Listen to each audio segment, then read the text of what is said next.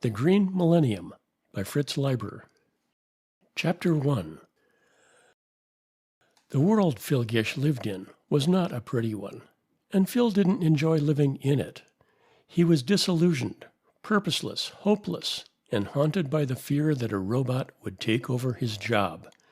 But then, Phil was a timid person, not much given to adventure-seeking. If he hadn't been so mild, he might have found his kicks at all amusements, the syndicated playground where anyone could find fun, provided he had the proper sadistic and otherwise aberrated elements in his personality. But Phil was good and bored. And then one day a cat perched on his window, not an ordinary cat, a green cat. For the first time in years, Phil was happy. He promptly named the cat Lucky because he somehow knew that as long as the cat stayed with him, he'd feel fine. But Lucky didn't stay long. In a matter of minutes, he had disappeared into All Amusements Park. It was then that Phil became involved in a grotesque world, peopled with the most extraordinary personalities.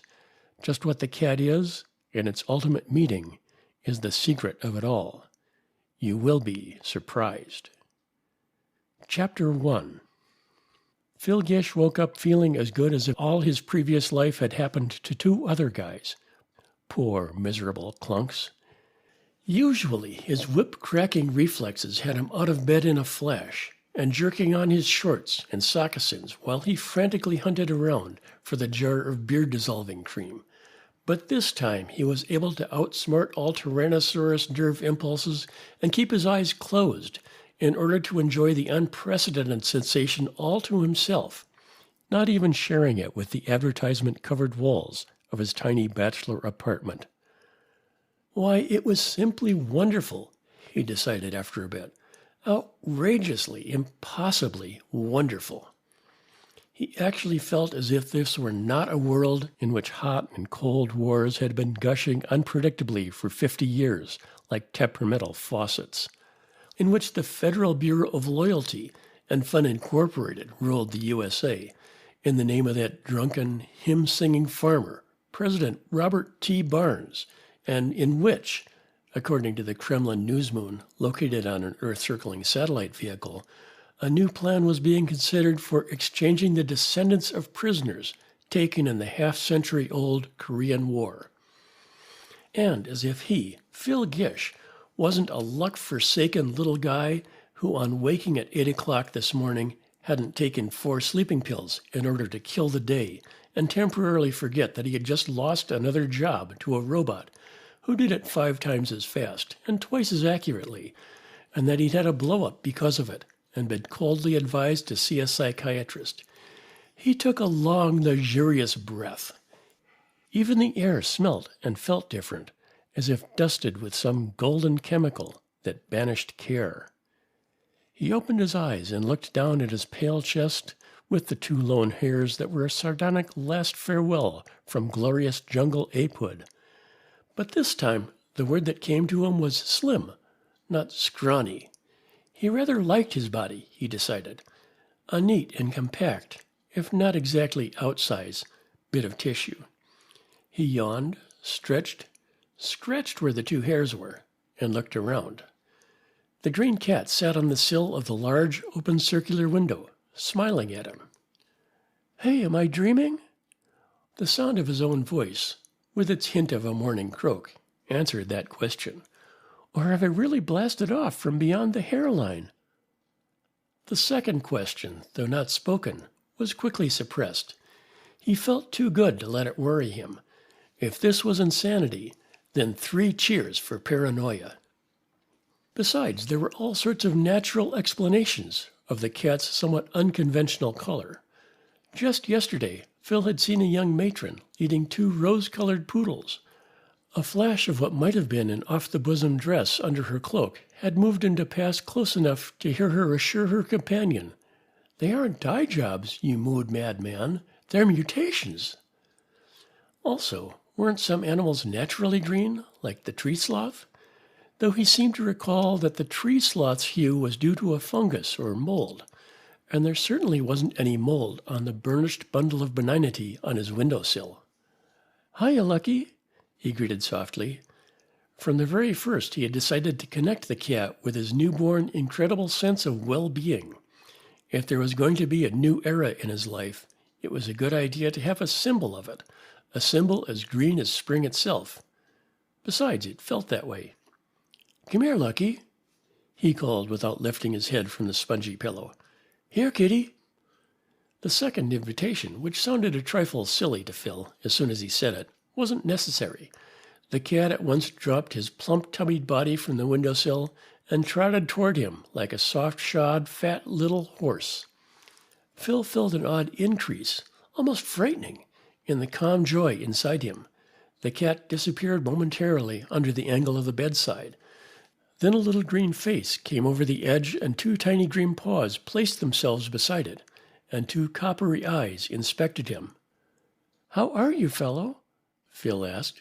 "Glad to make your acquaintance. You're a cool little cuss, all right. Where did you come from?" The little face tipped upward. "From upstairs?" Phil asked, and instantly chuckled at himself for interpreting the movement as a gesture. "Why not stay with me for a while? I like your looks, and I admire your color. Often wished I were green myself. Anything for variety, begging your pardon." It was a strange and curiously attractive cat face. The ears were large, the forehead high, the nose button lost in furry down, the whiskers hardly apparent, and the mouth had a suggestion of a pucker or pout. For a fleeting instant, Phil had the notion Lucky might look rather different, rather less like a cat, if caught unawares. And he really was very green, the green of tarnished copper, only brighter.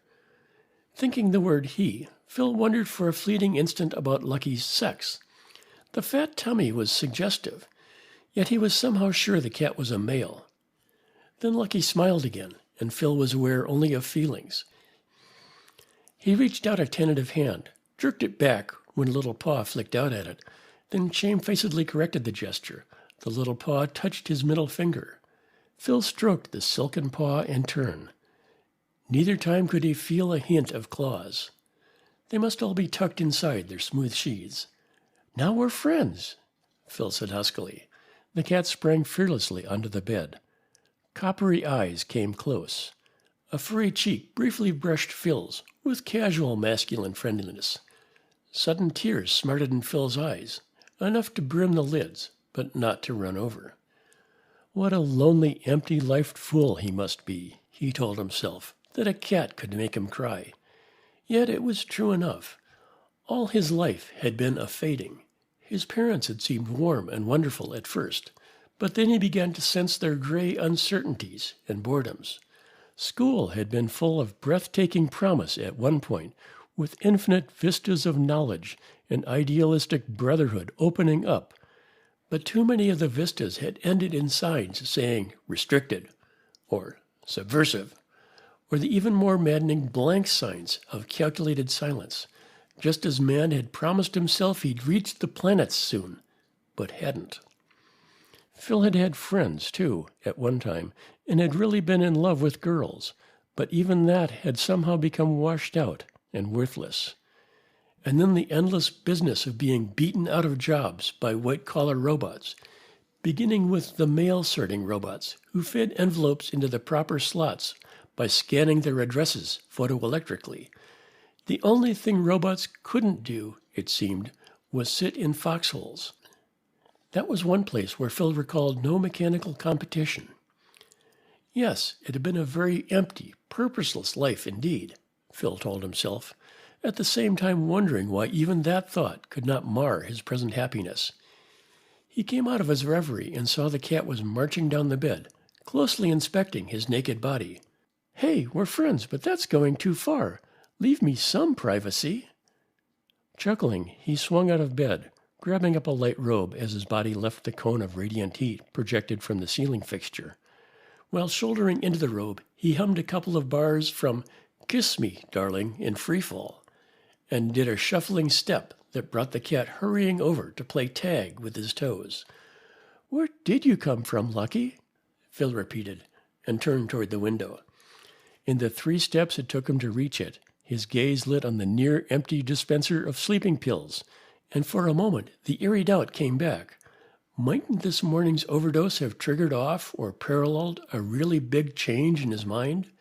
After all, this cat wasn't normal, and neither were hallucinations, and his crazy, inexplicable happiness was altogether too much like the inner world of godlike perfection into which the paranoiac is supposed to retreat.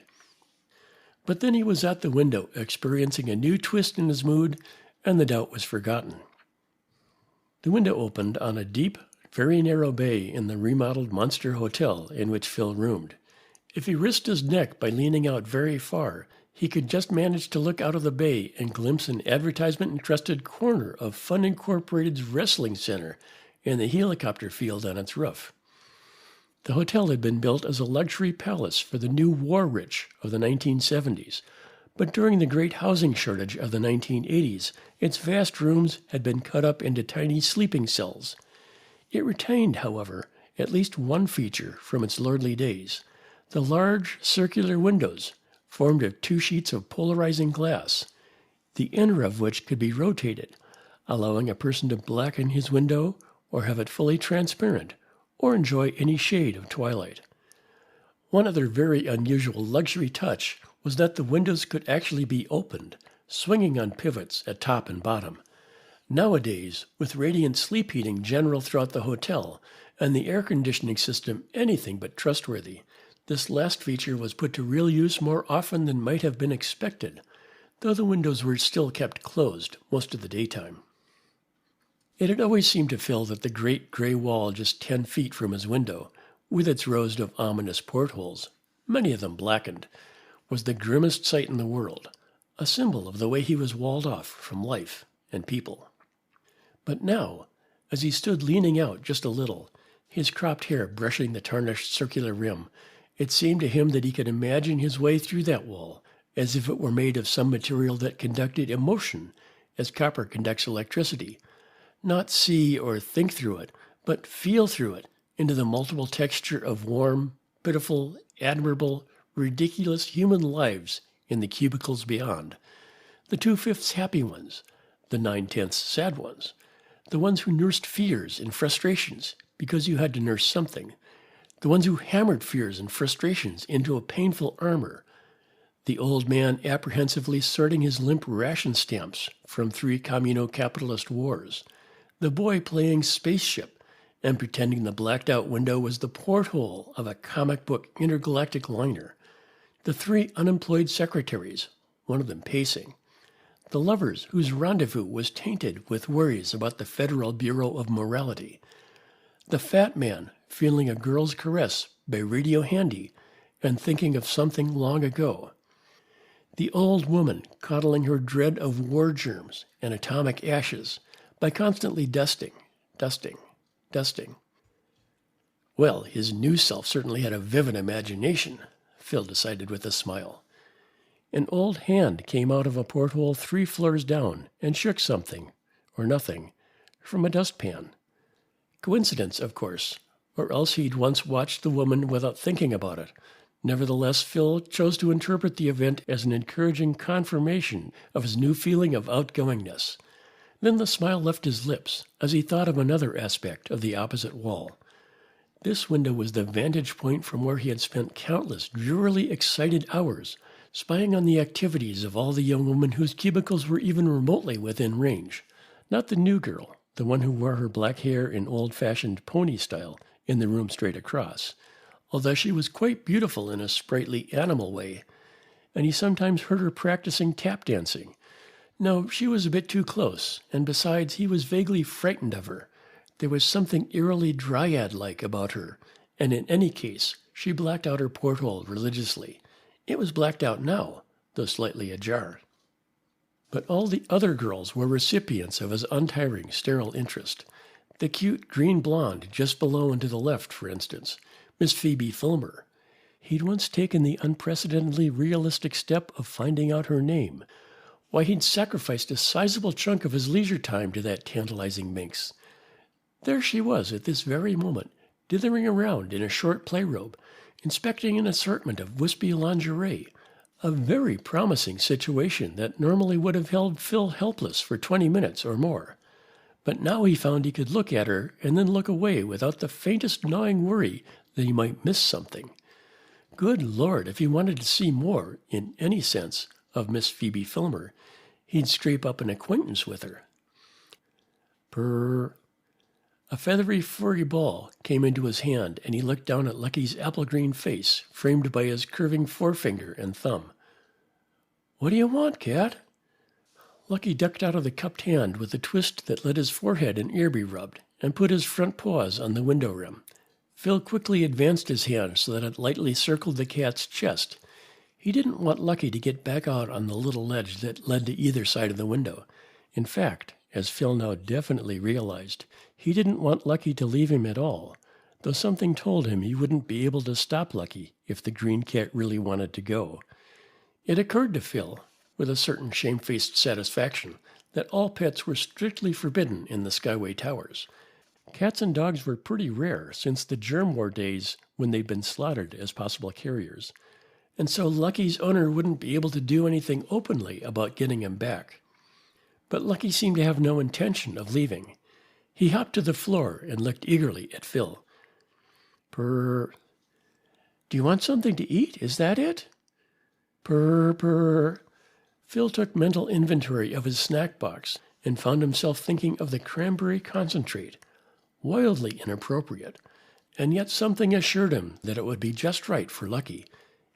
It was done quickly, a dark red marble that swelled into a glistening ruby golf ball at the touch of water, and then, at another sudden inward prompting, the syrupy contents of a Vitamino capsule poured over it. The last ingredient smelled rather rank, and by the time he set the odd sundae on the floor, Phil was feeling quite doubtful. However, Lucky examined it with all signs of approval, mewing in eagerness. But then, instead of beginning to eat, he looked up at Phil. Phil thought he understood. Cats have their special proprieties and delicacies. The little chap wanted to eat in private. "Okay, fellow, I'll go shower, and I won't peek." Stepping inside the bathroom, he set the shower control to alternate tepid and very warm. Instead, it chose irresponsibly to alternate icy and steaming, so that he leaped out with a yell. But the incident didn't even scratch his mood. As he toweled himself, he didn't like the air dryer, and toweling robots made him uneasy. He sang, "We're out in space, they've cut the jet. There isn't any ceiling, floor, or wall. Let's dance on air, or better yet, hug me, love me, darling, in free fall." He came out of the bathroom feeling like an emperor and fully determined to inspect the world he owned, the world that was any man's for the asking and a little courage. As he slipped on singlet, trousers, moccasins, and jacket, he explained his feelings to Lucky, who had cleaned up every bit of his colorful meal. "You see, it's this way, fellow. I've always been 3/4 dead, but not any more. I'm through with being scared and standoffish and bored. No more filing, dial-watching, and tape-cutting jobs with some about-to-be-invented robot breathing down my neck. I'm just going out and look things over, talk to people, find out what it's all about. I'm going to have adventures, really live. Some program, eh? And you know who's responsible for it, fellow? You are." Lucky seemed to fairly fluoresce in appreciation. He fluffed his gleaming green fur. Phil wondered what time it was. His wristwatch had gone dead yesterday, the cranky thing, only 5 months after having the battery replaced. He stuck his head out the window and looked up the dizzy gray crack to where the portholes were tiny dots and the slit ended in a ribbon of blue sky. Only the top floor to the east was yellow with true sunlight, though the false sunlight from the sodium mirror circling the earth to make evening light for this city was beginning to show about 8 stories down. He scooped up Lucky without a thought of leaving him behind or a worry as to the attention he might attract, but the verdant cat sprang from his arms and made for the hall door, looking back as if to say, "I'm right there with you and game for any adventure, too, but I don't need a nurse." Side by side, they walked to the stairs and down to 28. The overworked elevator stopped only at even-numbered floors. And there he ran into Phoebe Filmer, playrobe swishing and apparently headed for the snack bar on 28. "Hello, Miss Filmer," he heard himself say. "I've admired you for a long time." "You have?" she said, glancing at him sideways. "How do you know my name?" "Just ask the desk robot who the beautiful girl was in 28-303A. She tittered with a fairly flirtatious contempt. "You don't talk to a desk robot. You just punch buttons, and they won't give out names when you punch room numbers unless you have a government key." "I have a way with robots," Phil explained. "I win their confidence with small talk." "Well," Miss Filmer observed, turning her head and running her hand through her green gold hair. "Say, how do you like my green cat?" Phil inquired. "A green cat?"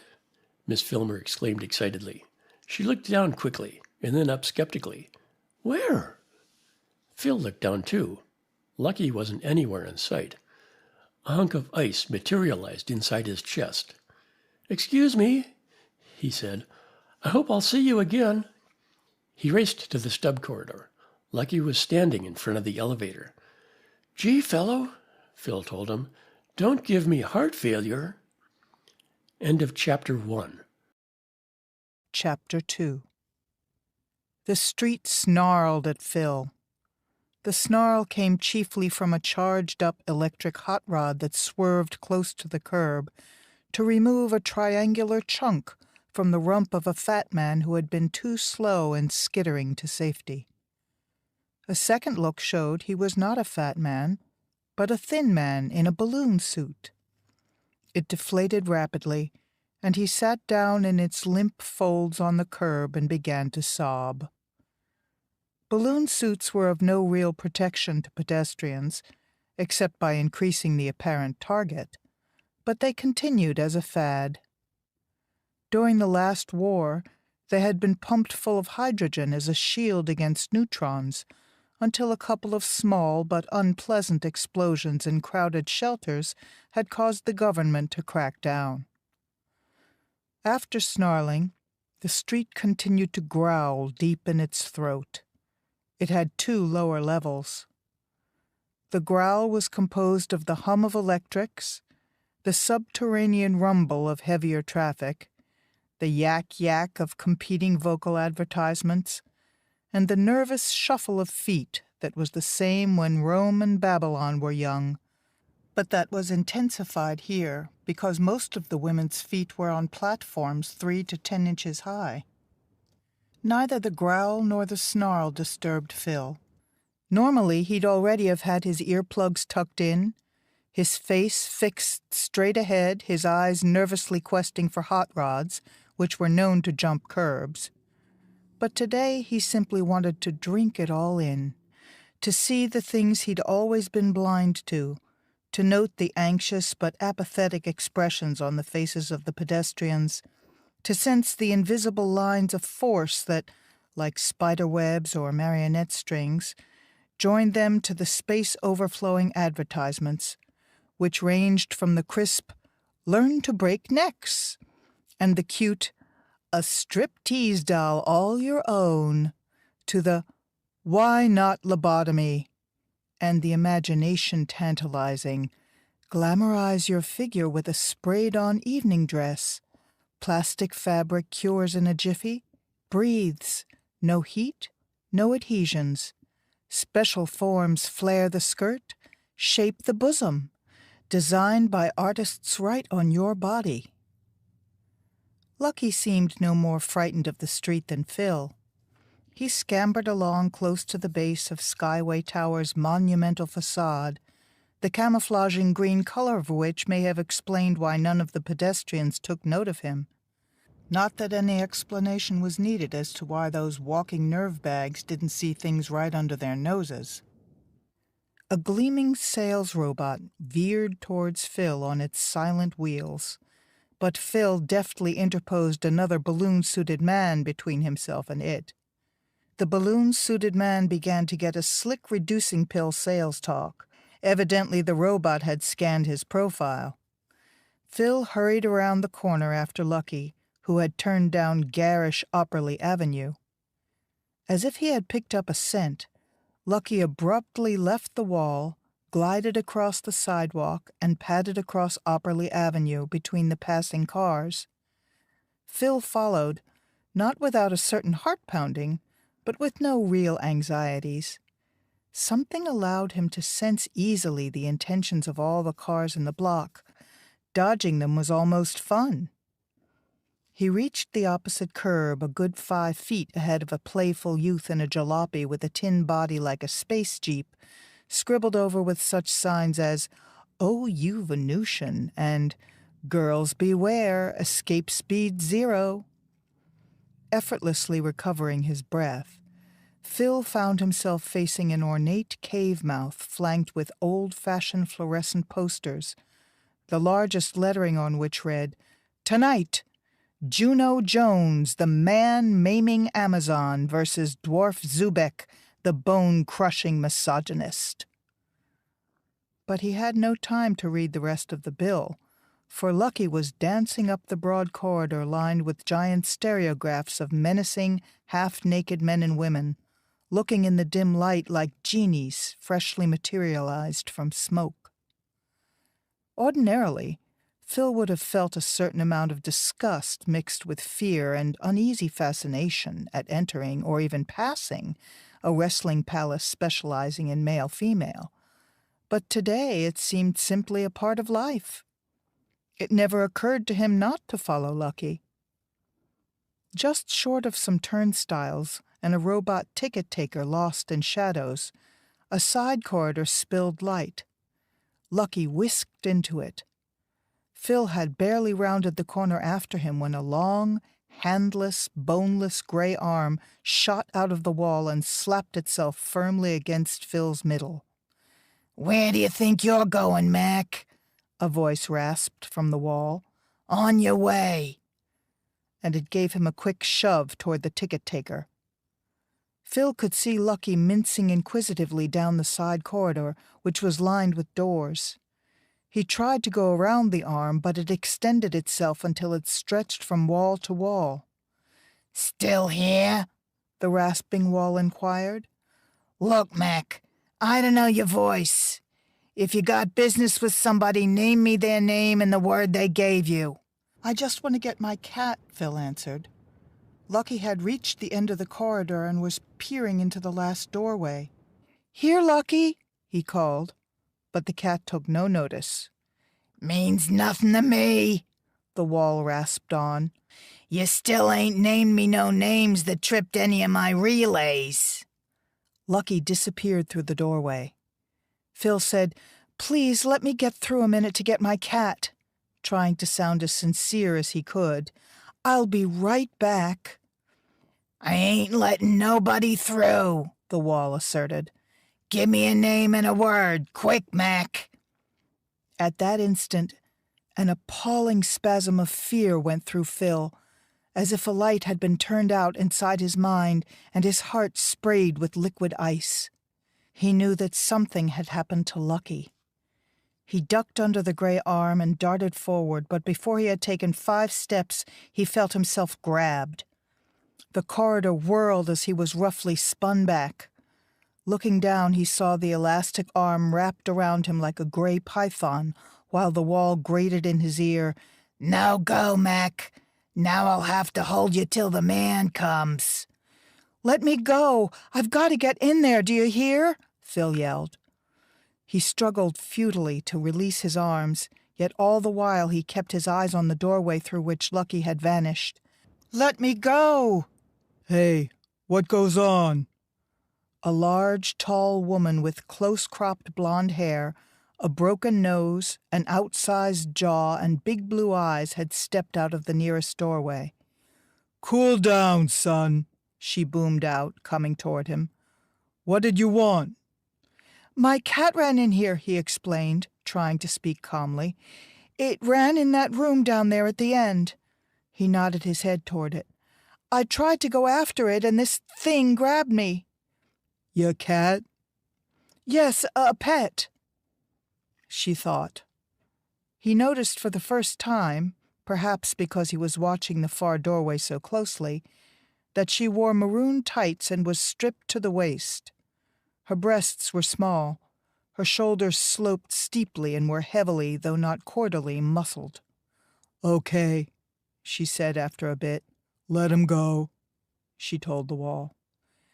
"Didn't give a name or a word," the wall complained.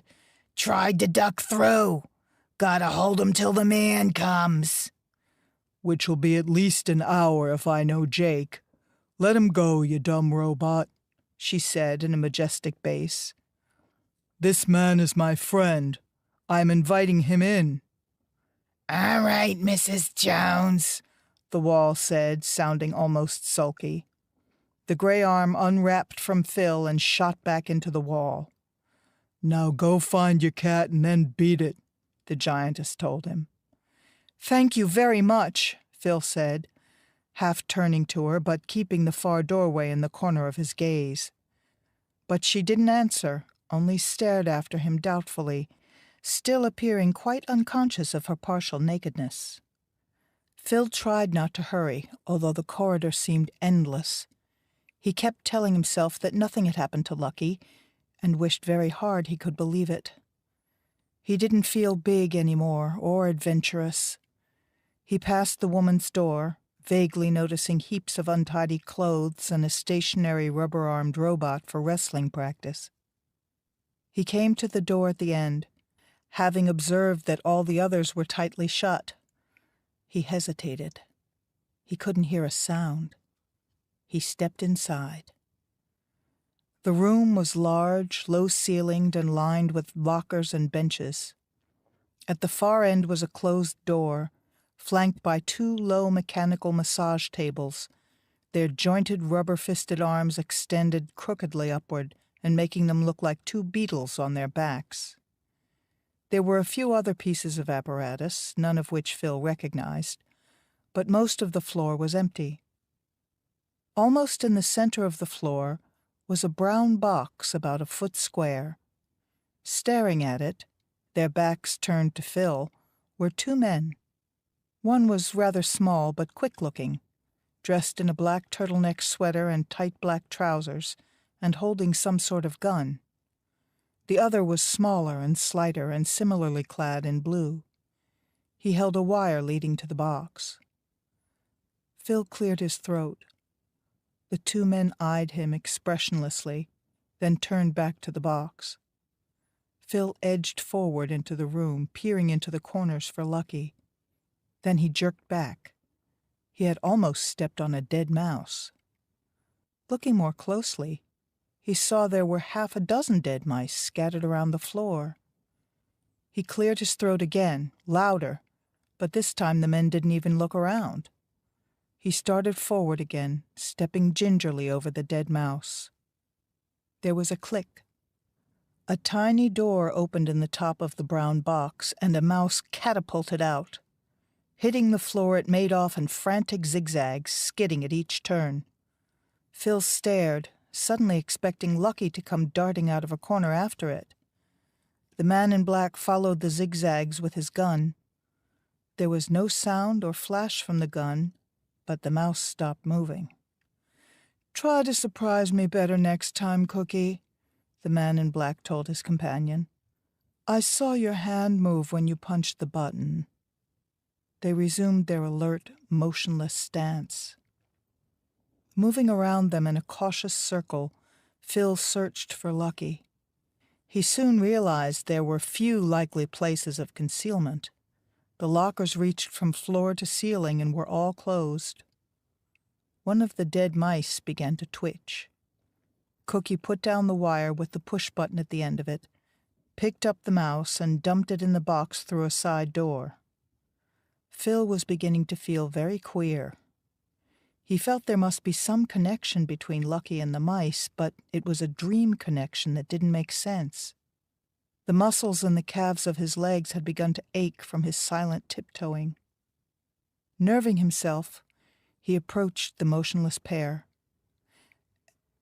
"Excuse me," he said with difficulty, "but did you see a cat come in here?"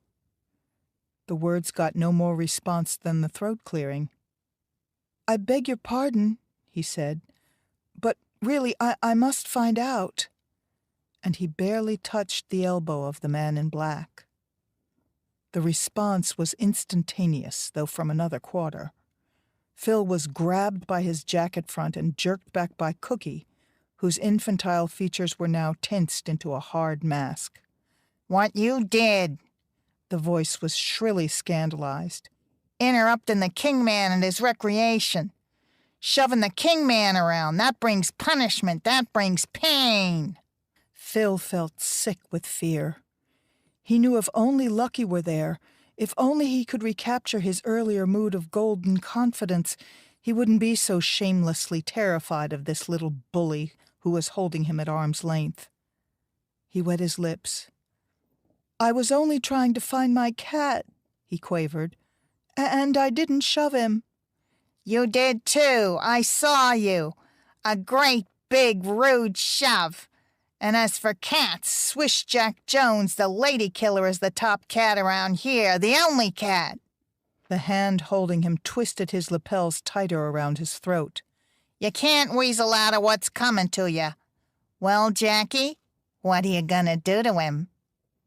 And now, at long last, the man in black moved. He slowly turned his head in its ruff of black wool and fixed on Phil the sad, weary smile of a king who knows it is his boring but inescapable fate to inflict doom and punishment. He slowly reached out his hand until it grasped Phil's elbow. "Please don't," Phil whispered. But just then a thumb dug into a nerve between his bones, and he couldn't keep back a squeal of pain. The baby-faced man grinned with mincing approval, as if at last the proprieties were being satisfied. Swish Jack Jones frowned, as if he felt the squeal hadn't been loud enough, and lifted his other hand. "This is a stun gun," he said, in a voice patchily varnished with intellectualism. "Ultrasonic. I might spray your spine with it to get you ready for being worked over. It's set for mouse power now, but I'll step it up if necessary." Phil's guts turned to water. "You don't need to hurt me," he said. "I tell you, I was just looking for a cat." The other shook his head sadly and said, "Nosy little men up to Bast knows what shouldn't tell such great big lies." And he reached for Phil's thigh.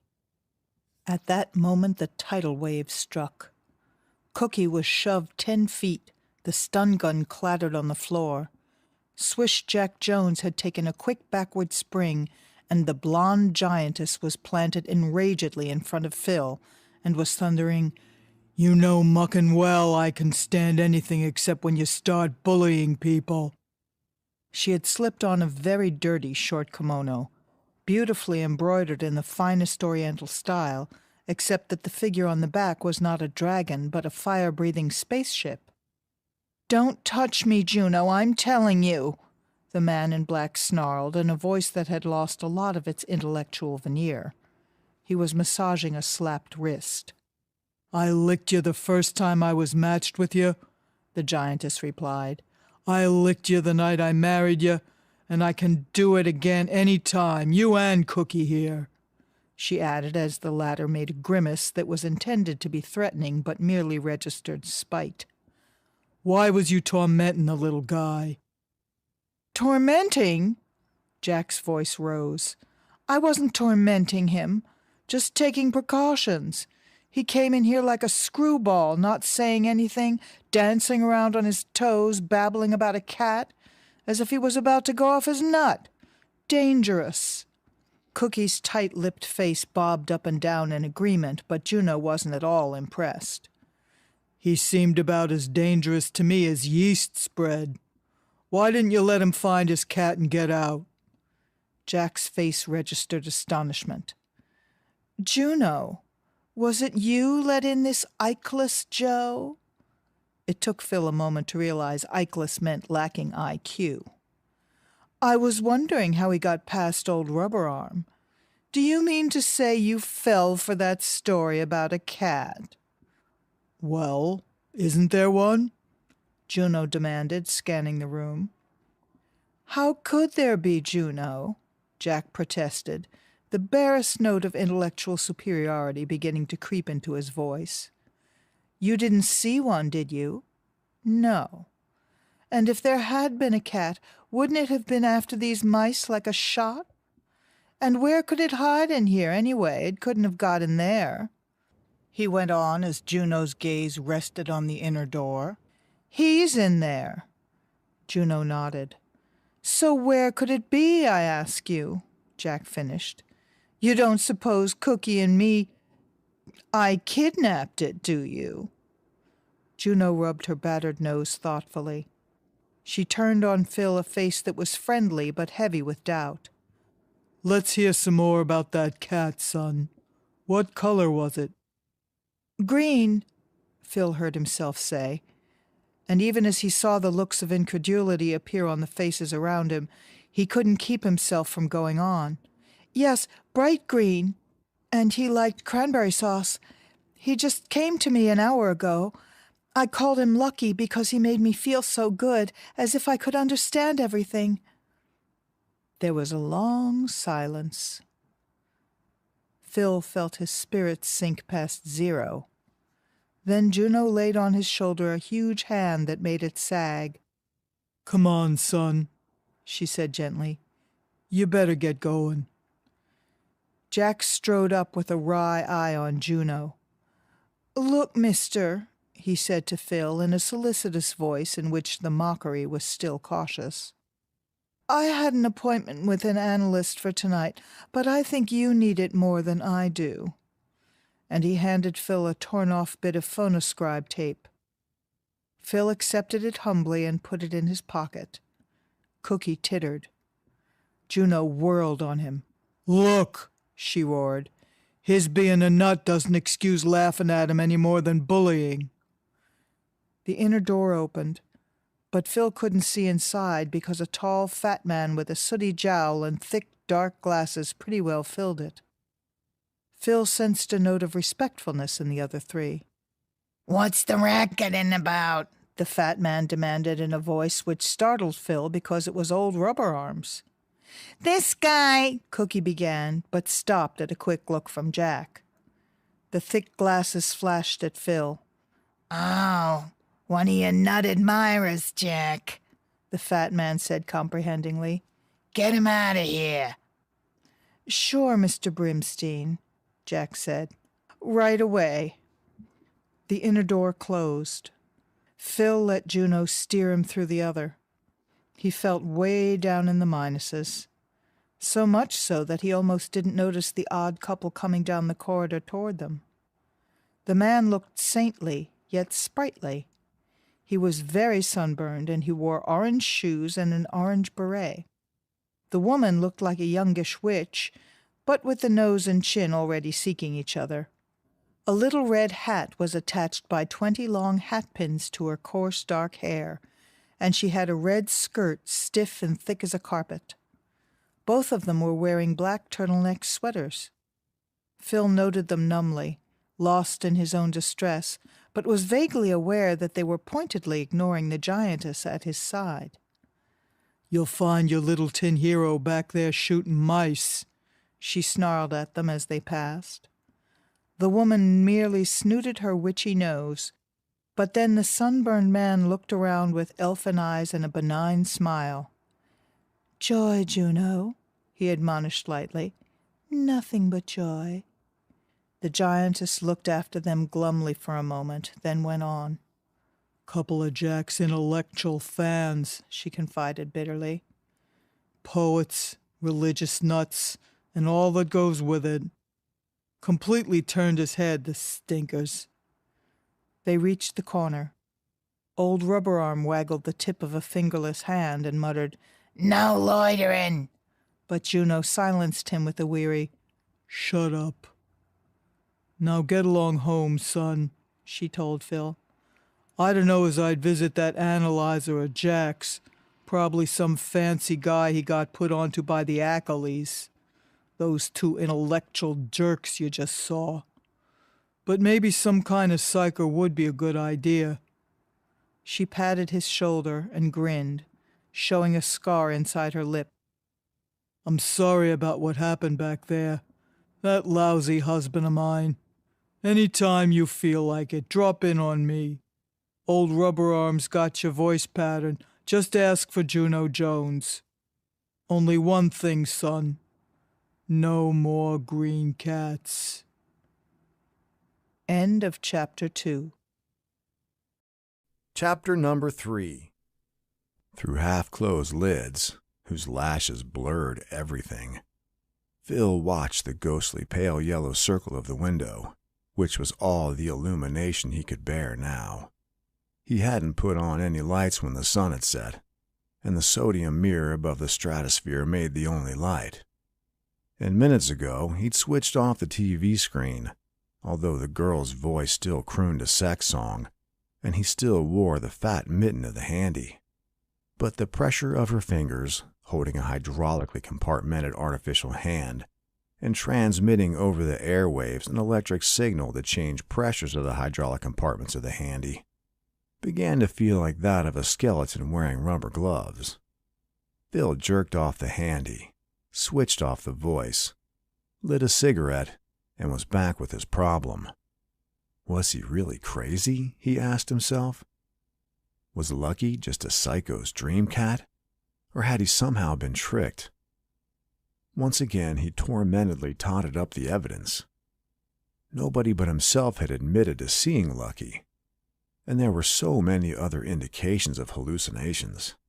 That crazy color, the silly food, his fleeting hunch that Lucky wasn't really a cat, his suspiciously godlike elation and sense of power.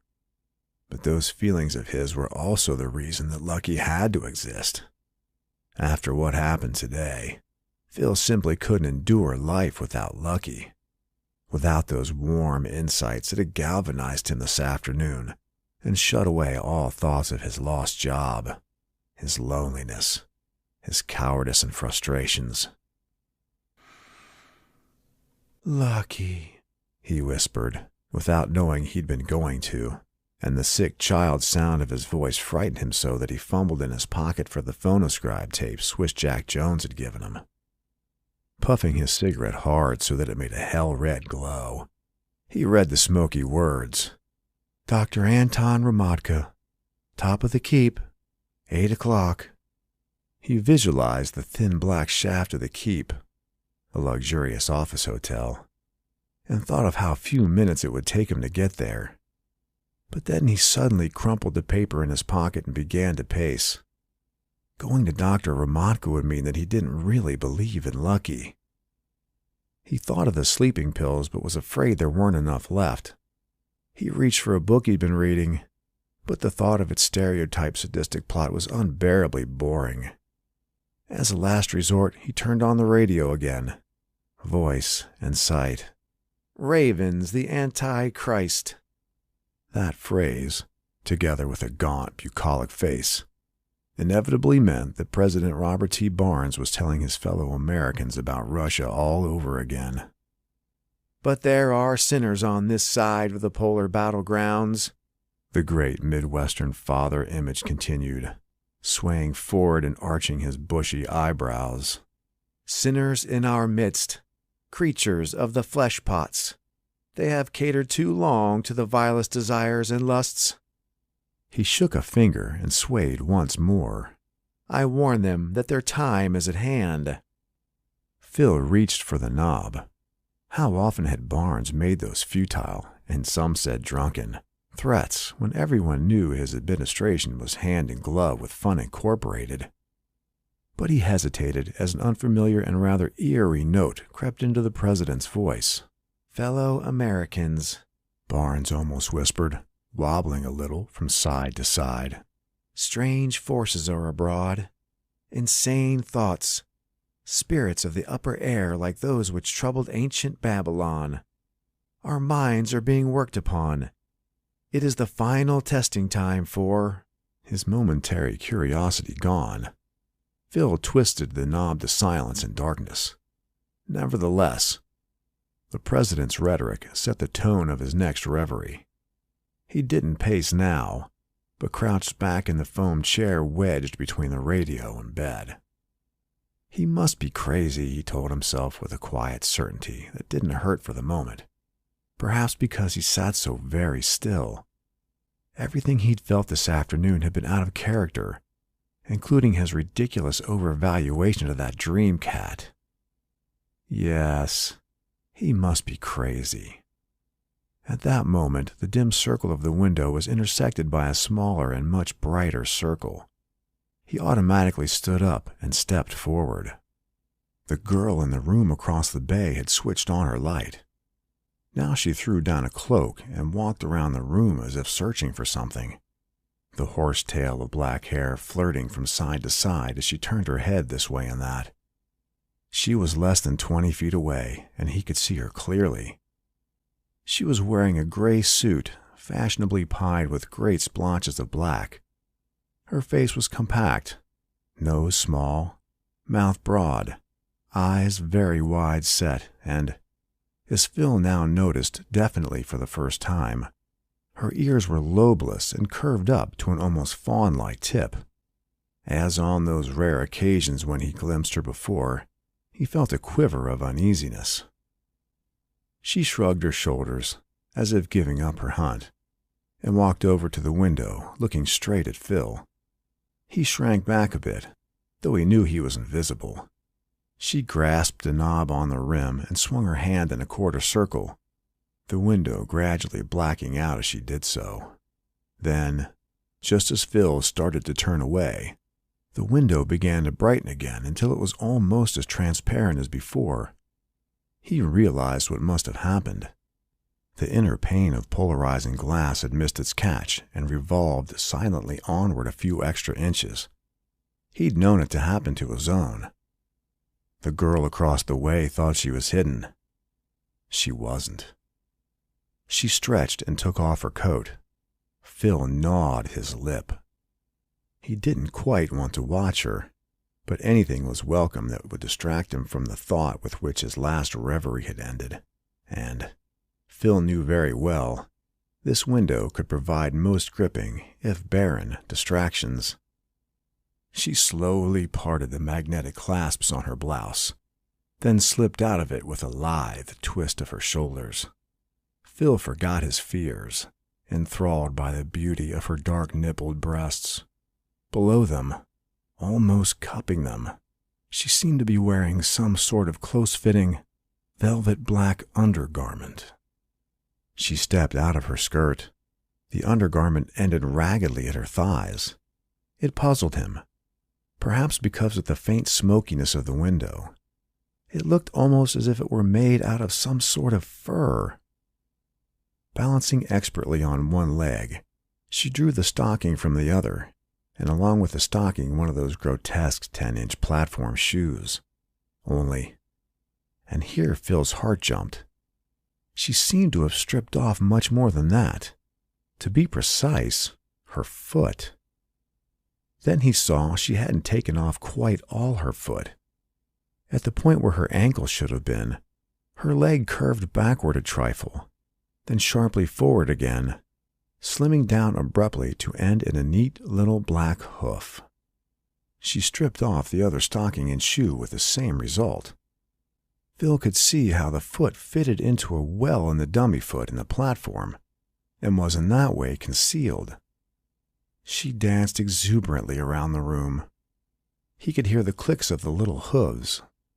He remembered how he'd heard her practicing tap. He could see very distinctly her slim pasterns, her dainty fetlocks tufted with fur exactly the same texture and blackness as her undergarments. She stopped dancing, took up an electric razor, and began critically to shave the edge of her undergarment. Phil started to think in words. He got as far as, "First a green cat, then—" The next moment he turned and plunged for the door. He wasn't very clear about anything for a while after that. For instance, when he darted across the street 2 blocks away from the Skyway Towers, he was almost run down by a slowly moving black electric, stylishly designed in the antique museum case style of the early 1900s. In it were sitting Cookie, the Akelys, and Swiss Jack Jones with a box on his lap. Phil didn't even recognize them at the time. All he was really conscious of was what his hand clutched in his pocket, the crumpled phonoscribe tape with Dr. Ramonka's name and address. End of chapter number 3. Chapter 4. The indicator lights sped to the top of the tall column of studs. The elevator whooshed to a stop. The door opened, and Phil stumbled out into a tiny foyer with carpeting like a gray lawn. A wall. This one was female, a regular charmer, murmured, "Good evening. You have an appointment?" Phil managed, rather surprised that he could speak at all. "Do you have an appointment?" the wall repeated. "Please answer, yes or no." "Yes," Phil said. "May I have your name, please?" "Phil Gish." As soon as the words were out of his mouth, he wondered whether he shouldn't have said Jack Jones. But after humming delicately for a moment, the wall said, "How do you do, Mr. Gish? Please, come in." The wall slid open to a surrealist pear shape. Phil stepped through.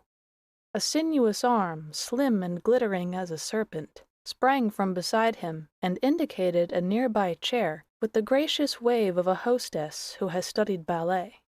"Will you please sit down?" the wall suggested. "Dr. Ramonka will be a few secs." Phil gulped. He had the feeling that if he strayed beyond the indicated area of the room, the arm would do quite as efficient a job as had the heavier one at the wrestling arena, although probably with an "Excuse me, please," or even a "Now, Phil." He took the suggestion. As if, by sinking into the chair, he had completed a circuit, the wall said, "Thank you." He stood up. The wall said, "Yes?" with just a hint of impatience. He sat down again. "Thank you," the wall repeated. The room was as dark, soft, and silent as a womb. Evidently, most of Dr. Ramonka's patients dreamed expensively. The inevitable desk had a double curve like a love seat. There were no advertisements anywhere, a sure sign of wealth. On one wall was a large, round design, apparently copied from some classical Greek original, which disturbed Phil with its suggestions of nymphs and satyrs. He quickly shifted his gaze to an arch, through which he could see the beginning of a stairway. He decided Dr. Ramonka must also have a penthouse. Suddenly he heard angry voices, a man's and a girl's. The latter's rose to a cat-squall of hate. A door somewhere shut with a snap, and a bit later a man came down the stairs without moving his feet. Phil deduced an escalator.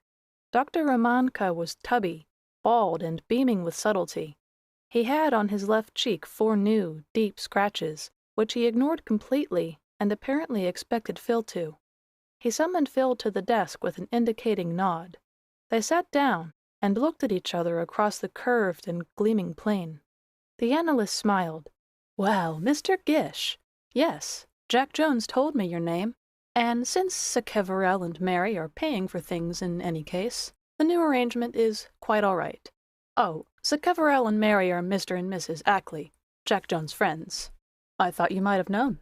Incidentally, you're an hour late for your appointment." A drop of blood fell from the deepest scratch to his white shirt and spread. Phil shivered, then made himself say it. "I was spending the time going crazy." The analyst nodded. "You do seem a bit wrought up." "A bit? Well," conceded the analyst with a shrug to excuse his own inadequate powers of description. Then he said, "Do not be surprised at going crazy, as you put it, Mr. Gish. May I call you Phil? It is the rule rather than the exception these days, though your admitting it is a bit out of the ordinary. For a full century now, Americans have been living in one of those ages of collective madness and herd delusion, comparable only to the Dutch tulip mania, the witchcraft dread, the dancing madness, Trotskyism, and the Crusades. Until 1950, ours might have been called the automobile mania, but now the imagination can only grope for a name. I'm writing an unpopular book on the subject, you see. Not that this current social madness is a deep secret or anything to be startled at. What other results could have been expected when American society began to overvalue, on the one hand, security, censorship, and imagined world-saving idealism and self-sacrifice in war, and on the other hand, insatiable hunger for possessions, fiercely competitive aggressiveness, sadistic male belligerence, contempt for parents and the state, and a fantastically overstimulated sexuality? The analyst's voice rose stridently, and his eyes popped, as if there were a personal element in his indignation. But the next moment, he was his merry professional self. Now, Phil, let's examine how this sick society has sickened you.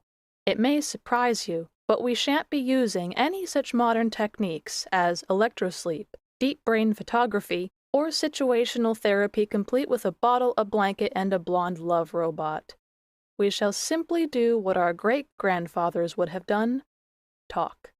Feel perfectly at ease. This desk is designed so we can be together, yet need not look at each other. Care to smoke? Good, do. Now begin at the beginning. Tell me the story of your life. Phil swallowed. Excuse me, Dr. Ramanka, he said, but I'd rather not do that right now. I want to tell you about an experience, hallucination, I just had that convinced me I'm crazy. And then I want you to tell me about it. You know, interpret it or psych it or something. The analyst shrugged happily.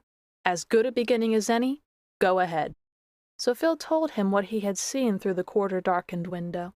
He found himself ashamedly admitting, under the analyst's expert rein-twitching, how he had long used his own window as an observation post, and when he got to describing the hallucination itself, he found himself trembling with re-stimulated terror, but he did finally get it all out. Dr. Ramanka seemed as delighted as if he had been presented with a rare object of art. Beautiful, he commented. I have seldom heard so magnificent a symbol for the murky sexual longings of this culture, a satiress, or satirette, prepared to inflict both love and savage stampings. Mary would be enraptured with it, I'm sure, and insist on making one of her dolls in its image. He sighed aesthetically, then recalled himself. But, of course, Phil, I can't expect you to be interested just now in the artistic product of your unconscious creativity. You want to know about causes, sources. Tell me, have you ever seen a horse? Once in a circus, Phil admitted. Greek mythology is one of your interests? Not that I know of. Recall seeing that TV show, A Cultish Girl? Or the musical sexity, The Horsey Set? Or the ancient film Fantasia? Phil shook his head. The analyst nodded thoughtfully. You say the fur was distributed over the torso, like a clinging, off-the-bosom chemise? And that the legs went straight down, like rods to end in hoofs? Not exactly, Phil corrected, and went on to describe the little heel bumps of the fetlocks and the slim pseudowrists of the pasterns. But otherwise she was formed exactly like a normal girl? Except for the fawn ears? No, Phil said frowningly after a moment. Her thighs were a bit heavy and powerful-looking, as if made for galloping long distances. Her arms were sort of long, though it didn't occur to me then, and the upper part of her body was thrown forward a bit, if you know what I mean, and it was balanced by quite a little rump, but not what you'd call hippie.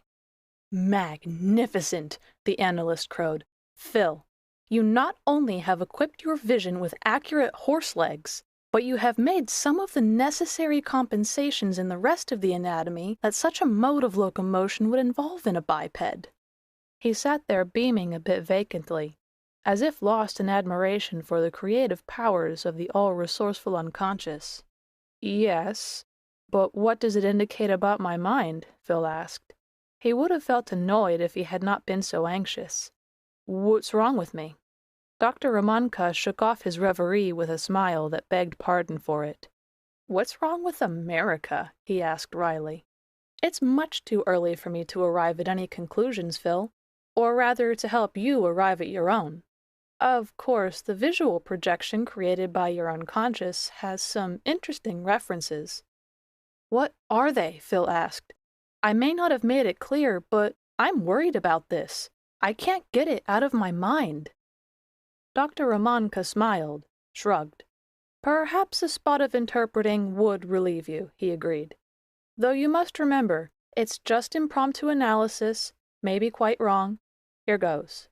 The first things that come to mind are such elements as dread of sexual experience, and the attempt to invest it with terror, effort to feminize yourself by conceiving a savagely hoofed love object, an attempt to link sex with a trampling and punishing beast, perhaps a self-punishment for your voyeurism.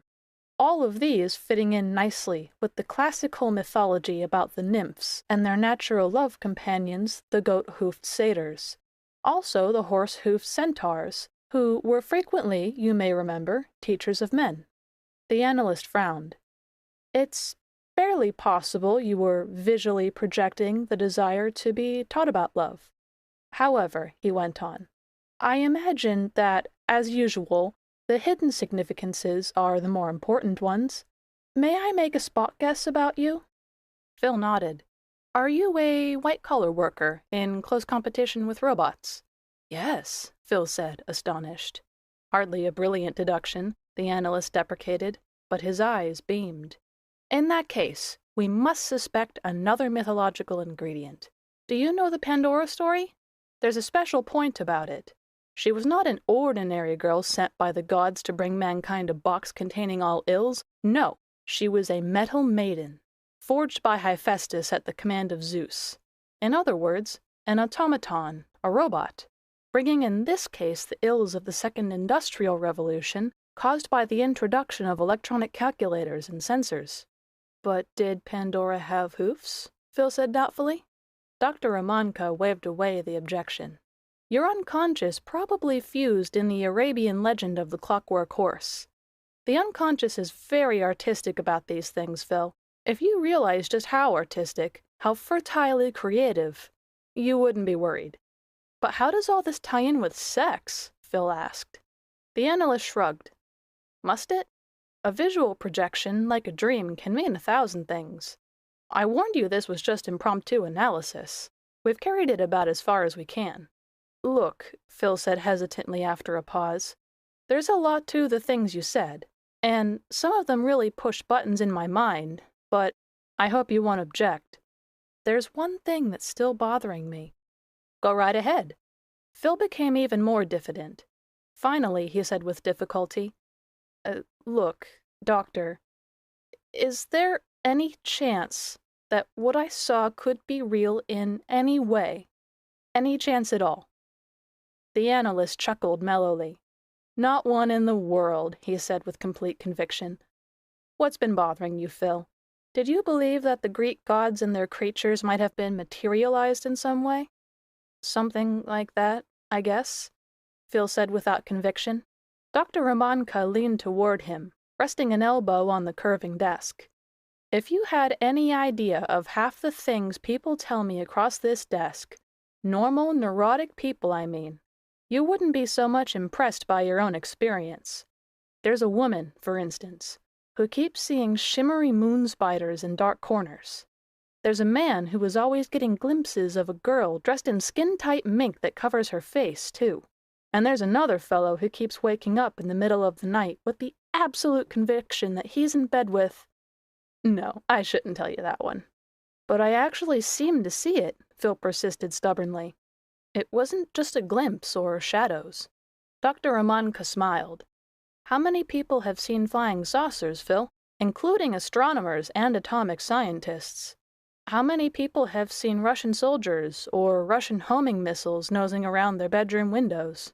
And how many people thought they saw Roosevelt, and thought they walked and talked with him, the day of the Great Panic and Atom War II? Besides all that, Phil, there were shadows. You said the polarizing window wasn't at maximum transparency. Also, you've been overdosing yourself with sleeping pills. You admit it. And they can do funny things. As for the hoofs, well, have you ever thought how high heels are really cruel little hoofs? Anyone who's seen ladies fight will confirm this. And the girl's hairdo, her suit splotched like a piebald horse, the remembered sound of the tap dancing. Don't you see how your unconscious could weave those things and 1,000 more into an image that in your strained condition you were all too ready to accept? I guess I do, Phil said finally, feeling considerable relief. Not for long, though. But there's one other thing, he said, sitting up suddenly.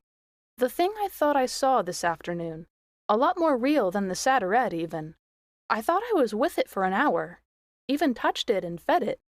What other thing? The analyst asked gently, with just the hint of a tolerant laugh.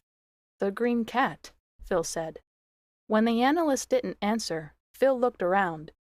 Dr. Anton Romanka was simply staring at him.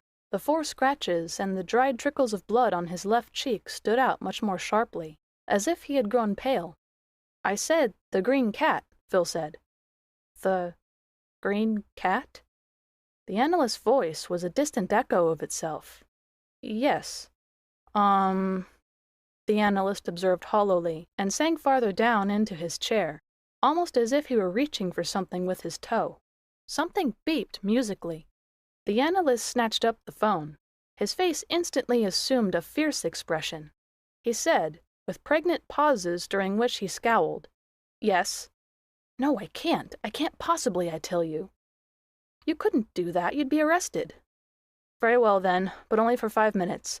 5 minutes, do you hear? I'll be waiting.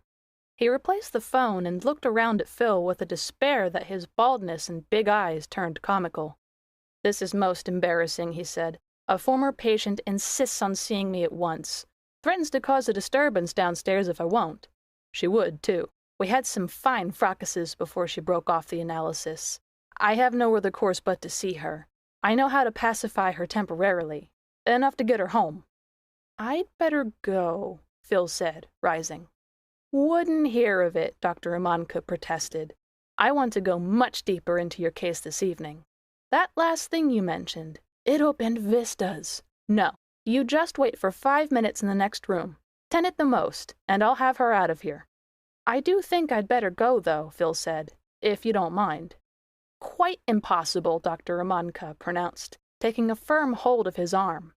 She's passionately jealous of all my other patients and would be sure to attack you the instant you stepped out of the elevator. Did I tell you she carries a gold squirt gun filled with sulfuric acid? That's one of her cuter tricks. The only other way out is the service chute, and that's hardly for human use. No, he said, guiding Phil through a door beyond the arch, but not entering himself. You just stay in here for 5 minutes or so. There's plenty to read, to glance over and listen to. Not that you'll have much time. Trust me, Phil, everything's under control. The door shut. One fleeting glance around showed shelves of books, racks of vocal book tapes, a divan, a central table, and a large mirror set in the ceiling. Then Phil remembered he had left his cigarettes on the desk. He punched the door button. Nothing happened. He punched it again. There still hadn't been time for Dr. Romanka to have taken 5 steps away from the other side. He started to hammer on the wall. Dr. Romanka, he yelled. Dr. Romanka! The lights went out. End of Chapter 4. Chapter 5. Phil stopped pounding on the wall, and the black silence closed around him drowningly, stranglingly, like a preview of the mental hospital cell and electrosleep to which he was suddenly sure Dr. Romanka intended to consign him on a psychiatric's writ. In the thick darkness, he heard his heart pounding. His rapid breathing was for a moment that of an animal. He wondered helplessly why the analyst, after taking his satirate hallucinations so lightly, should have instantly typed him as a dangerous lunatic at his mention of a green cat. Psychologists, he supposed, knew things about the mind's secret language that were never told to ordinary people, seemingly innocent symbols that stamped men as cowards, rapists, murderers, traitors, crypto-communists, nonconformists. A fragment of conversation he'd heard somewhere came back to him. Of course, as soon as he saw that inkblot, they hustled him off. There was a sharp click. He started and looked up. A tiny line of light appeared in the ceiling, widened, and then became an oblong, spilling radiance on the central table below, but leaving the rest of the room in dark. He realized that the mirror he'd noticed had been slid out of the way. He couldn't see much of the room above except some microfilm files and part of a TV reading machine of the sort that could use micro-libraries all over America. No human figures were visible from where he stood, and he felt no desire to step forward into the revealing light. He wondered, with a certain incredulous pride, whether he was so dangerous a type that they intended to fish for him with nets. Just then a foot was dangled over the oblong's edge. It was a charming foot, slim and clad in the most shimmeringly expensive sort of digital stocking, which gave each toe its separate translucent compartment. Running back from between the toes were 4 black velvet thongs, which helped attach the airy black shoe and gave it an exciting, though spidery appearance. The foot was joined to a narrow ankle and a gentle swelling calf which hardly needed the stocking's glamorizing. That was all of the figure he could see at the moment, but the moment didn't last long. The foot was followed by a second, and shortly by the rest of the girl. She hung briefly, facing away from him. He got a quick impression of a short black evening frock, a black shoulder cape, long dark hair cascading free, and white arms in black gloves that began above the elbows and ended at the knuckles. His foot, shifting on the foam carpeting, made a tiny noise. Instantly, she whirled on him like a black panther, complete even to the shrill snarl. As she did, Phil was rocked by 2 surprises. The first revealed when her short cape spun out that her evening frock was off the bosom, a style he had thought and read about a great deal, but that was not followed at his social level. The second, and far more attention-getting, that the fingers of her right hand were tipped with clawed silver thimbles, while in her left hand she held 10 gleaming inches of that most disturbing anachronism, a knife. Poised like a fencer, she waggled it rapidly under his chin. "Did my father set you to spy on me?" she demanded. The set and spy were sheer hiss. "No," he replied chokingly, not wanting his Adam's apple to protrude. "Then why are you here?" she demanded, advancing the knife a bit. "Lurking in the dark." "Your father locked me in," he protested, leaning backward. "Ishtar! Is he doing that to his patients too?" she commented. Her accents were a bit incredulous, but she did drop the knife to an easy, on-guard position, which also caused her cape to fall around her modestly. "Locked me in and turned off the lights," Phil reaffirmed. She slitted her long, lashed eyes thoughtfully. "I can almost believe the first part of that," she said. "He often sends his patients in here for observation." "Observation?" She jerked a silver-fanged thumb at the ceiling. "That mirror's transparent from above. He likes to watch what his patients do when they think they're alone, either singly or by couples. Olympian voyeur. Well, I marked him tonight." And she flashed the claws, which were faintly stained with reddish brown. Phil felt a little sick, but took the opportunity to ask, "If that mirror's transparent from above, why didn't you see me when he locked me in here?" "He always shuts the mirror off when he's not using it," she said. "And I was interested in opening it, not seeing through it. I only discovered the trick of the fastenings a half-minute ago. Father probably doesn't even know it can be opened. Although well-equipped with the nastier psychological skills, he's no mechanic." "Well, you seem to be skillful at things all around," said Phil. "Fencing and that." She thoughtfully licked the center of her upper lip with the tip of her tongue. "You're kind of likable in a feeble way," she said. "Why did he lock you in here anyway? Too interested in sex? I thought he encouraged that in his patients and only tried to forbid it in his darling daughter." As Phil searched for a suitable way to phrase a denial or confirmation, her dark eyes grew speculative. "Say," she said, "how about you and me?" She paused, then decisively whipped down the knife so that it stuck quiveringly in the floor. She advanced toward Phil. "Yes, you and me." Your father will be back any minute," Phil protested agitatedly. "True, and I'll so enjoy seeing his face." She lifted her arms. "See how beautiful I am? Look at them, like 2 rosebuds." She was very beautiful indeed. Nevertheless, Phil froze. She bared her teeth and struck at his cheek with her clawed hand, but at the last moment turned the blow into a contemptuous pat. "Don't worry," she said. "I know my glamour is a sort that terrifies weaklings. Besides, the raven does not mate with the rabbit. And I only wanted to do it to spite Father." "Why did he lock you in? You seem completely puerile." "I just mentioned something about a green cat," Phil said with a certain huffiness. She rolled her eyes. "Tammuz, and just after encouraging the Ackleys about their bast worship. The man's so erratic, I sometimes think he must be crypto-communist with his cover personalities jumbled. Of course, he did say something about my waiting here while he got rid of a violent ex-patient who carries around a—" "That gold squirt gun story," she interrupted, "is his pet dodge for getting rid of patients." "He doesn't seem to want to get rid of me."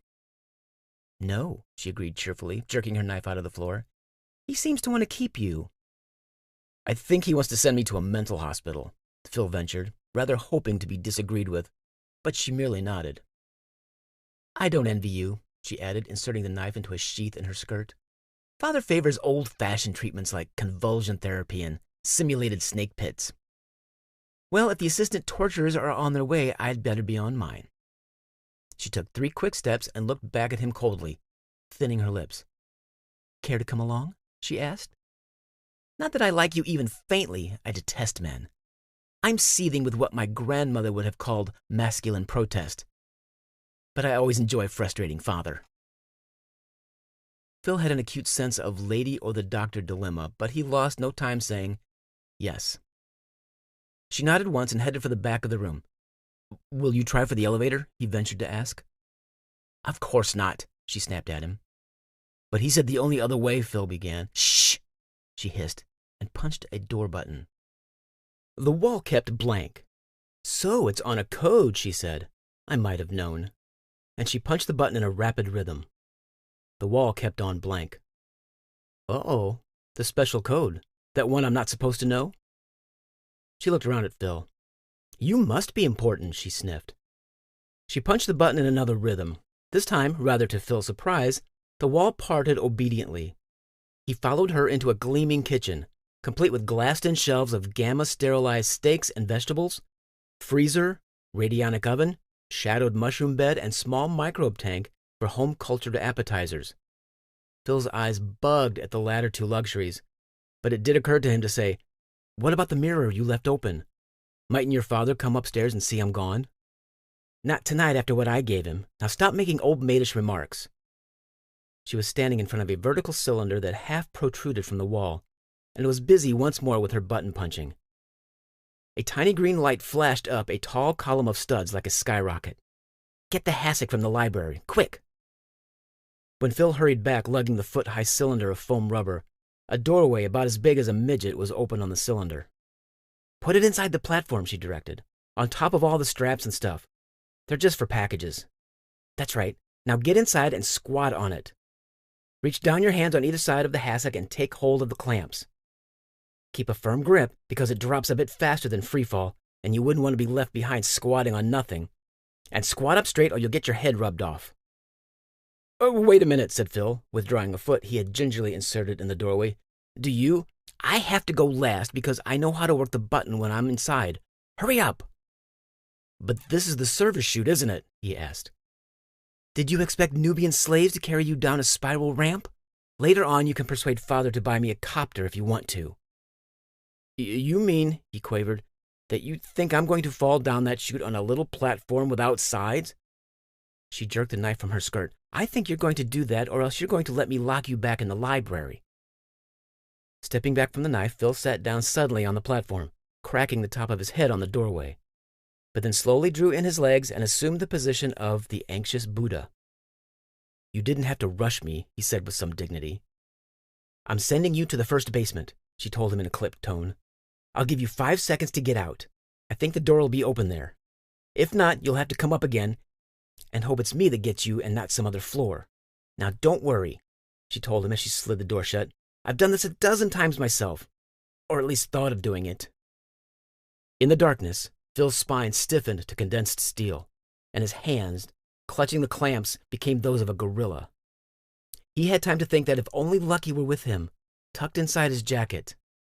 The platform was jerked down from under him, dragging him along. His stomach rapidly scrambled over his heart and nestled just below his Adam's apple. A giant snake hissed, and he was acutely conscious of being inches from death by friction on every side. Then, just as he figured he'd gotten a really firm grip on the clamps, he distinctly felt the platform through the hassock. His heels cut into his rump, his vertebrae cut into his intervertebral discs, and various things inside him jarred loose. He was staring groggily into a dimly lit and empty room. Time was passing, it occurred to him. He dove out onto the floor, while behind him the platform took off with a hearty whish. By the time he had dragged himself to a sitting position and taken a few breaths, there was a gust of air from the chute and a zing as the platform came to a stop. Miss Hromadka sprang out nimbly and curtsied to an imaginary audience. You never did that before, he asked her glumly. Of course I have, but I knew if I said I hadn't, you'd take it more seriously. She tweaked him by the nearest ear. Come on, you're not out of Father's clutches yet. Almost to his disappointment, he found he could scramble to his feet and follow her. He almost felt calm. How did you push the button from the inside anyhow? Just taped it down, jumped in and shut the door. The platform won't move if any of the upper floor doors are open. What's your name, by the way? Mitzi, she told him. Mitzi Romadka. Mine's Phil, he said. Phil Gish. She led him into a shadowy garage lined with ornate cars in stalls barred like prison cells. Several of the cars had recharging cables plugged in. He saw a ramp ahead that led upward. Mitzi coated open the barrier in front of a small black coupe without a hint of decor. Innocent-looking little job, isn't it? She remarked. Used to belong to an undertaker. She hopped in. When, with a sad shrug, Phil followed her, he was hardly surprised to find she had donned a full-length black evening mask. It's not my car, she explained. I'm just hiding it for Carstairs and the gang. It's hot. And with that reassuring remark, she guided it out toward the ramp, its small electric motor whining faintly. A door rose at her voice. Then they were outside in the ghostly yellow evening of the sodium mirror. When they had climbed almost to ground level, a big car slammed to a stop in the street ahead, 3/4 blocking the exit. Two men jumped out of the car, and someone, of whom Phil could for the moment see only waddling legs and chubby tummy, hurried to meet them. Look, if this is another tame chicken chase, he heard the first of the two men from the car begin in heavy skeptical tones. Don't be absurd, the hurrier asserted crisply in a voice Phil recognized as Dr. Romadka's. I tell you, he mentioned the green cat. At that moment, the analyst looked around and saw Phil gawking at him. There he goes now! The analyst's outraged squeal turned to the rasp of plastics as Mitzi bullied the small black car between the ramp wall and the newcomer. With the twang of hooked bumpers parting, they swung out into the street, the little electric accelerating modestly. Phil looked over his shoulder. They've got back in, he told Mitzi. They're turning around. Like I said, you're important, she murmured through her mask, still incredulously. Well, here goes, and she abruptly nosed the car toward the narrow mouth of the ramp leading downward. Hey, that's marked exit only, Phil yipped at her. That's why I'm using it, she informed him curtly. He closed his eyes and the car tilted sharply down, but the gods of probability seemed inclined to grant boons tonight. When the car leveled out, Phil opened his eyes to the brighter, nearer, fog-lit sodium yellow of the underlevel. They were moving ahead smartly. Once more, Phil looked back. They've come down after us, he said with wonder, perhaps a trifle mixed with pride. Really important, Mitzi muttered, shaking her head. Well, this little mouse was never meant to outrace that rhino. Prepare for acceleration and hope the cars at the next 10 intersections are stacked right. Phil felt himself crunched into the foam rubber he had his chin on. There was a red glow just behind them. The pursuing car shrank rapidly in size. Twisting himself around with difficulty, he noted that the sodium lights had become a molten yellow ribbon. Their car flew past the hood of a truck entering from a side street, though their speed made it appear to be standing still. Some blocks ahead, they shot between two cars which also seemed frozen. The red glow died. They sailed up another exit-only ramp into the spectral yellow night. Proceeding at speed that soon became reasonable, they turned at 4 successive corners. That should do it, Mitzi said with professional nonchalance. Phil nodded his slumped head. Carstairs put in the rocket assist yesterday, she explained. He wasn't altogether sure he had it lined up right. Neat little trick, isn't it? A great comfort when you've just knocked over a fat sales robot, say, and have 3 cop cars converging and maybe a cop copter up above. Beats a smokescreen all hollow. You'll see. I have, Phil assured her with a rather absent-minded shiver. That was nothing, she said scornfully. I mean, when you've really pulled a job and they're closing in. That's the big thrill. You'll see, I tell you. You know, Phil, I sort of like you. You're so darn scared and innocent, yet you play along. I'm sure I can persuade Carstairs to let you join the gang. Phil shivered again, but with even less of his mind on it. Neither Mitzi Romadka's criminal pastimes nor her sudden friendliness could hold his attention. Staring out frowningly at the jaundiced streets, he was thinking of Lucky and of the way he had felt when Lucky was with him. He jerked awake. What is that green cat anyhow? Mitzi was asking with an indifference that her mask intensified. A carved emerald or the password in a secret society? Phil shrugged. Well, let's forget it then, Mitzi was saying, and have some fun. She speeded up again to the electric's unassisted limit and ran through a stoplight which yipped protestingly. Her eyes gleamed wickedly in her circles of black lace. Her breathing grew quicker, her voice lighter. Carstairs has a bunch of sales robots lined up. Got there after the theater route's case to a hair. We can ram 'em and gut 'em in 1, 2, 10. Jump for the curb, sisters! This last exuberant remark was directed at two cloaked women on glittering platforms, and it was accompanied by a vicious swerve of the car toward them. They made it, just, and tumbled on their knees, shrieking. Mitzi cooed happily. Like someone waking from a dream, Phil said sharply, "No, I don't want any part of it." He went on, "You can drop me at 3010 Opperley Avenue, top level." She looked at him curiously for a change, even with surprise. "All right," she said after a bit, "I'll do it, if only because I got such a kick out of the look on your face when I shut the door of the chute." She spun the car illegally in a tight U-turn. She said harshly, not looking at Phil, "I never hot rod old people, you know. They don't have enough hormones to make it fun. Those two girls were real funnies." Phil made no comment. They sped for a while in silence. Then he became vaguely aware that Mitzi was stealing glances at him. "If you should manage to cook up a little nerve and change your mind," she said angrily, "you might possibly find us at the Tan Jet much later tonight." He still made no comment. She went on softly. "Night's the only time, you know, at least in this century. Night in the city. I love the pale yellow streets and the bright yellow tunnels. They've taken the jungles away from us, the high seas and the highways, even space and air. They've abolished half of the night. They've tried to steal danger. But we've found it again in the city. We who've got the nerve and hate the sheep." "Well, here's your 3010 Opperley," she said, jerking the car to a stop. Phil opened the door and started out. Only then did Mitzi seem to see the bright marquee and realize that the address was that of Fun Incorporated's Wrestling Center. She thrust herself across the seat as he reached the curb and turned to shut the door. "So this is what you're looking for?" she yelled at him, her suddenly passionate voice making her mask puff away from and then huff to her mouth. "You turn me down, you sniff at my friends and my ways, you're above violence and sex, and all the while you're planning to satisfy yourself vicariously, watching male females?" For an instant before she slammed the door in his face, lightning seemed to shoot out of her lace-sheared eyeholes and the black mask. "At least I make my own thrills, you rotten little virgin." End of Chapter 5. Chapter 6. The crowd pouring down the corridor squeezed out of Phil his wincing recollection of Mitzi's last crack. He slithered his way along the wall, rubbed by shoulder and hip, trodden by heel and toe, set coughing by gray-blue clouds of tobacco, weed, and so-called Venus weed, and regaled by such remarks as, "Aha! Ha ha! He could have thrown her any time he wanted to," and "What I don't like are those dumb women referees." Phil finally wedged his way into an eddy of the crowd near a side corridor. He unhopefully gasped Juno Jones.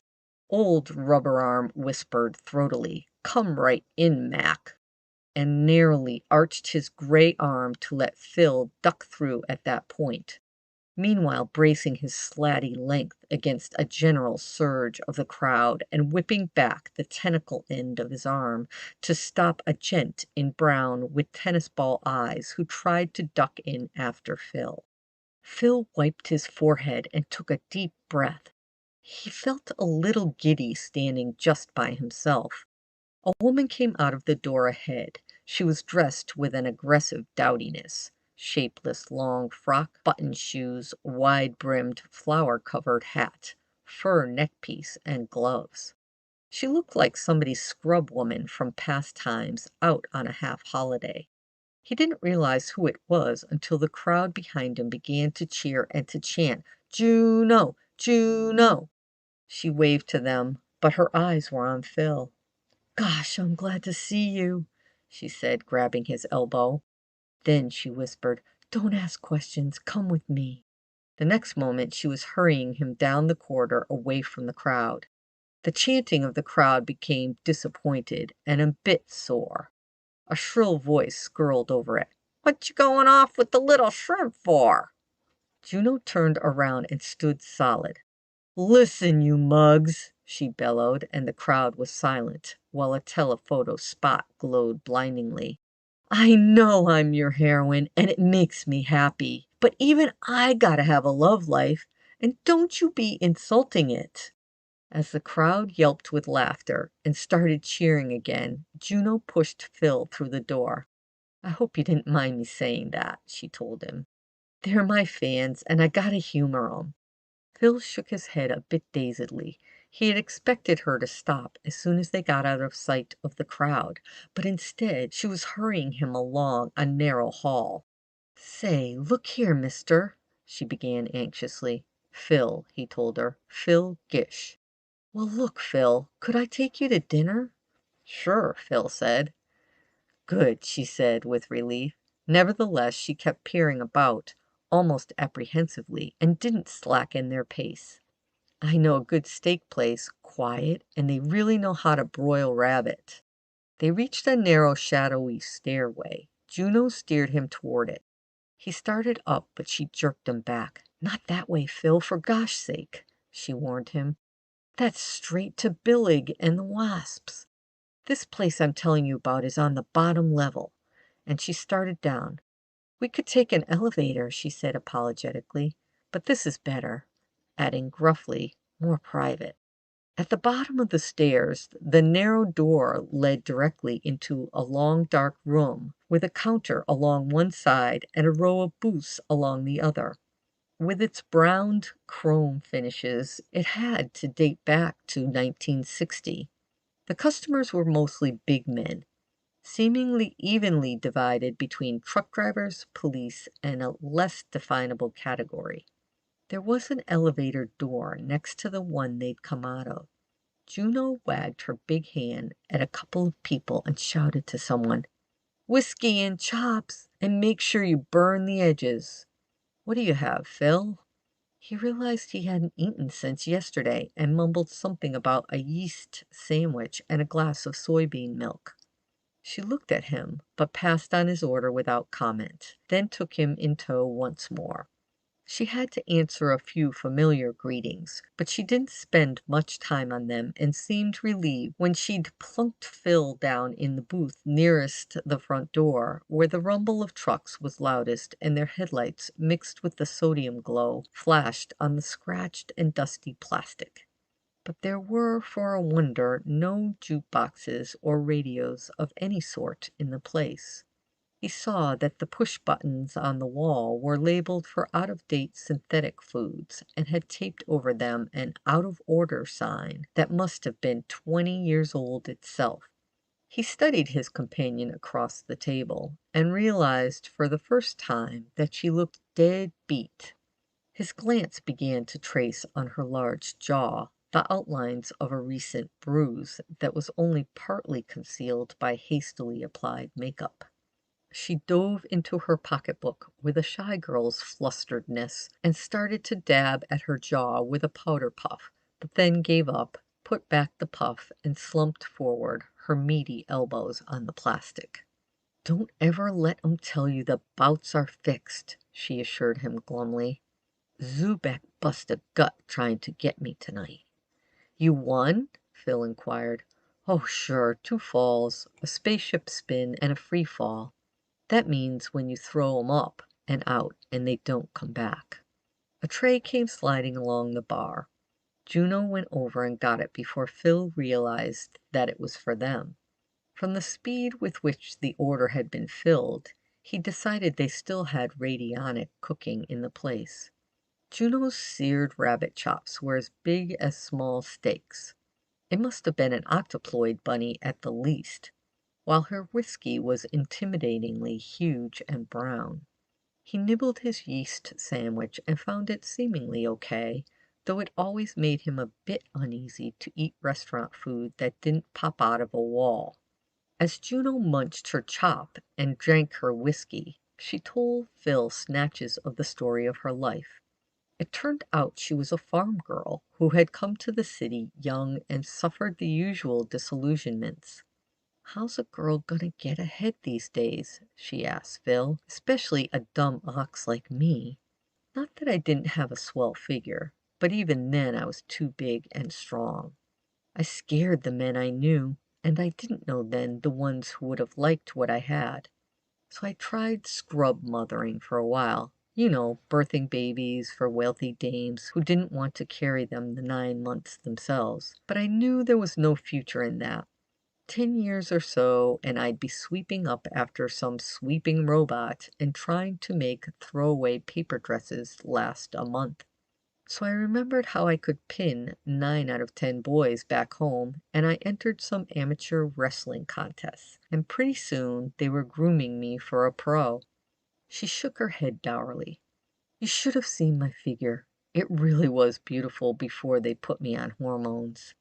She distastefully inspected her big hands, still white-gloved, though now gravy-stained. "Even used pituitrin on me, the bastards." She sighed and shrugged. By now she had reduced her chops to bones and was working on her second whiskey. "So that's the way it was, Phil. Of course I had to go and fall in love with a wrestler and marry the little skunk. Most of the girls in the business make that mistake, but at least I eat rabbit, even beef, and a lot of dopes respect me." Phil nodded eagerly. "You've made a place for yourself. Security." "Are you kidding?" she asked. "5 years and I'll be through. 10 at the outside if I get to be a character." She shook her head and leaned forward. "Actually, it's much worse than that. Male, female's almost finished. Government's going to crack down." "They always say that," Phil reassured her with timid cheeriness, "and it never happens." She shrugged fatalistically. "This time it will." "I heard the president talking about something like that tonight," Phil said, "but he sounded drunk." She shrugged. "But Fun Incorporated is supposed to have all sorts of connections with the government," Phil continued to object. She smiled oddly. "You're right. The best connections any syndicate ever had. Just the same, they're finished. Mo's been worried for weeks. Worried bad, I can tell." "Mo?" "Mo Brimstein. You saw him for a minute this afternoon." "Oh, yes," Phil said, getting a vivid memory flash of the door-filling, dark-jowled hunk, and then went on with a little laugh. "You know, it startled me when his voice was the same as old Rubber Arm's. He seemed too important a man to be a door tender." "I'll say he is!" she exclaimed, the boom returning to her voice for a moment. "You didn't actually think, Phil, did you, that he spent his time peeking through a one-way peephole and working that spring rubber dingus? And would I be calling him a dumb robot? He just used his own voice to record old Rubber Arm's questions and answers.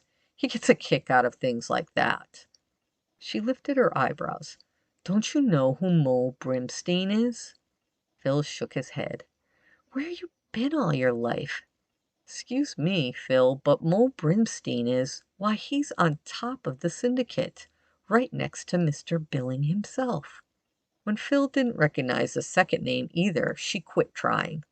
"Well, anyway, Phil," she said in her friendly, quiet voice, "there's Mo Brimstein, practically the boss of Fun Incorporated, which runs wrestling and amusement centers, all sales robots, jukebox burlesque, and a lot of other things they don't talk so much about. And he's worried, real worried. Now I know Mo. He don't worry about nothing but the syndicate, so things must be real bad." She paused then, adding cryptically, but with a sort of personal gloominess, "Lots of things are real bad." Phil nodded. There was a silence. "Say, Phil," she finally said huskily, watching her big gravy-stained finger rub her near-empty glass, "that was a, what do you call it? Delusion, wasn't it? This afternoon when you was talking about a green cat." "I thought so then," Phil said softly. "Now I'm not sure." She let out a big breath and looked up at him. "You know," she said with sudden warmth, "neither am I. Say, Phil, how valuable is that cat anyway, if there is a cat? Could it be worth $10,000? Phil felt his eyes bug at the same instant he was thinking that Lucky's worth could never be measured in money. 10,000? He murmured. I haven't the faintest idea. What made you think of that figure? Well, Juno said slowly, after the Akeles, Muckum, had left this afternoon, Jack came in to me and started talking again about how dumb I was about you. Only this time it wasn't because I had let you in, but because I'd let you go. He says to me, "You're dumb, Juno, you deductively dopey. You don't recognize opportunity. Now I'm in a position to make $10,000 out of that little squirt, only I'm not going to do it, at least not right away," he says, "because there are higher things, Juno. There are higher things." And she rolled her eyes as if she were in the ring and approaching her spouse in his character of Swiss Jack Jones, the lady killer. "Well, anyway," she went on after a moment in a less outraged voice, "I didn't wonder too much about that at the time, 'cause he's always trying to needle me that way since he met Sashi. Jack hates me to call him that, equally. But then just after I get out of the ring tonight, Mo Brimstein starts pumping me about a green cat. Seems he'd been playing through old Rubber Arm's recordings of his conversations for the afternoon, and I talked about a green cat when I was talking to you. He pretended it was what you call idle curiosity, but that's something Mo Brimstein's got nothing of. Of course, I told him you were just a harmless nut with cats in your bonnet, but he didn't seem satisfied." She looked at Phil puzzledly. "You did think you were a nut this afternoon, didn't you? You didn't believe in any green cat then. I mean, after we'd argued you out of it?" Phil had to nod. "But now you've changed your mind?" "Yes, I have. You see, I finally took your husband's advice and went to see the analyst." "That lousy psycher the Akeles put him on to?" she snorted. Phil sketched the essentials of his episode with Dr. Romadka. When he had finished, Juno burst out, "I get it all right. If he locks you up and calls in some hoods and they demagnetize the law tape chasing you, then that green cat's no weed dream, brother." "They didn't look like hoodlums," Phil objected doubtfully. Besides, Miss Romadka didn't seem to think the green cat was important. "That sexy little she-punk," Juno dismissed Mitzi contemptuously. Phil was startled. He hadn't realized he'd told Juno so much about Mitzi. "Besides," Juno went on conclusively, "Mo's interested in the green cat, or he wouldn't pump me about it, and anything Mo's interested in has gotta be real. Oh, the poor little mutt." "Who, Mo?" Phil asked confusedly. "Course not. I mean Jack. Especially after Mo catches up with him and finds he had that green cat and then didn't deliver." Her brow furrowed excitedly. "Look, Phil, this is the way I figure it. Mo tells Jack and some of the other punks, 'Boys, I'm paying $10,000 to anybody who brings me the green cat.' $10,000 is Mo's favorite figure dealing with smart jerks like Jack." "But why would Mo Brimstein want a green cat?" Phil objected. "Did you ask him tonight when he was pumping you?" "Brother, you don't ask Mo Brimstein anything," Juno assured him. "But you do think now that your husband and Cookie stole the green cat while old Rubber Arm was keeping me out?" Juno's look implied he stated the obvious far too often. "Has Mr. Brimstein been asking your husband questions?" Phil asked. "Jack wasn't billed for tonight," Juno explained. "He went off somewhere." "To the Akeles?" Phil asked, a blurred memory nudging at his mind. "This isn't the night," Juno said. Her voice became for a moment bitterly mincing. "They only received lunked a week. Most likely Jack's gone off with Cookie somewhere. But if your guess is right about Mr. Brimstein offering $10,000 for a green cat, and Jack stole the cat, then why hasn't he taken it to him?" Juno rolled her head like an angry bull. Oh, it'd be something those Akelys put him up to. Something they flattered him into. Maybe they even got him to give them the cat. They can really twist him. Phil felt all at sea again. But what would the Akelys want with the cat? What do screwballs like that want with anything? Countered Juno. What do they want with Jack? She snuffed and looked at Phil. Get one thing straight, she said gruffly. I love Jack, the little rat. I've taken a lot from him, but I haven't minded too much. Oh, it hurt when I found out he thought more of Cookie and those other punks than he did for me, but I didn't let it show through my skin. After all, if a man knows you can lick him, I suppose it's bound to affect him. But when those Akelys discovered him and began to play up to him and change him, that was too much for me. They're intellectuals, you see, and they flattered Jack and filled him up with a lot of guff about how he had a hidden artistic talent and how he was Zeus or some name like that, battling the female principal, and so on. Well, he falls for it, see? Goes into a complete free fall. Starts to buy reading tapes, printed books even. Next thing he's insulting me, using a lot of words I never hardly heard of. Keeps talking about how great Mary is with her art and her magic figures or whatever they are, and how wonderful Sashi is with his great ideas about understanding and love and a lot of other junk. Tells me to my face that I'm a dumb belle, a stoop semantically. And having done well with that last word, Juno slugged down the rest of her drink. Look, Phil, she went on, I could fight Cookie and the others because they're on my level, but I can't fight intellectuals. They're lifting Jack away from me and I can't do nothing about it. And now they've gone and got him into some real trouble, I bet, with this green cat business. Because Mo Brimstein isn't impressed with intellectuals or anything. She carefully took the glass out of her hand and made claws. If I had the little rat here, she said, I'd strangle some sense into him. But until Mo Brimstein talked to me, I didn't really suspicion anything was wrong, and now I can't do nothing. Phil's blurred memory suddenly came clear. He told Juno about how racing to Dr. Romadka's, he had seen Jack, Cookie, Sashvirel, and Mary driving somewhere in the ancient electric. Juno slammed the table with both fists. People looked around. That black hearse box, she roared. I should have known it. Tonight's so important they're receiving special. She jumped up and grabbed Phil by the wrist, fumbled for her glass, got Phil's instead, recognized it just before draining the last of the soybean milk, set it down with a shudder, and yanked Phil out of the booth. Come on, she told him. We're going to the Akelys, to the temple. Opening the doorway leading to the sub-street, Juno had to pause. Phil got a chance to look back, the long length of the bar.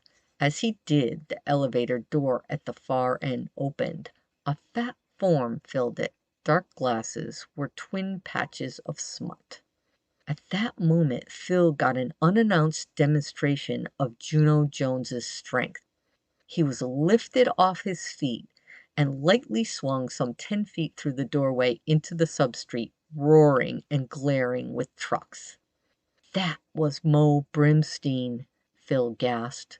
I know, Juno told him as she yanked him toward the escalator leading to higher levels and cab phones. He didn't see us. Phil wasn't so sure. End of chapter 6. Chapter 7. The cab had just hummed past Monstro Multi-Products' blindingly bright basement show windows, behind which a file of dress display robots marched in an endless figure 8 with considerable realism and oodles of suede rubber glamour, when Juno hunched forward and growled to the driver to stop. She had been silent during most of the ride, as if the whiskey had gone sour in her, and now when Phil made a move to pay, she impatiently motioned him aside. He hopped out willingly enough, suddenly eager to see what the Ackley place looked like, as if his hopes and fears had started rotating again when the wheels of the cab stopped. Juno's reference to the temple had half led him to expect Greek columns or an Egyptian portal. Instead, he was facing an oblong of darkness, framed by the sidewalk, show windows some distance to either side, and the underpinnings of the two upper streets. He crossed the sidewalk and hesitated, as if he stood on the edge of nothingness. It was really very black, even for the bottom level. The sodium moon had set. Then, as the after effects of the show window's glare lessened, a house took shape before him. An old 3-story house, looking incredibly as if it were built of wood, with roofs slanting oddly, and lights gleaming faintly through the shuttered bay windows and fanciful dusty fanlights. Something gritted under his foot, and he realized that between him and the house was a yard of real dirt, if not grass and weeds. This must have been the ground level of the city some 100 years ago. Now it was the windows of the 3rd story which peered across the gap at the top level street far above Phil's head. The gap was at one point spanned by a beam. Apparently the house was so ancient and rickety that it needed props. But then a new illusion presented itself. Phil knew that the house was in the heart of the city, hemmed in by gigantic buildings on every side. There should have been tiers of lighted windows, and far overhead a square of night sky. Instead, there was only darkness, as if the pre-atomic house existed in a private night. Then headlights of a turning car in the street 2 levels above them swept across the upper third of the house, and he saw that all around the house were surfaces painted a dull, non-reflecting black. The flat black ceiling could hardly be a foot above the top of the house's highest spire. "Some legal business," Juno explained, coming up beside him. "Jack Won't told me something about it. Seems the original owners couldn't be rooted out, but the city seized the air rights and built over them. Creepy place. Looks as if they were about to rot apart. Just right for those Ackleys." Then more loudly, "Well, I said I was going to bust in on them, and I am. Come on." Phil followed her across the yard to the rickety steps leading to the porch. His hand, groping for the rail, touched peeling ancient paint. Halfway up, a cat darted past him. For a moment he was swallowing his heart. Then, as the cat paused at the top, he saw that it was splotched with some sort of dark and light colors. Hardly lucky. It loped around a corner of the porch. Following it, Phil and Juno found themselves facing a 6-paneled door lit by a dingy globe, which Phil guessed must be an ancient tungsten filament lamp. There was no sign of the cat, or indication of how it could have vanished, until Phil noticed a tiny and possibly swinging door cut in the bottom of the big one. Ignoring a cat-headed knocker, green with verdigris, Juno pounded on the door in a way that made Phil hunch his shoulders and duck his head, keeping an apprehensive eye on the ceiling. But the house didn't collapse. After a time, a peephole opened above the knocker, and a watery gray eye surveyed Juno.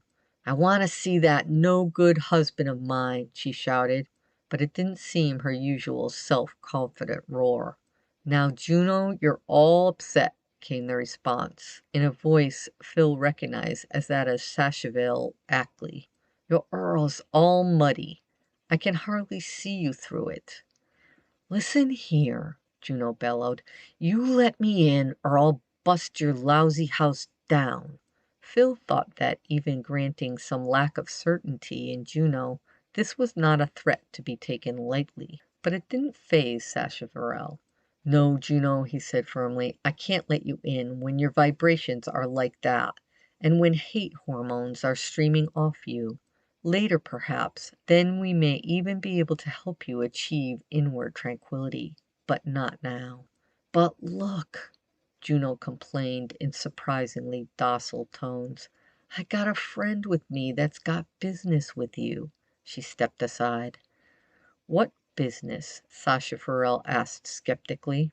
Phil looked straight at the oysterish eyes and said, "The green cat."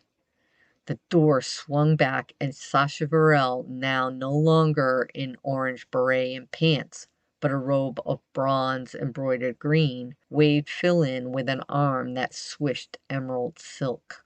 His sunburn now seemed the exotically dark complexion of an Asian mystic. "All doors must open to him who speaks that name," he said simply. "Do you vouch for your companion's peacefulness?" "Aw, I wouldn't touch anybody or anything in here," Juno growled surlily, shouldering in after Phil. "I feel smutched enough already." "From filth the roses spring, Juno," Sasha Varel reminded her gently, "and good blooms from evil. Be happy that you are to share in the great transformation." Phil found himself standing on the threshold of a large living room, twisting with streams of gray incense and cluttered with Victorian furniture and a bric-a-brac of ornaments and objects suggesting every religion in the world. The lights here, too, were tungstens, and so few as to make many shadows. At the far end of the room was a large doorway, heavily curtained with black velvet. Through the resinous odor of incense came the dull reek of stale food, clothes, and people, and a sour animal smell.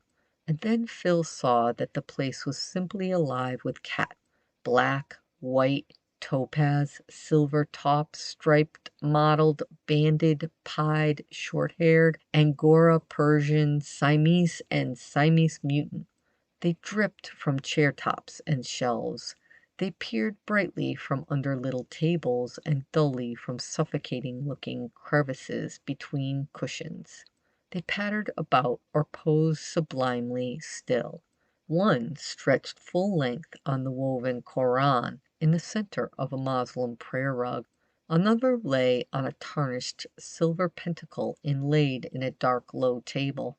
One was battling a phylactery hanging from the wall, making the little leather box swing and jump. Another was nosing a small steatophagus multimammiferous figurine. Yet another was lazily entangling itself in a rosary. Two were lapping dirty-looking milk from a silver chalice set with amethysts. And then, for a second time, Phil was gulping his heart, for in the center of a mantelpiece over a real fireplace, and midway between a gilded icon and a tin Mexican devil mask, there posed the most sublimely still of all, with forelegs straight as spears, the green cat. As Phil walked hypnotically forward, he heard Sasha Varel say gently, "No, that is not his true self, but his simulacrum, his ancient Egyptian harbinger, a figure of Bast, the lady of life and love." And as Phil came closer, he saw it truly was the bronze statue of a cat, encrusted with verdigris almost exactly the hue of Lucky's coat. Coming up beside him, Sacheverell explained, "As soon as he came, I rooted out all our relics of Bast. Most of 'em are in there." He indicated the black velvet curtains around the altar, "but a few are here." And he pointed out beside the bronze statue a small mummy case, and inside it the linen-banded mummy of a cat, looking like a little sack with a blob at the top. As Sasha Varel was explaining the tiny canopic jar of preserved cat entrails beside it, a six-toed Siamese wandered up and sniffed the mummy thoughtfully. Finally Phil found his voice. "Then you actually do have Lucky?" Sasha Varel's high curved eyebrows curved still higher. "Lucky?" "The green cat," Phil added. Sasha Varel's face grew serenely grave. "No one has the green cat," he reproved Phil. "It would not be permitted. He has us. We are his humble worshippers, his primal hierophant." "But I want to see him," Phil said. "That will be permitted," Sasha Varel assured Phil, "when he wakes and the world changes. Meanwhile, compose yourself, Phil Gish, you say? Philo, love, an auspicious name. Why the mucking hell is this green cat so important anyhow? What is it?" The two men turned. Juno was still standing on the threshold. She was swayed forward a little, hugging her elbows, yet had her shoulders squared and was glaring at them surlily, like a rebellious schoolgirl. "The green cat is love," Sacheverell told her softly. "The love that blossoms even from hate." There was another interruption. This one took the form of a coy, girlish snicker. Phil turned to the side of the room he had not yet inspected closely, the one facing the fireplace. In it was a deep, wide bay window, closely shuttered with gray jalousies, as were all the other windows in the room, except for the one fronting on darkness beside the fireplace. In the bay was a semicircular couch on which Mary Ackley sprawled adolescently, still in black sweater and stiff red skirt. "You know," she said, "I just can't get used to the idea of loving everything. Sacheverell says I've got to be nice to my little people and stop sticking hatpins in them and things, but it's hard." For a morbid moment, Phil thought she was referring to the cats. Then he saw that there were a series of narrow shelves behind her, starting at the top of the couch and going halfway up the bay, and that these shelves were crowded with dolls. Moving closer, he saw they were not ordinary dolls, but extremely realistic figures, most of them about 6 inches high. He had never seen dolls so perfectly formed or realistically dressed. There must have been 200 or 300. They stood behind Mary like the cross section of a crowded 3-level street in some tiny living world. In front of the couch was a low table crowded with blocks of wax, molds, micro tools, and magnifiers, several partially completed figurines, and piled squares of fabric so delicate they must have been woven specially. "You like my little people?" he heard Mary ask him. "Most everyone does. I got started out making strip-tease dolls, but these that are all my own are so much more fun. Sacheverell, I think they like having pins stuck through them. I think that's the way they want to be loved." "Perhaps, my dear," Phil heard Sacheverell say with an affectionate chuckle, "but we'll have to wait to see how he feels about it." And then Phil saw that the dolls represented actual individual people, were apparently perfect statuettes of them, so perfect that for a moment he found himself wondering which was the real world, the big one or this tiny one of Mary's. He recognized President Barnes, the USSR's Van Aden, square-jawed John Emmett of the Federal Bureau of Loyalty, several TV and handy stars, Sacheverell, about 8 versions of Mary herself, Jack Jones in black type, Juno in maroon ones, Dr. Ramadka, and, he caught his breath, Mitzi Ramadka in an evening frock very much like the one he'd seen her wearing. "Recognizing friend?" Mary asked softly, her young face, which was so predominantly nose and chin, poking up inquisitively towards his. Footsteps clumped. Phil realized that Juno had finally come into the room and was standing behind him looking at the dolls. Mary looked past him with an innocent smile. "They're awfully cute, aren't they?" she remarked. Juno said, "Ugh." "Try to be joyful," Sacheverell kindly admonished with a little wag of his finger. "Try hard. Soon it will be ever so much easier. I mean, when he wakes. I must go now and see if there has been any change. Amuse yourselves." And having lightly set them that stupendous task, he hurried from the room, his green robes whistling against the black velvet curtains. "Sacheverell's been as efficient as he can be ever since he came," Mary observed. "A great little manager. I've never seen him so peppy before about anything. He's gone in for other things, you know," she prattled on. Semantic Christianity, Neo-Mithraism, Bhagavad Gita, Gospel according to St. Isherwood, Bradburian folkism, Cretan triple goddess, devil worship, and Satanism. Those are the two that I like, and I don't know what all else. Every time he finds himself a new one, he gets very enthusiastic, but not like this. I've never seen him so serious ever since Jack handed him the green cat, all cute and curled up and sleeping. It wasn't sleeping, Phil cut in almost sharply. It had been knocked out by a stun gun. Don't be ridiculous, Mary went on. Jack just found him sleeping. Well, as soon as Sacheverell touched him, Sacheverell told us that the world was going to change, and there was going to be a new era of love and understanding. And ever since then he's been a busy little bee. As soon as we got home, he whirled around and got out all the Bast things. I told Sacheverell that because Bast was a lady goddess, maybe we shouldn't call him he. But Sacheverell told me no, that was the way it was and the way it had to be. And I guess maybe he's right, because when Sacheverell carried him through here sleeping, all the little cats went for him in a big way. And the little girl cats went for him even more than the little boy cats. And anyway, I always trust Sacheverell's notions, because he's so good at ESPing and telepathing that he makes half our living by it. At that moment there was a strangled grunt, and Phil heard the clumping begin again behind him. Mary smiled slyly and followed Juno with her eyes, but kept on babbling.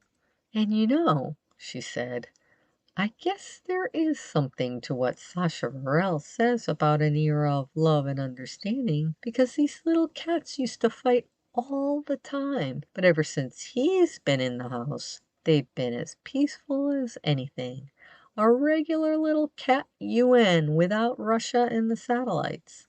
Even I feel sweeter, which is a real test. Though it's going to break my heart not to be able to hate people. She sighed. Still, if everybody's going to have to love people, I'll just have to face it, and I better start practicing right now. Phil, who had been leaning toward her, jerked up at that. Her face was just a bit too like a young crone, despite her inviting lips and creamy skin, but she merely reached behind her and took down the doll of Juno. Even love her, she said. The footsteps changed direction and came stamping up. Juno's face was brick red from rage or outraged modesty. You put me down, she demanded. I know what you are. You're a witch. There was one on the next farm back in Pennsylvania. Only witches make wax dolls of people and stick pins in them. For answer, Mary gave the figurine an affectionate stroke. No, Juno, I'm going to have to love you, and you're going to have to get used to it. She looked up sweetly at Juno, who writhed at every touch Mary gave the figurine. Incidentally, I really am a witch, and if I had any choice, I would much rather stick needles through you. Put me down, Juno bellowed, raising her arms with all the muscles standing out tautly underneath the long, tight sleeves of her dress, as if she had a big rock she was going to drop on Mary. Mary complied without haste and took down another of the figurines. Her voice was soft as a serpent gliding. Would you rather I practiced loving on Jack? That's what you make me do. Don't you touch him! Juno's face was almost purple.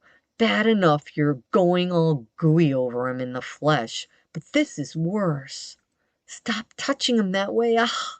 Phil ducked back as with the last screaming bellow, Juno kicked the work table to one side so that its contents scattered and all the cats went scampering under tables and chairs.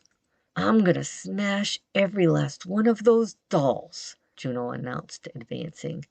Instantly Mary rose to her knees on the couch, her back to her little people, her arms outstretched protectingly to each side. "Straight through the eyes," she hissed, her face a fury's mask. "That's where your needles are going. Get thee before me, Satan!" Phil never found out whether Juno was, as she seemed, a bit cowed by the diabolical venom in Mary's voice, for just then there was a frantic padding of feet on the stairs, and Jack Jones and Cookie burst into the room from the hall. "Juno!" Jack yelled.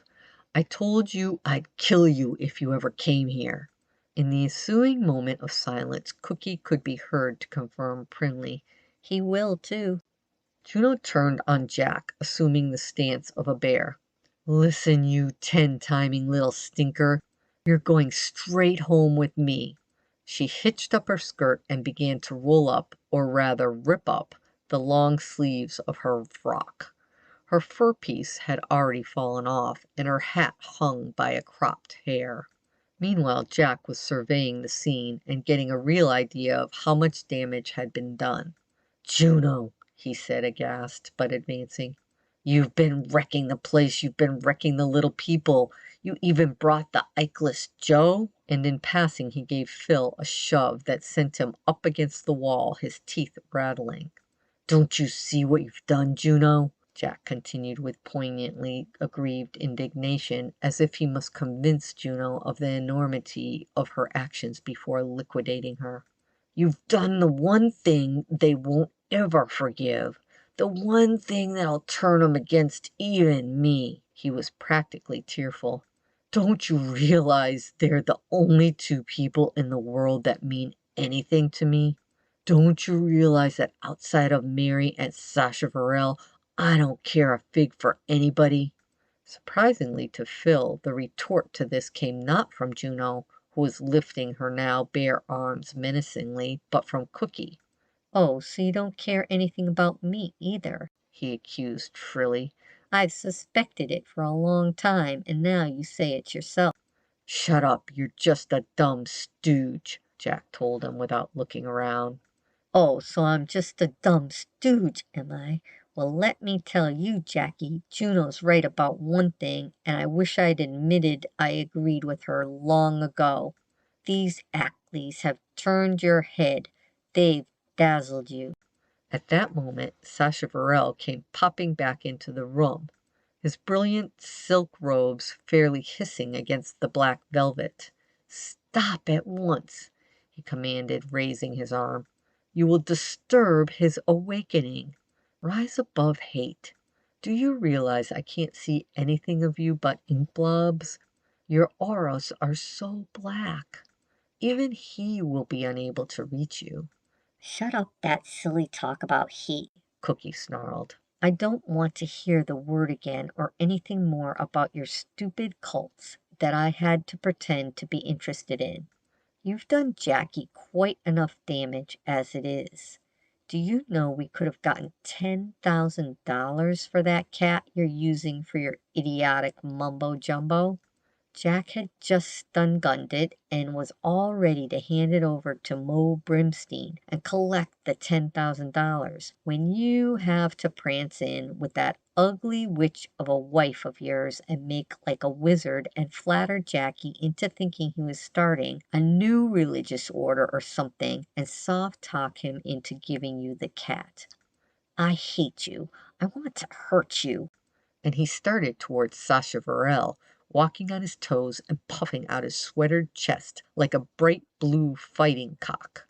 Once again, to Phil's surprise, Sasha Varel's horrified and reproachful gaze was turned not on Cookie, but Jack. "Jack," he gasped, "do you mean to tell me you shot him with a stun gun? That you even dreamed of selling him for money? Judas!" "Now see what you've done," Jack moaned, not at Cookie, but at Juno. "You've spoiled everything." "I'll spoil you, you rancid little intellectual lover," she roared, and ran at him blindingly like a novice. Jack's face set itself in a shrewd grimace, and he stepped lightly to one side and slipped out a hand for a hold. But just then Juno's professional training seemed to come back to her, and she checked herself. smoothly grabbed the wrist of the hand snaking toward her, bent, spun, and sent Jack sailing over her hip in a flying mare that landed him on the silver pentacled table. It toppled with a crash, and various religious objects fell from the wall. Meanwhile, Mary Ackley had picked up a small vise that had broken from her upset work table and hurled it with great accuracy at Cookie's head. But then Cookie suddenly hurled himself at Sacheverell's throat, and the vise passed through the space where Cookie's head had been. While all this was going on, Phil, completely to his surprise, walked coolly over to the shelves of figurines, carefully picked up that of Mitzi, and put it in his jacket pocket. When he turned around, Jack had selected a black glass Aztec sacrificial knife from the fallen religious objects and writhed to his knees like a cobra. Juno picked up a rather small but very solid brass Buddha. Near the velvet curtains, Cookie had Sacheverell on his back and was choking him, while Sacheverell, though his shoulder was pinned, was industriously trying to beat Cookie on the head with the silver chalice from which the cats had been drinking. Mary had grabbed up some hat pins and darted forward. She hesitated whom to attack, then started for Cookie. Not so much, Phil fancied, to help her husband, but because Cookie's ugly had rankled. Never before, not even in the trenches and foxholes, had Phil Gish seen real murder in a human face. Now he saw it in 5, and then, very suddenly, it wasn't there at all. The room grew very still. The black glass knife and the chalice clattered from Jack's and Sacheverell's hands. Mary's hatpins struck the floor with a faint, vibrant rattle. Juno's Buddha thudded on the muslin prayer rug. Cookie's hands unlocked themselves and writhed back as if ashamed even before they had a message from the brain. Expressions unlocked too. Hate furrows softened and vanished. Lips that had writhed back from teeth moistly returned. Eyes filled with painful understanding. Jack said in a soft, amazed voice, "Juno, you really do love me. You don't just want to own me and shame me as a man." Juno said, "You really do care what I think, don't you, Jack? Gosh!"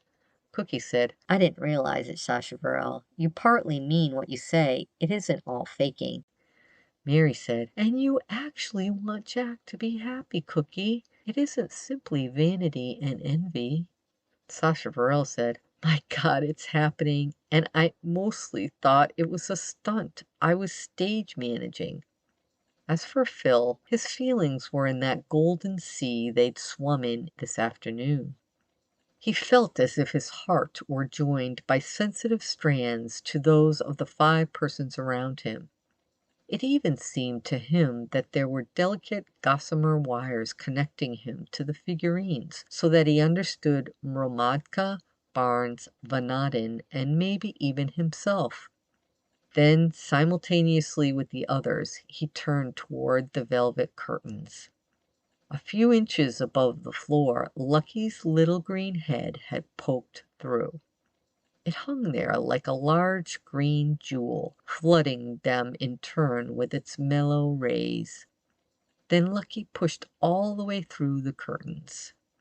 Swiftly from under the tables and chairs, out from the fireplace, and from behind tiers of books, all the other cats appeared and gathered around Lucky in a circle. "It has begun," Sacheverell whispered happily. "The world is changing."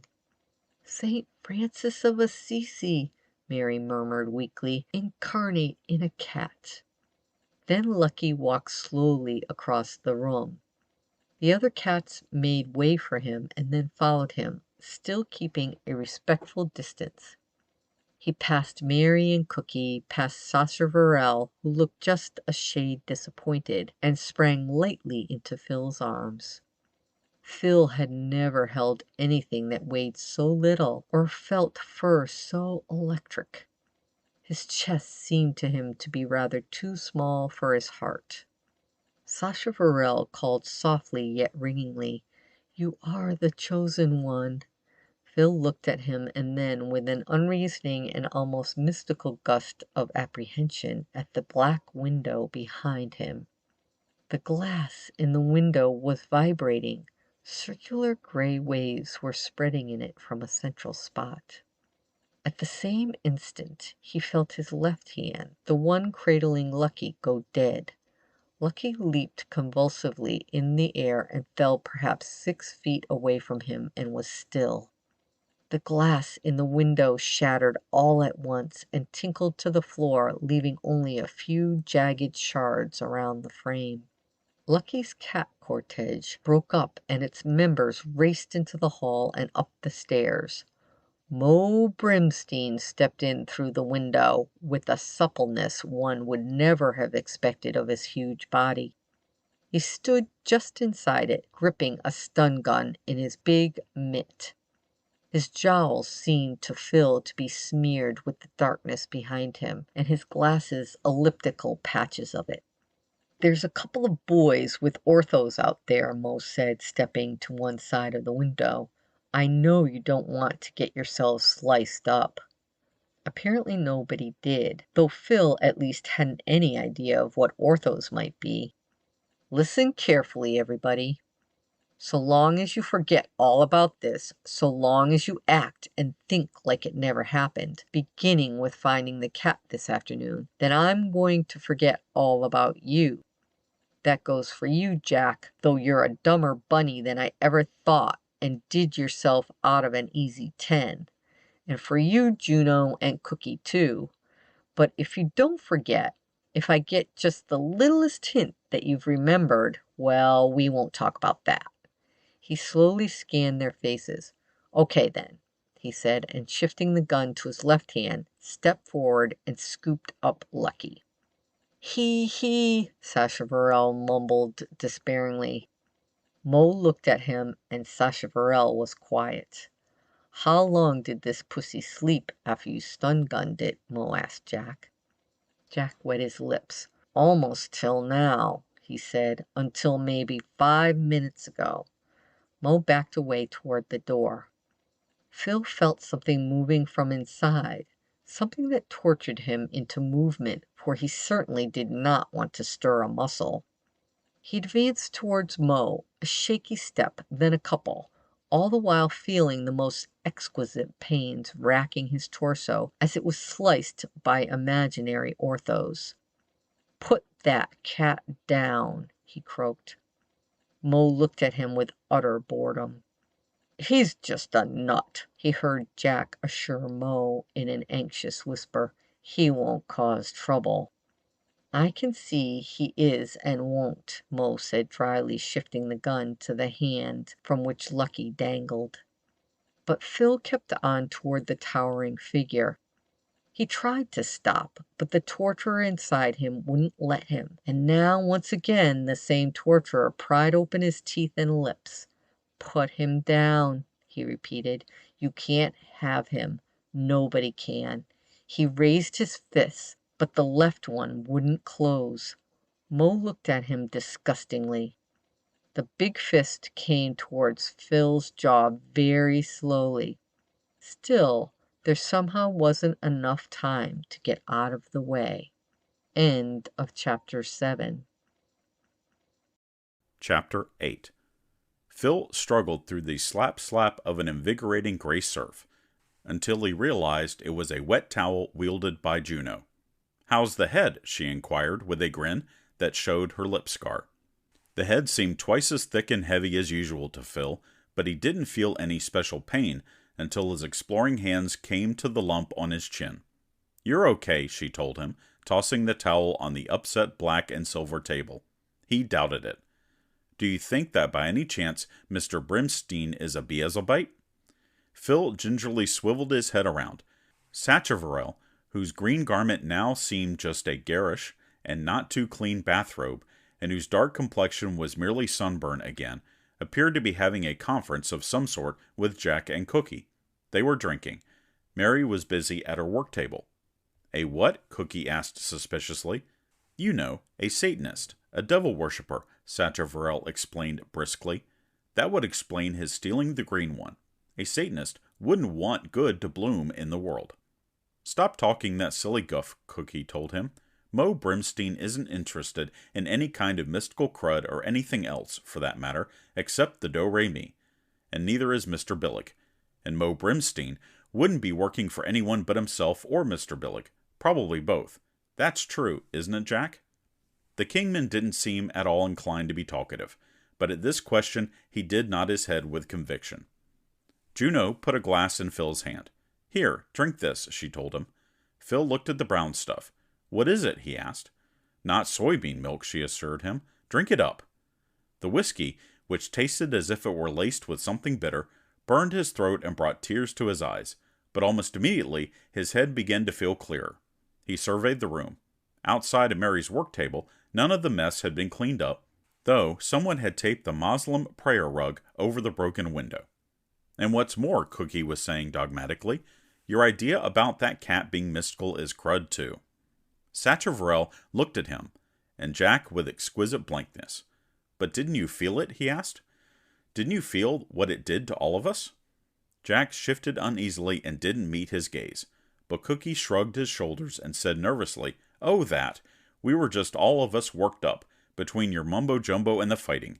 We'd have believed anything. But didn't you feel your whole being change? Sacheverell insisted. Didn't you feel universal love and understanding burgeon? Universal sky pie, Cookie said rudely. I didn't feel a thing that meant anything. Did you, Jackie? The Kingman didn't quite nod his head, but he certainly didn't shake it, and he didn't look at Sacheverell. The latter surveyed them both with sad wonderment. You've already forgotten, he said. You've made yourselves forget. But how, he asked Cookie, do you explain the behavior of the cats? They recognized the green one. They tendered him worship. They just panted around after him, Cookie asserted. He's probably an oversexed hermaphrodite mutant. And another thing, if that cat's mystical and all dripping with powers, why did he let himself be knocked out? Why didn't he feed Mo Brimstein some universal sky pie? There were glass and distance between them, Sacheverell reminded him. Besides, if Mr. Brimstein is a Beelzebubite, what's more, Cookie went on relentlessly, why did he let himself be knocked out by Jack in the first place? Jackie, before you stun-gunned the little brute, you didn't feel any great burgeon of universal love, did you? Jack frowned. I stunned him instinctively, he said slowly, his downward-gazing eyes studying the upset chalice, which chose this moment to roll 2 inches. I glimpsed something out of the corner of my eye and shot. He paused. I actually thought it was a mouse. Instinctively or not, you stun-gunned it, and we hustled it into the locker as soon as we saw it was green, Cookie assured him decisively, which certainly proves the cat has no powers. Sash here just worked us up into thinking he had. Gave even me such an eerie feeling that if someone had come in wearing an orange sheet and Sash had said it was Mohammed, I'd have believed him. But suppose the green one was taken by surprise, Sacheverell argued. All gods have limitations. Perhaps the green one is not so much able to read thought as to join together telepathically the thoughts and feelings of mortals. Cookie made a rude noise. Jack gave Cookie a quick look that was both angry and imploring, as if to say, You've proved your point, lay off. Sacheverell shrugged and said, Well, if I have to descend to your materialistic level, what is it that makes the green one so important to Mr. Brimstein? How should I know? Cookie said huffily. Maybe he's smuggling heroin in it, or secret documents for Vanadin. Maybe it belongs to the current mistress of the King of South Africa. Did Mo tell you anything, Jackie?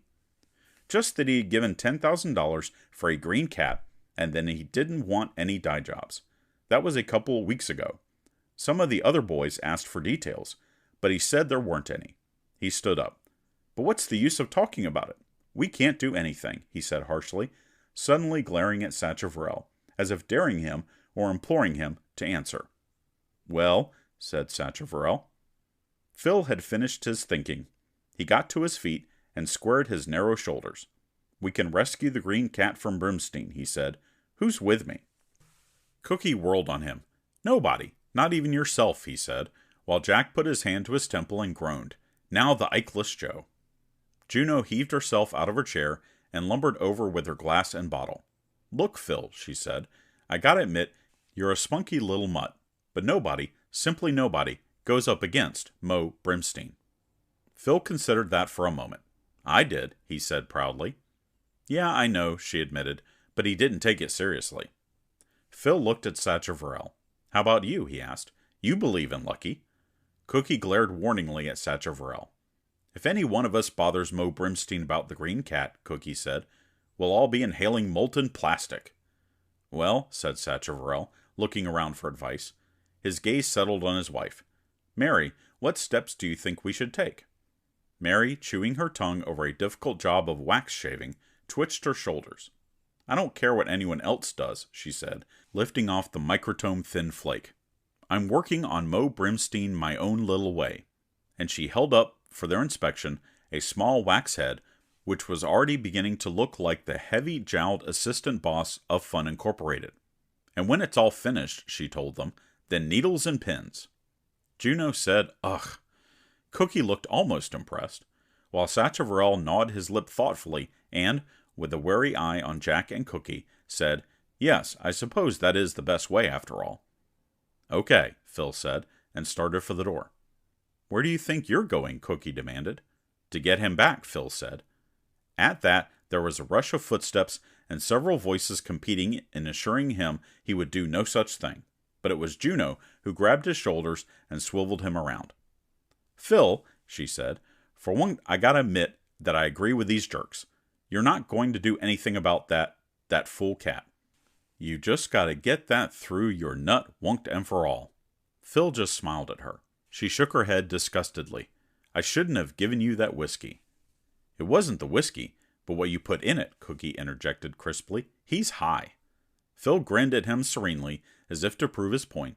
Then suddenly, they all stepped back a bit, and for a moment he thought they had recognized his supreme self-confidence and bowed to the inevitable. Then he realized they were looking beyond him, and he felt cool air from the porch.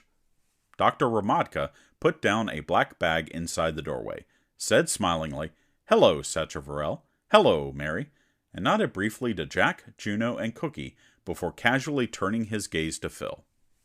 "Well, Phil," the analyst said waggishly, "that was quite a chase you led me, and I consider myself very lucky to have found you at all. It was a most interesting conversation we were having, and I'm eager to continue it." He spared the others a glance. "You'll excuse us talking professional matters for a moment, I hope. Now, Phil," he went on persuasively, "I imagine that the person who persuaded, or rather forced you to run away, tried to put all sorts of ideas in your head. But I'm sure I can show you in a few moments just how nonsensical they are. Incidentally, it was that same person who turned out the lights in the first place and put all the doors on code. Quite a trickster, eh? And my daughter, too. So say goodbye to your friends, Phil. I hope they won't be too angry with me for dragging you off." By this time, Dr. Ramadka was far enough into the light so that the 4 streaks of dried blood on his cheeks showed up plainly. Mary said mischievously, "Anton, I never did believe in that wild woman patient of yours who was always threatening mayhem, but now I guess I'm going to have to. Somebody clawed you real good." Dr. Ramadka's smile thinned a trifle. "Quite a few illusions turn out to be very real, Mary," he said lightly, "although it's usually my job to prove the opposite. Eh, Phil? Such as that there really aren't any young women with hoofs and black fur who forget to turn off the window when they undress?" "Or any green cats?" Phil asked quietly. "Yes, anything like that," Dr. Ramadka agreed curtly. "Why don't you admit, Doctor," Phil went on coolly, "that the green cat is another of those illusions that turn out to be very real? And that you're after it? You wouldn't startle these people a bit. They've all seen the green cat." Dr. Ramadka's eyes blazed with sudden suspicion, which didn't altogether abate when Cookie said in scandalized tones, "We did not." And Jack insisted, "Doc, we don't know what the guy's talking about, but we do know he's a nut. That's why I sent him to you in the first place." Phil watched with amusement as the psychoanalyst sharply scanned Juno, Sacheverell, and Mary. Then Phil chuckled and said to them cryptically, "It might be worse for you if I go off with the doctor instead of up against Brimstein." New suspicions flared in Dr. Ramadka's eyes, but Jack said swiftly, "Look, Doc, Are you going to take this guy in charge and put him away somewhere so that he won't be able to cause any trouble?" "That's one thing you can be sure of," Dr. Ramadka snapped, shedding his smiles and subtlety. "Get this straight, Phil. You're coming with me, whether you want to or not. In case you're thinking about running away again, I have several friends outside." "Then that's swell," Jack said. "I'm all for it. We'll be glad to get rid of him." Juno, who had been frowning for a long while, now rocked her head like a puzzled bull. "Gee, Jack, I don't know," she said. "I don't like it at all." "Juno," Jack began threateningly. "I don't like the idea of tossing the little guy to the wolves," she finished defiantly. "To the wolves, Mrs. Jones?" Dr. Ramadka asked dangerously. "That's done to save others. Please explain." But at that moment, Sacheverell came hustling forward with great determination. There were no longer any traces of sympathy in the stern glance he fixed on Phil.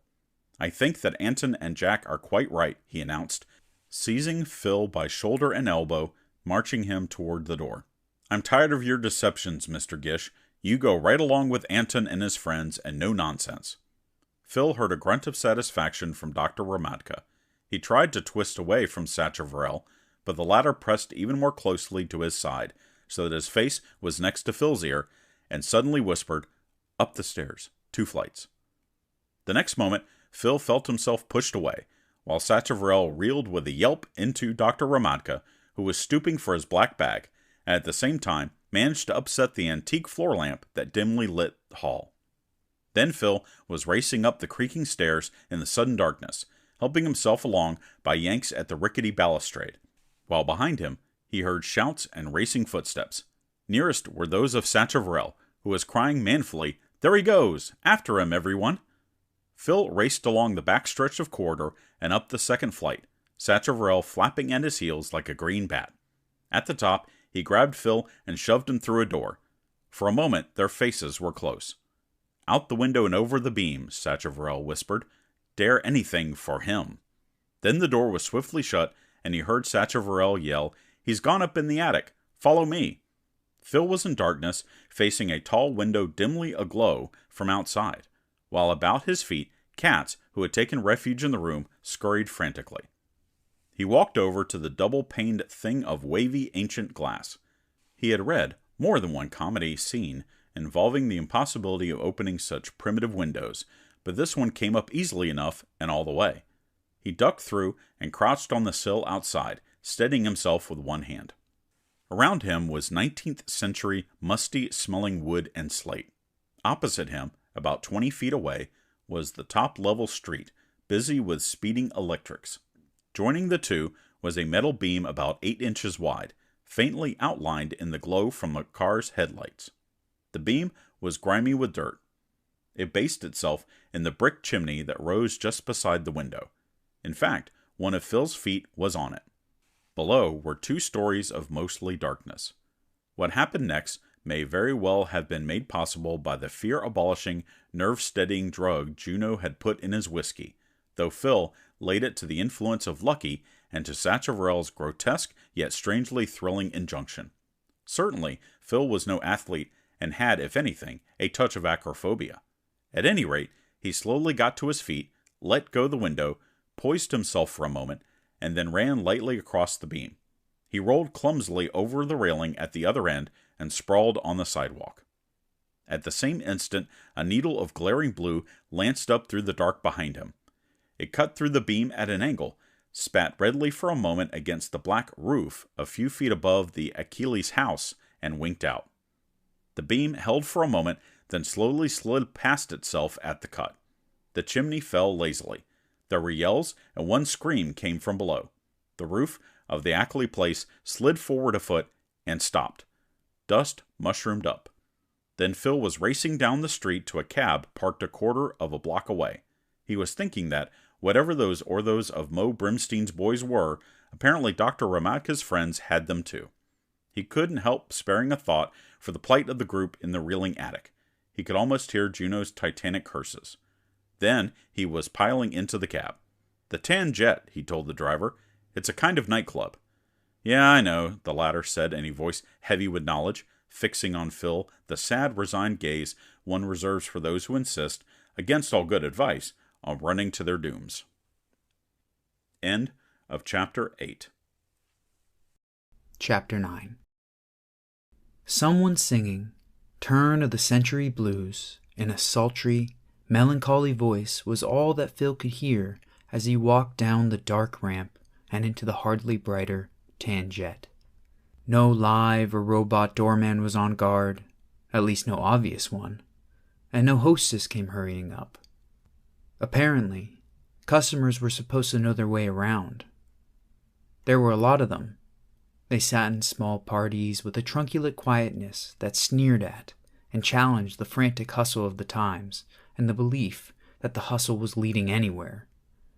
There were no jukebox theaters in the corners, no TV screens visible, and the booths didn't seem to be equipped with handies. 4 live musicians softly blew and strummed old jazz instruments, while a single, amber spotlight shone on the coffee-colored, deceivingly languid songstress, whose sequined dress went all the way to her wrists and chin. I'm sad, crazy, sweetheart, tonight. My heart is heavy in the sodium light. A young man and woman, coming from opposite shadowy walls, sighted each other. Lambie pie, he cried. She stood stock still as he walked up to her and gave her a slap that rocked her red ringleted head. Then, love a man, she cried, and slapped him back. Phil could see his eyes roll ecstatically as the red flamed in his smacked cheeks. They linked arms ritualistically and made off. And it don't help, sweetheart, to know that the whole world went crazy, moon mazy and space hazy, about 100 years ago. So, at that moment, Phil spotted the dark sheen of Mitzi Romaka's hair and cloak at the far end of the room. He started towards her, suddenly feeling a trifle uneasy. Put away my sky-high platform shoes, and don't bring me any happy news, for I got those turn of the century, turn of the millennium blues. As the listeners softly hissed their applause, Phil stopped a few feet away from Mitzi's table. She was with 3 young men, but they sat away from her pointedly, as if she were ostracized.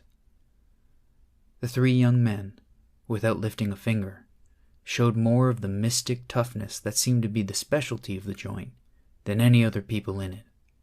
They had the quiet dignity of murderers. When Mitzi turned to see what they were looking at, she sprang up with the delighted cry of, "Phil!" though there was alarm in her eyes. She wasn't wearing her evening mask. She walked over to him and slapped him stingingly with her left hand. He whipped up his hand to slap her back, hesitated, and barely managed a sketchy pat. She glared at him but turned back with a bright smile, saying gaily, "Fellows, Phil. Phil, meet Carstairs, Llewellyn, and Buck." Carstairs had a head that bulged at the top like a pear. He wore thin bangs, the effect of which was not effeminate. He remarked lazily to Mitzi, "So this is the clown you blabbed tonight's plans to."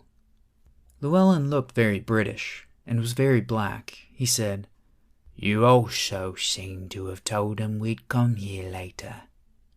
Puzzles me why he didn't bring the police." Buck was hawk-faced, and had a Kentucky accent that sounded as if it had been learned from tapes. "Police never tried to pick up anybody in the tin jet yet," he observed. "Not here, Odie." This last remark was addressed to a gaunt, mangy dog which thrust its head from under his legs and snapped at Phil. Phil leaned on the table, his hand next to a tall, slim pitcher. He said to Mitzi, "I'm surprised to find you at a tame place like this. I expected drugs, knife fights, and naked women." Mitzi whirled his way. "As for drugs, what do you think we're drinking?" she said furiously. "As for knife fights, wait. And as for naked women, you devotee of male-female wrestling, well, if Carstairs, Llewellyn, or Buck should happen to see a girl who took their fancy, I'd just walk up to her and rip off her clothes." She was looking past Phil when she finished. He swiveled his head and saw Miss Phoebe Filmer with a rather scared-looking young man. But Phoebe, in her half-off-the-bosom chartreuse evening gown, looked even more frightened, her face almost as green as her green blonde hair. Perhaps she had heard Mitzi's last remark. Then she recognized Phil, and astonishment was added to her fright. Phil smiled at her with a somewhat forced reassuringness. At that moment, Phoebe's escort called her attention to an empty booth back toward the door, and the two of them hurried towards its haven with an eagerness of skimmers who have overreached themselves. Phil felt remarkably bucked up.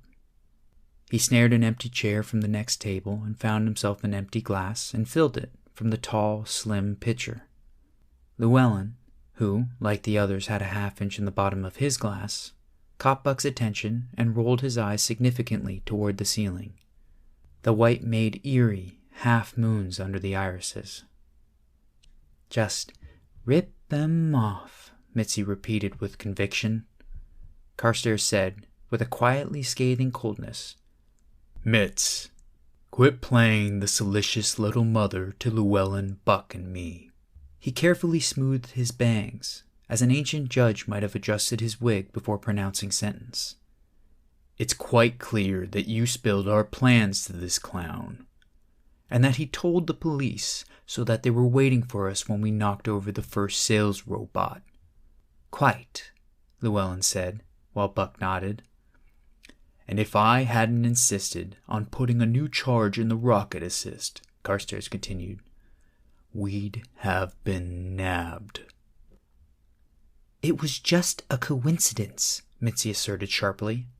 "First time we ever had a coincidence," Carstairs observed. "Personally, I don't believe there are such things." Phil took a deep drink. It seemed mild, sweet stuff compared to the adulterated whiskey Juno had fed him. That is, it seemed so for the first 2 or 3 seconds. Then he felt the top of his head balloon outward, pairwise, like Carstairs. The dark songstress was singing some song the refrain of which was, "Darling, I'm queer for you. I'm really strange, quite out of the ordinary range." Carstairs continued quietly, "Mitz, we let you into the gang. We initiated you, although we knew you were a psychoanalyst's daughter and doubtful material." Mitzi glared at him. "Initiated me?" she said. "I'll say you did." "Be that as it may," Carstairs asserted slowly, "you betrayed the gang tonight. At the best, you acted irresponsibly." His words came slower still. "Your irresponsibility lost us a wad of dough." He paused for a long, cruel moment. "You're out, Mitz." "Out," Carstairs repeated. "Definitely," Llewellyn agreed. "Yeah," Buck said, rubbing Orty's lean snout. Phil put his elbows on the table. "Gentlemen," he said quietly, "you say you are out a wad of dough. I am in the position to remedy that." Carstairs looked at him with mild irritation and raised his open hand. Phil smiled and advanced his cheek. "I am seeking a jewel beyond price," he continued. "In order to obtain it, I intend tonight to burgle the premises of Fun Incorporated. I am willing to let you help me." At the mention of Fun Incorporated, Buck turned his head at least half an inch, while Carstairs almost blinked. "You have rather big ideas, don't you?" Llewellyn remarked quietly. "Yeah," Buck agreed with a yawn. "He maybe could have picked an easier place." Carstairs asked Mitzi softly, "You did say he was one of your father's nuts, didn't you?" Mitzi started to reply, but Phil interposed blandly. "I know a private way into Fun Incorporated. Right through Billig's office. It'll be simple." You needn't worry about the wasps. Buck drawled, "What is this jewel beyond price anyhow?" "Something I wouldn't expect you to appreciate," Phil replied. "However," he continued, taking a more cautious slug of the mind-swelling drink, "there should be enough in the way of ordinary valuables lying about to compensate you for your effort. I understand that Fun Incorporated is rather wealthy. For one thing, all sales robots work from there," he finished grandly. "Why not hit them where they live?" Odie stretched leanly from under Buck's chair and snapped at Phil's hand. Phil, stiffened by the drink, didn't move it. The jaws clashed hardly an inch away. "Why do you call him Odie?" Phil asked. "'Cause he's a coyote," Buck explained, almost with condescension. "Supposed to have been bred back for ancestral traits to the Oligocene type." Phil found himself wondering whether cats could be bred back to their Egyptian ancestors, and whether those ancestors might have been green. In the pause, Mitzi's eyes grew bright. She looked at her companions. "Why don't we take him up on it?" she said lightly, but not casually. "I mean, about Fun Incorporated. It sounds exciting." "Why don't we?" Mitzi repeated after a moment. Carstairs, Llewellyn, and Buck sat there as coolly and as contemptuous of any challenge as when Phil had first seen them. Yet there was a difference. "Of course, it's risky," Phil cut in.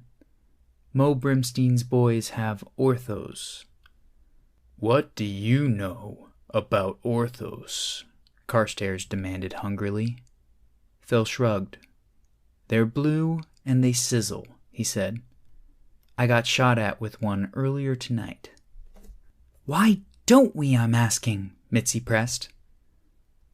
"I asked Juno and Jack Jones to help me," Phil put in. "You know, the wrestlers. They decided not to." Still no one answered Mitzi's question. "Well, I guess that's it," she said with a triumphant smile, turning away from the table. "Come on, Phil." They had taken 3 steps when Carstairs began to chuckle quietly. Phil might have kept going, but Mitzi turned back with a carefully repressed eagerness that Phil resented. "Don't kill yourselves running," Carstairs said. "Llewellyn and Buck and I are signing up for this little expedition, providing the clown could give the right answers to a few questions when we get outside." He smiled as he got up. "Just one thing, Mitz. This time, there better be no cops." Mitzi laughed. Phil accepted the situation with a "Glad to have your help, boys," and started to take Mitzi's arm, but she linked hers with those of Carstairs and Llewellyn, not sparing Phil another look. The sequin singer had shifted to a snappier rhythm. "Slap me, silly honey, beat me till I break. Love is very funny, laugh until I ache." To solace his injured feelings, Phil veered over to Phoebe Filmer's booth, where the green blonde was being rather pointedly annoyed by 2 bearded young men while her escort looked on agitatedly. Phil tapped the nearest ruffian on the shoulder. "Lay off, boys," he commanded, with a meaningful nod toward his own party. Buck at least looked his way, and Odie growled. The bearded ruffian slunk off. Phil made Phoebe a tiny bow. "Thank you," she said weakly and astoundedly. He gestured that it was a mere nothing, and walked off. "Say," she asked, hurrying after him and dragging her escort with her, "did you ever find that green cat of yours?" He smiled at her. "No," he said, "but I'm going to." End of Chapter 9. Chapter 10. "And how did you plan to get inside when the place is closed for the night?" Carstairs prodded sardonically. For answer, Phil cocked his eyebrows defiantly and gave the restaurant door a smart shove. It swung silently inward. He led them in haughtily, vaguely aware that Llewellyn was examining the lock. The long room was very dark. It smelled stalely of peepal and liquor and seared meat. Phil even thought he could distinguish Juno's burnt rabbit chops. Odie snuffed eagerly and tugged Buck forward by his leash. Phil steered their course confidently between the counter and the booths. He was feeling particularly pleased with himself because Mitzi had found opportunity to ask him for his address on the way over.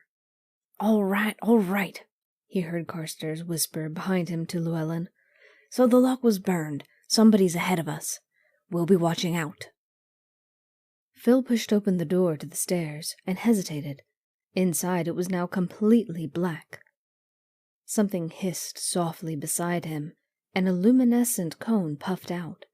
A couple of seconds later, a half-dozen treads of the stairway glowed milkily.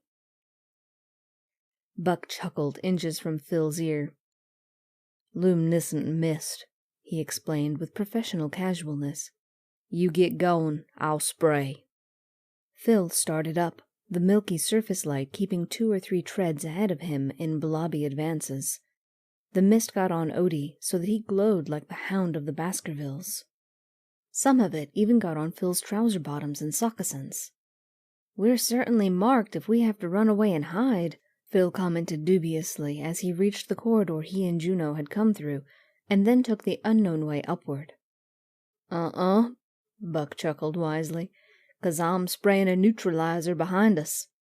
He directed at Phil's feet a dark, faintly hissing canister, and Phil's feet blacked out, along with a blob of surrounding treads. Looking back, Phil saw that the glow on the stairs vanished abruptly. He could not see Mitzi, Carstairs, and Llewellyn. He asked Buck, "How do you manage 2 canisters and Odie all at the same time?" "Hell, I could aim a squirrel rifle and run a still in addition," Buck assured him. Phil became aware of a dim radiance above him, beyond the range of Buck's mist. Buck hurriedly neutralized all the luminescence, including that on Odie and Phil. Phil cautiously went up the last 10 treads, the upper radiance increasing all the while, and found himself in a shadowy, curving corridor. His steps got shorter and shorter, then stopped. A couple yards ahead lay 3 swollen, furry shapes, each with a half-dozen slim black things stuck into them like feathered darts. He recognized at least 2 of the dead cats. Although grotesquely puffed up, their markings told him they were a Siamese and a Shorthair he had seen at the Akeley's. "Watch it," he heard Carstairs whisper, but at the same instant Odie jerked away from Buck and moved swiftly forward, his leash trailing, to snuff the nearest swollen shape. The tail of the dart next to Odie's nose began to revolve with a faint, feathery rustle. Odie became tensely still, disregarding his master's anxious, "Back, Odie!" The rustle became a whir. Odie suddenly snapped sideways at the dart, but at the same instant the dart withdrew quickly from the dead cat. Odie's teeth clashed emptily. The dart hovered a few feet in the air, just like a huge black wasp. "Don't anybody go closer," Carstairs ordered hoarsely. Buck grabbed for the end of the leash, but it was flitted away from his hand when Odie abruptly changed position, watching the dart with deadly intentness. The whir became a loud, sinister buzz. There were 2 quick zings, and the hovering darts trembled like a blown candle flame. Half turning, Phil saw that Carstairs was shooting at it with some sort of air gun. The dart began to waltz in loops. Odie leaped straight up and snapped at it as a dog might at a bee, but the dart curtsied away. Buck's "Back, Odie!" was desperate. Odie stayed on his feet and batted at the dart with his paws. There were more futile zings from Carstairs' air gun. The dart looped back and hovered in front of Odie's muzzle. As he opened his jaws for a snap, it shot down his throat. Odie, his eyes and jaws open wide, beat the air with his paws. Then he dropped to all fours and hurled himself off at top speed. He slammed against a wall, got up with difficulty, trembled over to Buck, and fell down and didn't move. It seemed to Phil that the gaunt creature was taking a deep breath, and then Phil suddenly felt sick, for the coyote was beginning to swell. "Don't touch him!" Carstairs shouted, but Buck was keeping his distance. Carstairs came up beside Buck and leaned prudently forward, his bangs swinging out from his forehead. "Always did want to see one of those things in action," he said softly. "They're what they call singular missiles, aren't they?" Llewellyn asked fascinatedly, coming up. "Anti-individual, I mean." Carstairs nodded. "Used them in the last Cold War, though hardly any rumors got out. They were for assassinations. The FBI and the Ruskies could tell tales. They're supposed to be driven by a tiny ion-emitting radioactive fan. I wish I had a counter so I could know. And of course, they home on the radiant heat of flesh and then inject a poison." Buck muttered, "Odie." The coyote's puffed eyes turned toward him, then glazed over. Buck jerked up and made a derisive noise. "Always was a dumb pooch," he said harshly. Mitzi, drawn even with Llewellyn, looked on coldly. Phil started ahead, drugs battling nausea inside him, so that the dim corridor seemed both vivid and unreal. "Where are you going?" Carstairs demanded. Phil shrugged. "To find what I came for," he said hazily. "We'll keep away from the cats," Carstairs called after him softly, but Phil was already hugging the wall. "How we know those singular missiles won't heat up and go for us like they went for Odie?" he heard Buck demand fretfully. "The others got through, didn't they?" Carstairs said irritably. "What others?" Phil heard Buck ask. "The ones who burnt the lock on the door, the ones who threw the cats ahead of them to draw the missiles," Carstairs told him impatiently. "Incidentally, if any of the missiles start spinning their tails, you might by throwing your coat over them." Beyond the dead cats, Phil came to a silvery mesh barricade with several jagged cuts in it, 3 of them making a crude doorway. The mesh looked fine and strong enough to have kept the wasps on this side. He stepped over the fallen section of mesh. The cut ends of silvery wire were rounded and fused as if by great heat. Just beyond the mesh lay a chunky man in a gray company guard uniform. He had a gun in his hand. He was intact except that the top of his head had rolled about a foot away. It had been sliced off tidily, just above the nose, by something hot. Phil remembered how neatly the blue needle had sliced the steel beam. He hurried past toward an open arch just ahead and jerked back from the large gray snake coiled there. Then he saw that the snake was a robot doorman, like old Rubberarm, and looking higher he saw that it had been sliced off close to the wall. Mitzi and the rest came through the mesh. Carstairs kneeled eagerly by the dead man and examined the gun he was clasping, but a moment later he got up with a shrug. "Not an ortho, eh?" Buck inquired. "Using those singular missiles, you'd think they'd be up to date in other things." "No, just an ordinary gas gun," Carstairs told him. "But we can be pretty sure his head wasn't taken off by a red-hot buzzsaw. The others must have orthos." He turned on Phil and grabbed him by the lapels of his jacket. "Look here, clown," he said quietly. "Who are those others?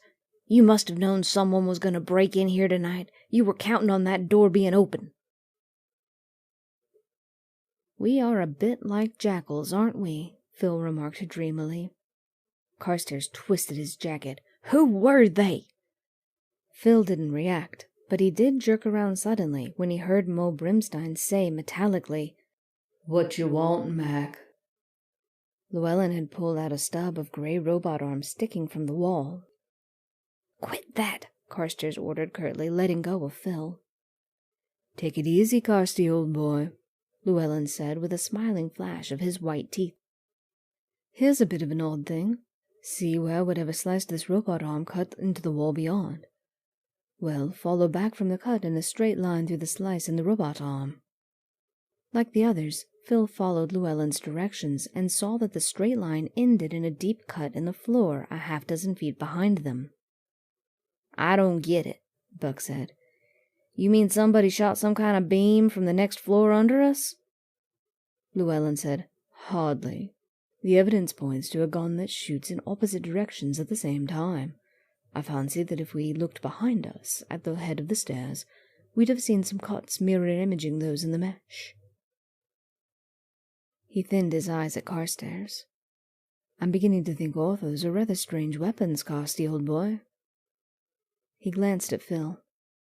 You say they're blue and sizzle, Mr. Gish. Do they also backfire? Say, look at this here communicator, Buck interrupted. He had been poking around the side of the corridor behind the guard. One button's got a new-looking gadget rigged up to it that's pushed it twice now while I've been watching. Don't touch it, Carstairs said. It's probably a button Headless here was supposed to thumb every so often to show he's on guard. Whatever broke in ahead of us knows their business. Once more, clown, who were they? Yeah, talk, Buck said, coming up beside Carstairs. I figure you're responsible for my Odie getting killed. Indeed do, Llewellyn said at the same moment, letting go of the stub arm which contracted toward the wall until it was like a wrinkled scar, while at the same time, as though internal injuries were now showing up in the thing, a broken Clockworks version of Mo Brimstein's voice wheezed, That's right, Mac. Go away and stay away. In that moment, while the eerie and ominous admonition held everyone else stock still, Phil walked with drugged aplomb past Llewellyn and through the arch. Gentlemen, he said, I imagine you would like to inspect the treasure house. He faced a room that was not extremely high-ceilinged, but so wide and long that the only clearly visible wall was the one against which they were standing. The room was not brightly lit, yet it seemed so because of the brightness of the two sorts of ranked objects on which the light fell. The left were row on endless row of sales robots, shiny high turtle shapes with a smaller dome set on the main one, the same efficient metal hucksters that daily and eveningly roamed the streets, guiding themselves and spotting customers by hypersonic radar and visual scanner. Only now their fascinating windows for displaying samples were closed, their money-collecting and commodity-bestowing arms were neatly folded, the restless wheels under their metal skirts were still, and their dulcet voices, rich with a restrained sex appeal suitable to robots, male voices for females, female for males, sprightly and wisecracking for children, were likewise silent. To the right, marshaled with equal precision, were a host of dress display robots, arrayed in everything from high-collared sable evening cloaks to bathing jewelry. Their hair gleamed with 100 tints, their suede rubber skins glowed with a creamy seductiveness. They held themselves with the poise of princesses, but like the sales robots, they were still. No slinky parading, no cute individualized gestures, no mysterious or haughty smiles, no soft lips opening to recite the qualities and prices of the garments they were modeling. They all stared straight ahead, like Egyptian mummies not yet wrapped, and indeed one, appropriately crowned and clad in a filmy sheath, was a precise copy of Nefertiti. It occurred to Phil that the ranked sales robots and dress display robots really were a military display, that he was looking at the armed might, the money army and the glamour army, of Fun Incorporated. Llewellyn was the first to break the silence. He darted to the nearest sales robot, made some practiced manipulations, and then there was a clinking, and he was waving a green and silver handful, and his teeth and the whites of his eyes shone gleefully in his black face. "They're still carrying the day's cash," he called softly. Buck looked from the money army to the glamour army with greedy indecision. When Carstairs snorted contemptuously, he trotted over to help Llewellyn, who was methodically working his way down the first row of sales robots. Despite his show of greater self-control, it was obvious that Carstairs' hands were itching, too. He looked at Phil uncertainly. Then, "Wake up, Mitz," he commanded sharply. She obediently turned toward him, an oddly incurious face. "Mitz," he went on, "I want you to guard the clown. If he tries to get away or goes for any buttons, use your shiv on him." She nodded. "Hey," Buck called in an excited stage whisper, "I think we're coming to some that are gambling robots." But Carstairs didn't go at once. although he was noiselessly snapping his fingers in an excess of impatience. He studied Mitzi fiercely. "You get it, Mitz? I don't want any slip-ups. You made one already today. Not that I believe for a minute you're soft on the clown, but you've acted a bit silly around him. There mustn't be any more of that, understand?" This time her nod, though mute as the first, seemed to satisfy him, and he rushed off to join Llewellyn and Buck.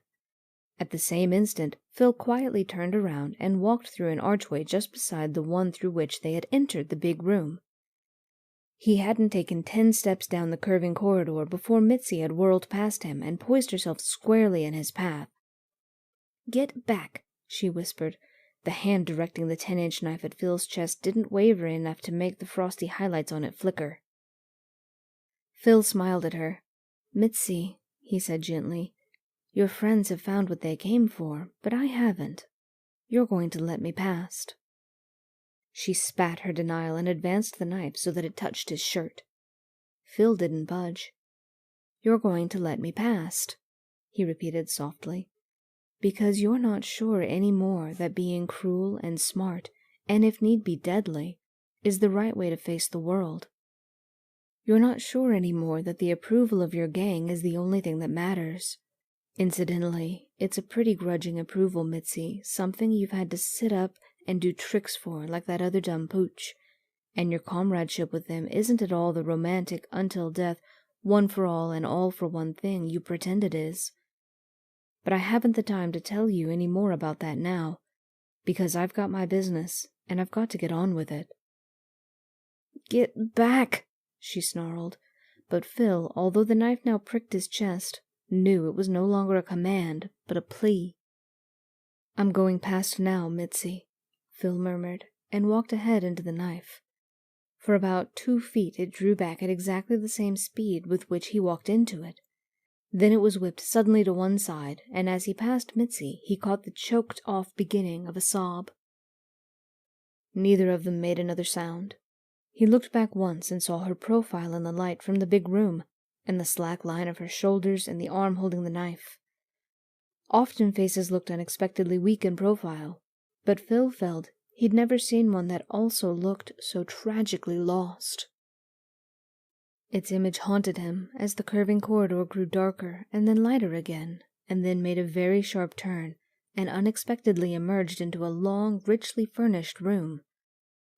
He blundered a step forward before he saw there were 3 people at the far end, and that one of them was Mo Brimstein.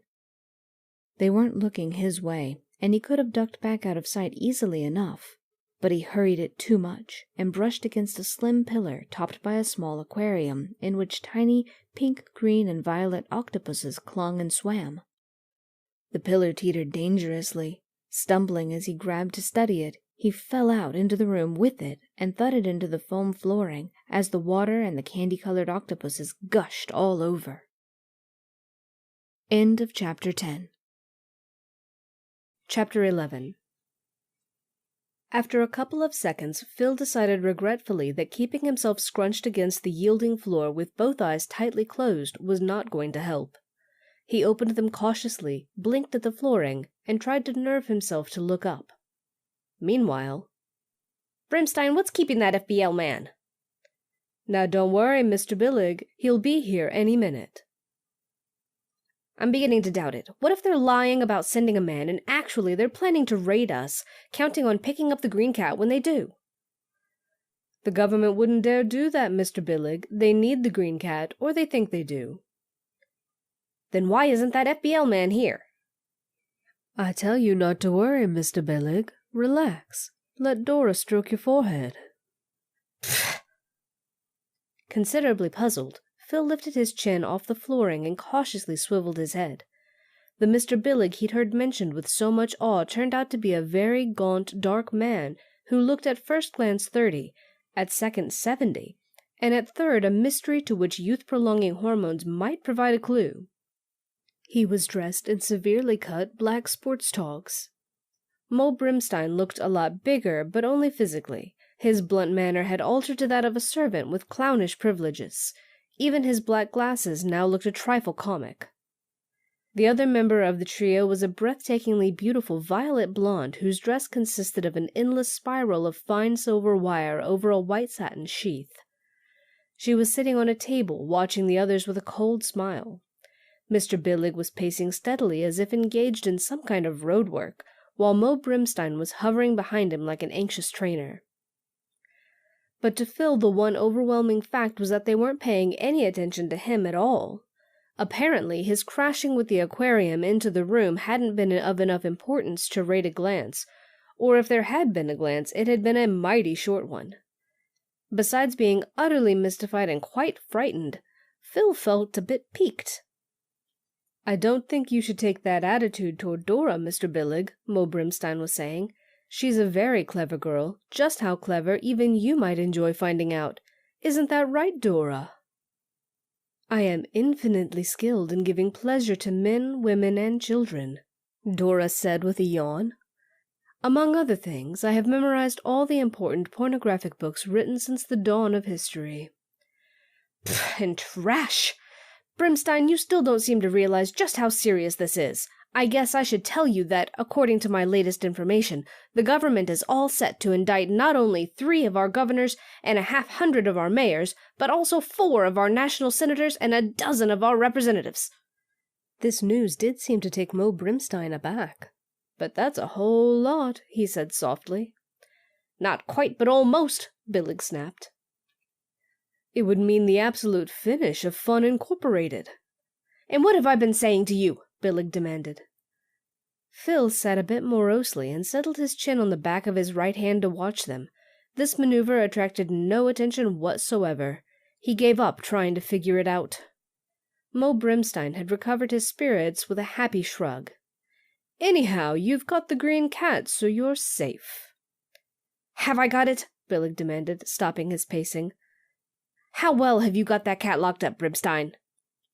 "Look, Mr. Billig, I've got it in a copper cage where nobody can get at it, and it can't get at nobody, even electronically. Besides, it's still stunned. You can't ask for more than that, can you?" "Maybe not," Billig allowed grudgingly. "But then I come back to my other point. How can we be sure the government really needs the cat so badly they'll be willing to quash all those indictments in exchange for it?"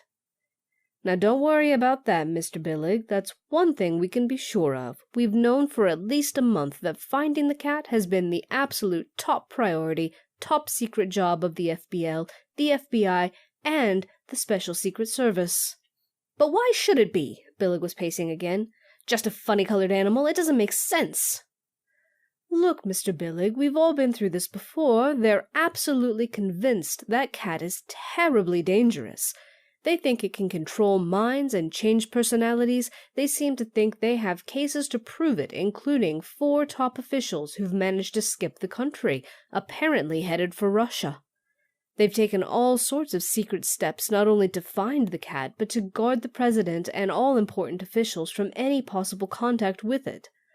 As far as our information goes, the first government theory was the cat came from Russia, that the Leinsko view of genetics was true, and that the Ruskies were able to breed intelligent animals with extrasensory powers for use as spies and saboteurs, and possibly to replace a large part of the world's population. But now the government seems to believe that the cat is a mutant or monster of some sort, and that it's in a position to conquer America, the whole world even, by controlling feelings and thoughts." Phil sat up indignantly. He wanted to say, "Why, Lucky isn't like that at all." In his interest in the conversation, he had almost forgotten his incredible situation. I know, Billig was saying. "But what do you think about it, Brimstein?" Brimstein shrugged. "I think they're nuts," he said happily. "The cat didn't seem anything peculiar to me, though I'm taking no chances.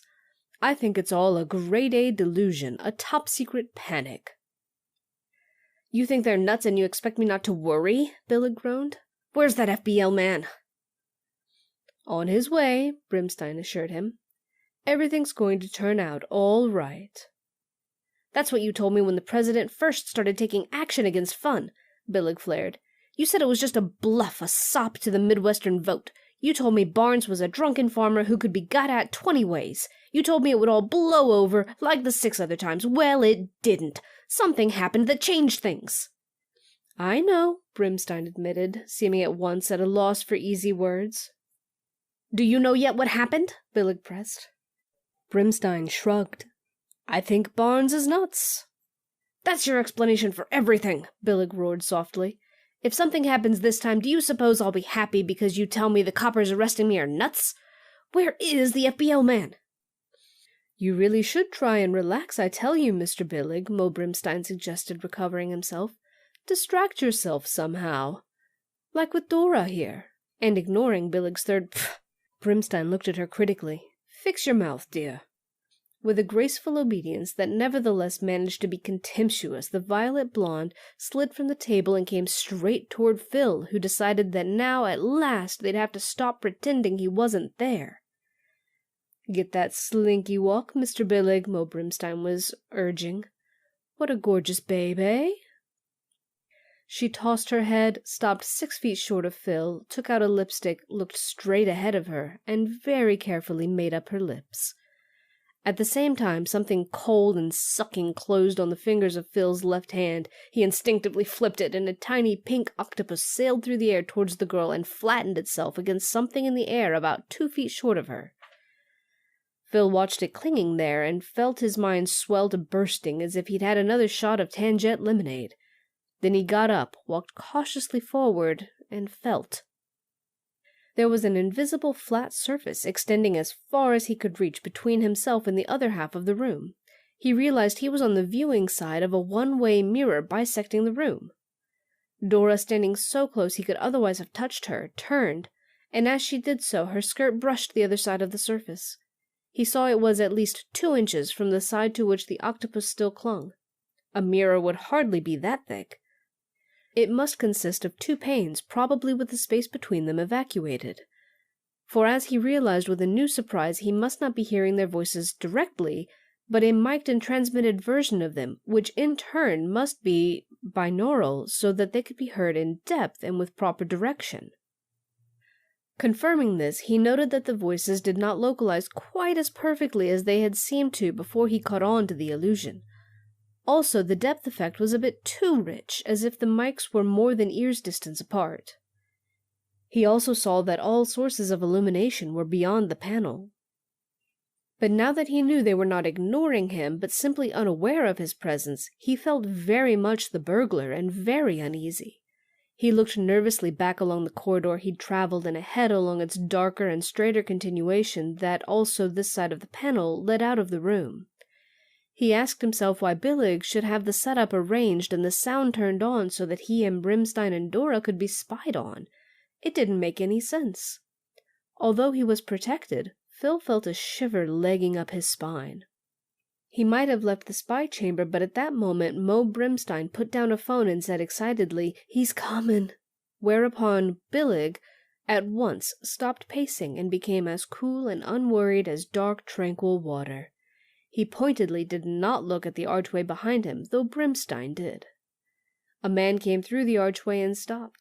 He held his spine and the expression of his face very straight. His hair was touched with gray, and his face showed years of worry, but not Billig's kind.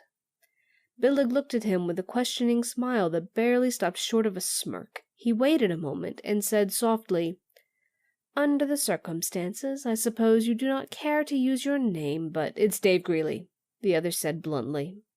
"But I do suppose that you come from the Federal Bureau of Loyalty and that you are fully empowered to deal for the services and the President." The other nodded at once. "Mr. Greeley, Mr. Brimstein," Billig said with a gracious wave of his arm that reminded Phil of the swaying of a snake. "Mr. Greeley, Dora Pans." The government man barely acknowledged the introductions. "Mr. Billig," he said, "you tell us you have the green cat. If you have, we'll buy it." "And what will you pay?" Billig murmured. "The Moreland-McCartney letters proving the graft those senators received from Fun Incorporated, plus all related recordings and microwave taps. Similar material in 60-odd other cases, which I hardly need to enumerate to you in detail." "Not enough," Billig said softly. Greeley hesitated. "Of course I could appeal to you," he said in a different voice, "simply as Americans, as citizens of this hemisphere facing a deadly danger. please, Mr. Greeley, Billig said with a chuckle. Greeley shut his lips tightly. When he opened them, his earlier voice spoke. Letters of confidence on all the indicted officials dated today and signed and thumbprinted by the President and all the service heads, with confirming vocal recordings and pictures of the recordings being made. Naturally, our experts will have to examine the cat before the exchange is made. They can be here in 20 minutes. That is better, Billig murmured. Quite a bit better, but not enough. What else do you want? Greeley demanded angrily, but it seemed to Phil that he knew. The witnesses delivered into our hands, Billig said. O'Malley, Fattori, Madeline Lushak, and the 30-odd, no, I'll be precise, 34 others. That's out, Greeley said sharply. I can't offer to pay you in human lives. Who mentioned anything like that? Billig asked mildly. I didn't, did I, Mo? It's just that we'd feel safer with the witnesses in our protective custody rather than yours. You know what you'd do to them, Greeley said. Billig shrugged. You wouldn't have to think about it. In any case, there are ways to forget. He glanced at Dora, who flashed the FBL man a lazy, provocative smile. Greeley flushed. For a few seconds he seemed to be concentrating on his breathing. Look here, Billig, he said finally. Don't get the idea that either I or the government feels anything but loathing and detestation for you. Fun Incorporated has corrupted a third of a nation, and we have your headquarters here and in 20 cities so well cordoned a wasp couldn't get out. The sole reason we haven't smashed you is that you tell us you've captured something that is a little more dangerous to America than even your rotten organization. But our patience is wearing thin. We suspect a bluff, in spite of those green hairs you sent us. Make a deal while you can. The chemical and physical analysis of the hair must have shown your experts something very interesting, Billig murmured with a reflective smile. Like you say, Mr. Greeley, we have something you can't do without, something worth roughly, shall we say, a third of a nation. It seems to me that we're letting you off very cheaply. Consider what the Ruskies might be willing to pay. So I'm afraid the witnesses are an essential part of the exchange. In fact, I'm certain. I'm warning you, Greeley flared, that I'm in full charge of Project Kitty under Emmett and that I've advised Emmett and the President to break off the deal and raid if you insist on that condition. You've advised, Billig replied, and you're under Emmett. I'm only interested in what Barnes and Emmett have advised. Greeley looked as if he wished he were deaf and dumb. His hands clenched and slowly unclenched. He set himself to speak. Just then a phone light blinked. Mo Brimstein snatched it up, obviously prepared to roar out a rebuke and slam it down. Instead he listened silently, and kept on listening. Greeley watched him intently. At that moment Phil heard the soft kiss of a door slitting open and the faint footsteps drabber in quality than the binaural richness of the stuff he'd been listening to. He looked down the straight, dark corridor on his side of the panel, some 40 feet down it, where it ended in a T, light now flooded across. Then Phil saw Dr. Ramodka cross the corridor at that point. The analyst was still carrying his black bag. In the other hand was a gun. He disappeared from sight. You better take this, Mr. Billig. Phil switched around just in time to see Billig grab the phone from Brimstein with a glare. 3 of them? Billig's words were staccato. And a 4th man and a girl, they say? What did they tell you the 4th man wanted? I don't care if it sounds silly. What? Holding the phone, Billig spared Greeley a glance. We're going to have to delay making final arrangements for a few minutes, he said curtly. Dora will entertain you. You can't delay, Greeley assured him with a sudden note of triumph. The raid starts in 10 minutes unless I return. Besides, there's only one thing important enough to make you interrupt this interview. You've lost the green cat, or you're afraid you have. I know Emmett would allow more time than that even if he didn't tell you, Billig snapped back at him. Put Benson in charge of him, Brimstein, then come back. Let me contact Emmett, Greeley said quickly. We'll cooperate with you fully in finding the cat. You have my word the indictments will be quashed. Word. Take him out, Billig said sharply. Greeley, lifting his elbow contemptuously away from Brimstein's hand, started with him out of the room. Dora accompanied them. Greeley pointedly edged away from her. Don't be frightened, Lammy, the violet blonde told him. I'm just bound for the little girl's room. Billig lifted the phone. But before he'd quite gotten it to his ear and mouth, the skin around his eyes contracted with sudden suspicion, and he gazed toward Phil, or rather toward a point near Phil, so sharply that the latter would have sprinted off, except he could not decide for a second which way. Then the spread first 2 fingers on Billig's right hand struck like a serpent's fangs at 2 buttons. Lights flared around Phil, everything was suddenly very still, and Phil saw himself in a bright mirror that hid Billig and halved the length of the room. His reflection, although fully clothed, had the expression of a man caught naked in public.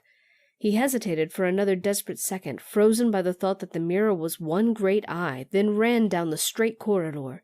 He came to the T and whisked around the corner in the direction Ramadka had gone until he heard footsteps ahead and pounding toward him. He darted back the way Ramadka had come and found himself in a brightly lit room chiefly occupied by a heavy copper cage with less than an inch between the bars. But one corner of the cage had been neatly sliced off and rested on the floor beside it like a little 3-sided orange tent. Phil looked around for a way out and saw nothing but bright white walls marred only by a deep cut in the same plane as the slice through the cage. His circling look ended at the door through which he'd come. Mr. Billig and Mo Brimstein were standing in it. Brimstein held a stun gun, Mr. Billig a larger weapon which, while pointed at Phil, was carefully held out from his side. "All right," Mr. Billig said. "What have you done with the green cat?"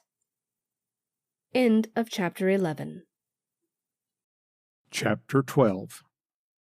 It couldn't have been 3 minutes since Phil's capture, yet it seemed he had been listening to Mr. Billig for years. He was sitting apprehensively on a stool in a long, low room to which he had been conducted by 2 men in sober sports togs, obviously a cut above company guards, whom Mr. Billig addressed as Harris and Hayes. Along one of the long sides of the room were windows and a doorway leading onto a balcony of some sort, beyond which yawned perplexing darkness. Harris and Hayes stood behind Phil, while Billig paced in front of him. Just now, the voice that was like a tape, played at triple speed, but not so high-pitched, was saying, "Have you ever pictured $10 million concretely? Think of it this way. A yacht on the Amazon, a bubble dome cabin, your private copter, a blonde, a brunette, a redhead, and yourself, absolute monarch of a very interesting microcosm. Doesn't it appeal to you?" "But I didn't take the green cat," Phil replied quickly. Billig's speed was catching. "I don't know where it is." "What do you want then?" Billig demanded. "Or like most people, are you afraid to say? Tell me, I've heard everything." Phil opened his mouth, thought of Lucky, and said nothing. "Hit him, Harris," Billig ordered, "and don't be all day about it." Pain bounced like a steel ball back and forth inside Phil's skull at Harris's dispassionate swipes. At the last one, Phil felt his head go numb and his thoughts glassy. Harris's bank cashier face swam out of sight, to be replaced by Billig's smooth mask with its lurking host of wrinkles. Billig produced the gun he had been carrying when Phil was caught. He informed Phil, "I propose to cut your limbs off, one by one. The beam burns, which keeps you from bleeding too fast." All Phil's glazed mind could think was how ludicrous the word limb was. He wondered if Billig considered him a tree. Billig's head persisted in circling Phil like a small planet, though that may have only been the room swimming. Suddenly, Phil stuck out an arm. "All right," he informed Billig. "Begin with this. Don't hurt the leaves." Billig lowered the gun. "You hit him too hard," he told Harris, "or else he likes it. There are other kinds of pain. Where's Brimstein? I told him he only had 2 minutes to find Jack. Hayes, frisk this man." Slim fingers rippled through Phil's pockets and tossed Billig commonplace items. When the hand went for his right hand pocket, Phil had a belated memory and made a move to prevent it, but Harris grabbed his arms from behind. Hayes carefully handed Billig the figurine of Mitzi Ramadka in black off the bosom frock. Billig rattled softly to Hayes. "I swear this is Mary What's-Her-Name's work, the girl who used to do striptease dolls for us. She always had a touch, and now it's got better." He fingered the doll delicately, studying the reactions in Phil's face. "You want her?" he asked suddenly. "Would it pain you to see her hurt?" He made as if to wring the doll's head off, then quickly set it on a table beside him and threw up his hands. "Where is Brimstein?" "Here," the latter announced, hulking into the room like a bear in a great hurry. "I've located Jack, and we've caught the girl the 3 hep jerks blabbed about. She lined herself up with the dress display robots and might have passed herself off as one, but she sneezed." Mitzi was marched into the room, her hands twisted behind her by Dora, whose face wore a disdainful smile that now seemed spiced with cruelty. The analyst's daughter had lost her evening cape, and her long dark hair hung half over one eye. She held her chin up, as one who has struggled, found it no use, yet not really submitted. She saw Phil and looked away from him proudly, as if her being caught had wiped out the problem into which he had plunged her. "The original," Billig observed, looking up from the figurine, which he deftly pocketed. "Darling," he said, walking toward Mitzi, "would you care to be featured in a coast-to-coast living ads, or sit for a line of ultra-deluxe dress display robots? Would you like to be a handy star, ambassadress to Brazil, or become my girl Friday and be in on everything interesting that goes on in the world? Would you like to take $10 million? Just tell us what you've done with the green cat." Mitzi answered the 5-second barrage with a shrug of her upper lip. "Darling, I'm serious," Billig assured her. "This is a lifetime opportunity, and you're a very nice girl." And he made as if to caress her shoulder affectionately, but instead whipped around to catch Phil's reaction. Jack Jones ran into the room and whisked to a stop. He glanced at Phil as if he didn't know him, and then saluted Billig sardonically. "What are you standing around for?" Billig demanded. "Get to work. Hayes, I want those hep jerks in here." Phil tried to squirm away from Harris's seemingly casual grip, and then Jack's fingers were digging at nerves, and pain was not a steel ball, but a fiery plant's red-hot roots and million rootlets, finding an instant way through every crevice between the cells of his body. He heard himself squealing. "Romadka! Romadka!" The pain lessened, and he babbled swiftly. "Dr. Romadka stole the cat. I saw him coming out of the room where the cage is, carrying his black bag. The cat must have been inside." "Who's this Romadka?" Billig whipped at him. "An analyst," Phil gasped weakly. He nodded at Jack Jones. "He can tell you all about him." "I never heard of the man," Jack asserted instantly.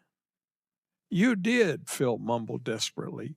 "You saw how he was after me tonight. You must have guessed he was after the green cat." Jack shook his head curtly. "He's making it up," he assured Billig. Across the room, Brimstein put down the phone and called to Billig. "Benson says Greeley's acting cool as they come. Still confident the raid will start when he said." "Well, don't freeze," Billig rapped exasperatedly at Jack. "Get back to work on him." As the small, terrible hands approached, Phil looked imploringly at Mitzi. "Dr. Anton Romadka is my father," she said coldly, "reputed to be a great psychoanalyst. This hysteric you're wasting time on is one of his patients." "Darling, why didn't you say so before?" Billig asked her joyfully. "Dora, let go of her wrists at once." The violet blonde complied with a cynical hop of her slim eyebrows. "Darling, it escaped my mind she was still doing that. I'm sorry," Billig assured Mitzi as he glided toward her, his feet moving almost as glibly as his tongue. "Darling, it's very clear to me now. This hysteric, as you accurately describe him, stole the cat on your father's orders and handed it to your father, whom I can see you don't like, and who probably forced you to come along. Now, just tell us where your father is, or where you think he is, darling, and you'll have not one, but all of the things I mentioned to you a half-minute back." "My father hasn't enough skill to burgle a banana vending robot," Mitzi snapped at him. "You're as stupid and conceited and unbalanced as all men, only faster." You think because something clever has been done, a man must have done it. My father's a rotten analyst, but you could use a few sessions with him. Darling, we're not going to get anywhere if you talk that way, Billig assured her laughingly. Realize it, darling. You're among friends and well-wishers. And he took her arm with a paternal amiability. Mitzi's right hand was a blurred arc, and Billig sashayed back with 4 bright red lines on his left cheek. Grab her, Dora, Billig ordered. The violet blonde willingly wrapped her arms around Mitzi's waist and elbows. Mitzi avoided noticing it. Meanwhile, Billig was rapid-firing. I assume she was disarmed, Brimstein. Get those claws off her. Brimstein grabbed Mitzi's right hand around the knuckles with one of his big paws and began to jerk off the needle-fang thimbles. Billig waved off Harris, who had let go Phil to offer to minister to his boss's dripping cheek. Billig paced back toward Mitzi. Darling, he said, and for once the words came slow, you're really wonderful. You're just the sort of charming vixen the sadisto hackers dream up to torture the hero. But tonight, I'm afraid you're going to have to reverse roles. Phil's mysterious inward tormentor, who had made him go up against Mo Brimstein at the Akeley's, now got to work again, and, despite the weakness of his pain-threaded muscles, forced him to a staggering rush at Billig, meanwhile calling out, "Don't you touch her!" Naturally, Jack tripped him, caught him by the collar almost before he had painfully smashed into the flooring, and slammed him back onto the stool.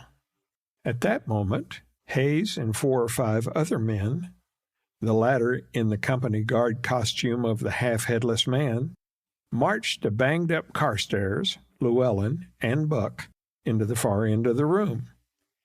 Carstairs, who now had blood as well as hair trailing down his forehead, looked steadily at Mitzi. "Thank you for this, Mitz," he said rather quietly. Llewellyn and Buck each nodded his head.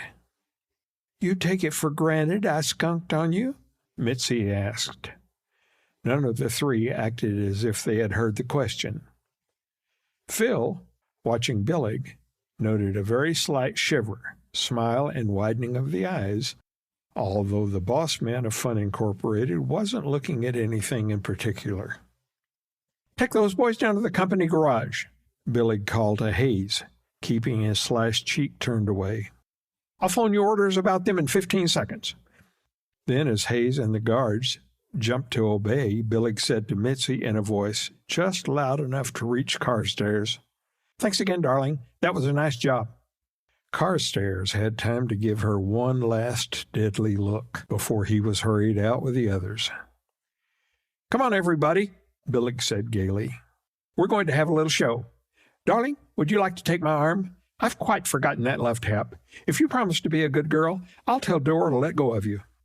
Mitzi made no reply, but Dora unwrapped her arms with lazy reluctance. "Come on, darling," Billig entreated, starting for the balcony. Mitzi didn't look at him, but she walked at his side.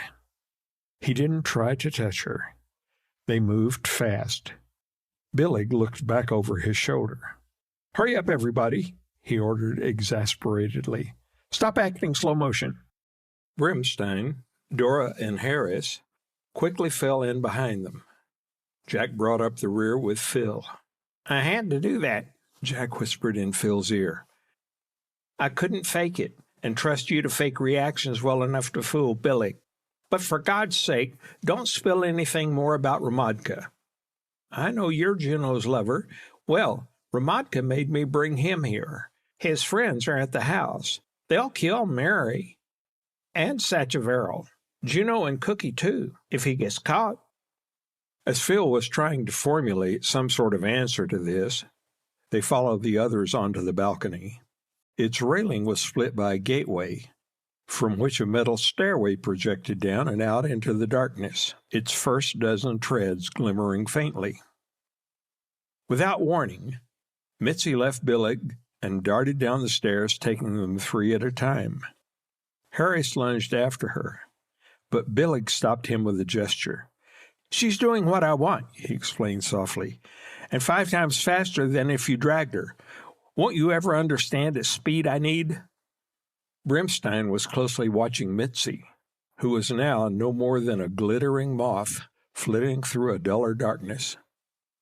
She can't see the steps anymore, he said with professional admiration. That girl's good. Billig shrugged and stepped to a control panel in the railing.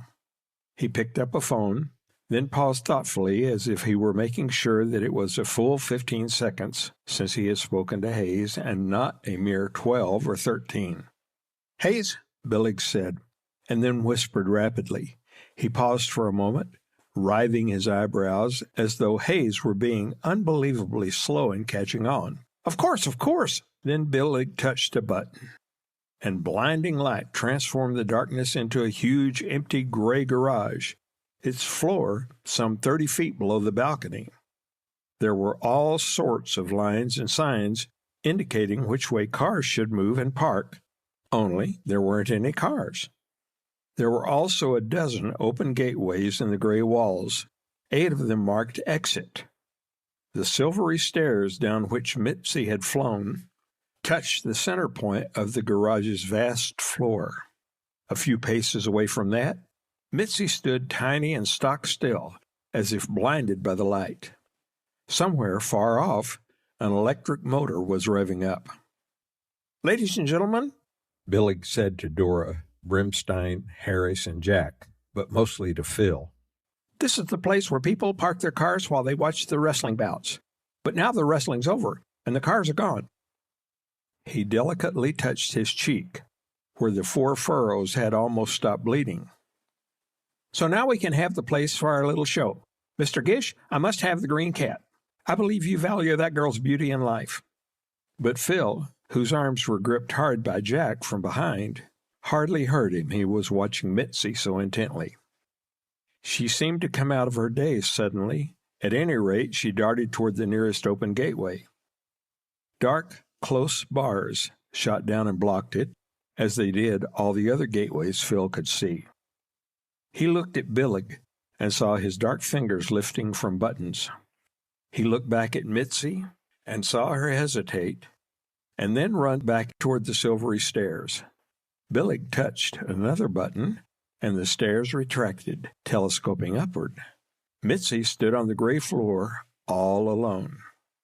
The revving of the unseen motor grew louder. Billig leaned over the guard wall and looked thoughtfully at Mitzi, as if he were a cleverer Caligula, a more practical Nero. Then he turned back and took the figurine of Mitzi out of his pocket and spoke to Phil. Mr. Gish, he said, I seriously want to know where the green cat is, or where your Dr. Ramadka has taken it. Otherwise, how would you like this to happen to her down there? And he jerked a leg off the figurine. Phil could see the twin ragged cones of wax where the leg had parted. Or this. Billig jerked off an arm. Or this, or this. At that moment, an open-top black Jeep came accelerating out from under the balcony. Phil saw there were 3 people in it, though for a moment he couldn't tell who. But Mitzi darted toward the car, calling out excitedly, Carstairs! The car came on. You're wonderful, Mitzi called. But then suddenly the car came forward faster and faster and straight toward her, and she had to dive out of the way to keep from being hit. The car started to swing around in a great loop. Mitzi picked herself up from the harsh floor. Or this, Billig hissed at Phil, and he ripped the figurine apart at the waist while one thumb made a smashed flatness of the tiny breasts. Now please tell me, where's this Dr. Ramadka? I don't know, Phil yelled, struggling to get away from Jack, who maddeningly whispered in his ear. That's right, don't spill a word. I'll remind you, Billig continued swiftly, taking something else from under his coat, that it's much worse for her or for anyone to be hurt by people she idolizes than by people she hates. So tell me about the green cat. Look here, this is an ortho. I can cut down that car any moment you tell me. But Phil, like all the others, was watching Mitzi. Having picked herself up, she didn't move, She simply stayed there facing the oncoming car. When it was so close that for an instant Phil saw Mitzi's dark head against its chrome muzzle, it veered and missed her by a breath. Mitzi stood motionless as a statue, though her short skirt whipped out. Then she turned at the waist and watched the retreating Jeep. "Chicken!" she jeered loudly. For an instant, everyone on the balcony was very still. Then there was a dull banging, and Phil realized that Mo Brimstein was pounding the railing and saying, "I tell you, that girl's good." "Yes, she is." Billig buzzed at him curtly. Brimstein stopped his applause, looking ashamed. "But," Billig continued smoothly, turning to Phil, "they're bound to get her sooner or later, unless—" And he wiggled the large black gun he held in his small hand. "So you better talk." The Jeep swung around under the balcony in a much tighter loop and headed back, revving screamingly. Mitzi faced it, grinning, hands as light on her hips as before. Then, just as, from Phil's point of view, it had swallowed her up to the waist, she sprang to one side. Phil felt her foot must have brushed the tire. The Jeep slammed through the air where she had been. "Dumbbell!" Mitzi screamed. Brimstein lifted his clenched fist above the railing, glanced at Billig, and with an effort dropped them to his sides. Phil realized his arms were numb. Jack was gripping them so tightly. Beyond Billig, Harris and Dora leaned forward over the guardrail as abstracted as gamblers. But Billig himself, though presumably a gambler, was neither still nor intent. "Look, Mr. Gish," he said rapidly, "I don't want to see this girl smashed up myself, and Brimstein here is figuring on starring her in a knife-throwing or dodge the car act. This is probably the last chance you have to save her. Where's Ramadka? Where's the cat?" Phil didn't even look at him. A phone light began to blink on the control panel. Billig ignored it. "Where's the cat?" he repeated. But all Phil could think as the black Jeep turned very tightly by the far wall, and as Mitzi pivoted to face it, all he could think was that this had happened before. In ancient Crete, where girls as slim-waisted and dark-haired as Mitzi had faced the black charging bull and dodged it, or vaulted or somersaulted over its cruel horns, their breasts as bare as Mitzi's, opposing the most tender thing in the world to the most terrible. The phone light continued to blink. The Jeep finished its turn, Llewellyn and Buck leaning out to balance it like a sailboat, while Carstairs stuck steady as death behind the wheel. Then it shrieked toward Mitzi. She waited until it was almost as close as the time before, then sprang toward the left. Quickly, almost as if it were tied to her thoughts, the Jeep veered left too. But Mitzi's feet, slamming down after that first jump, didn't carry her further, but reversed her direction, carrying her back to the spot she first occupied.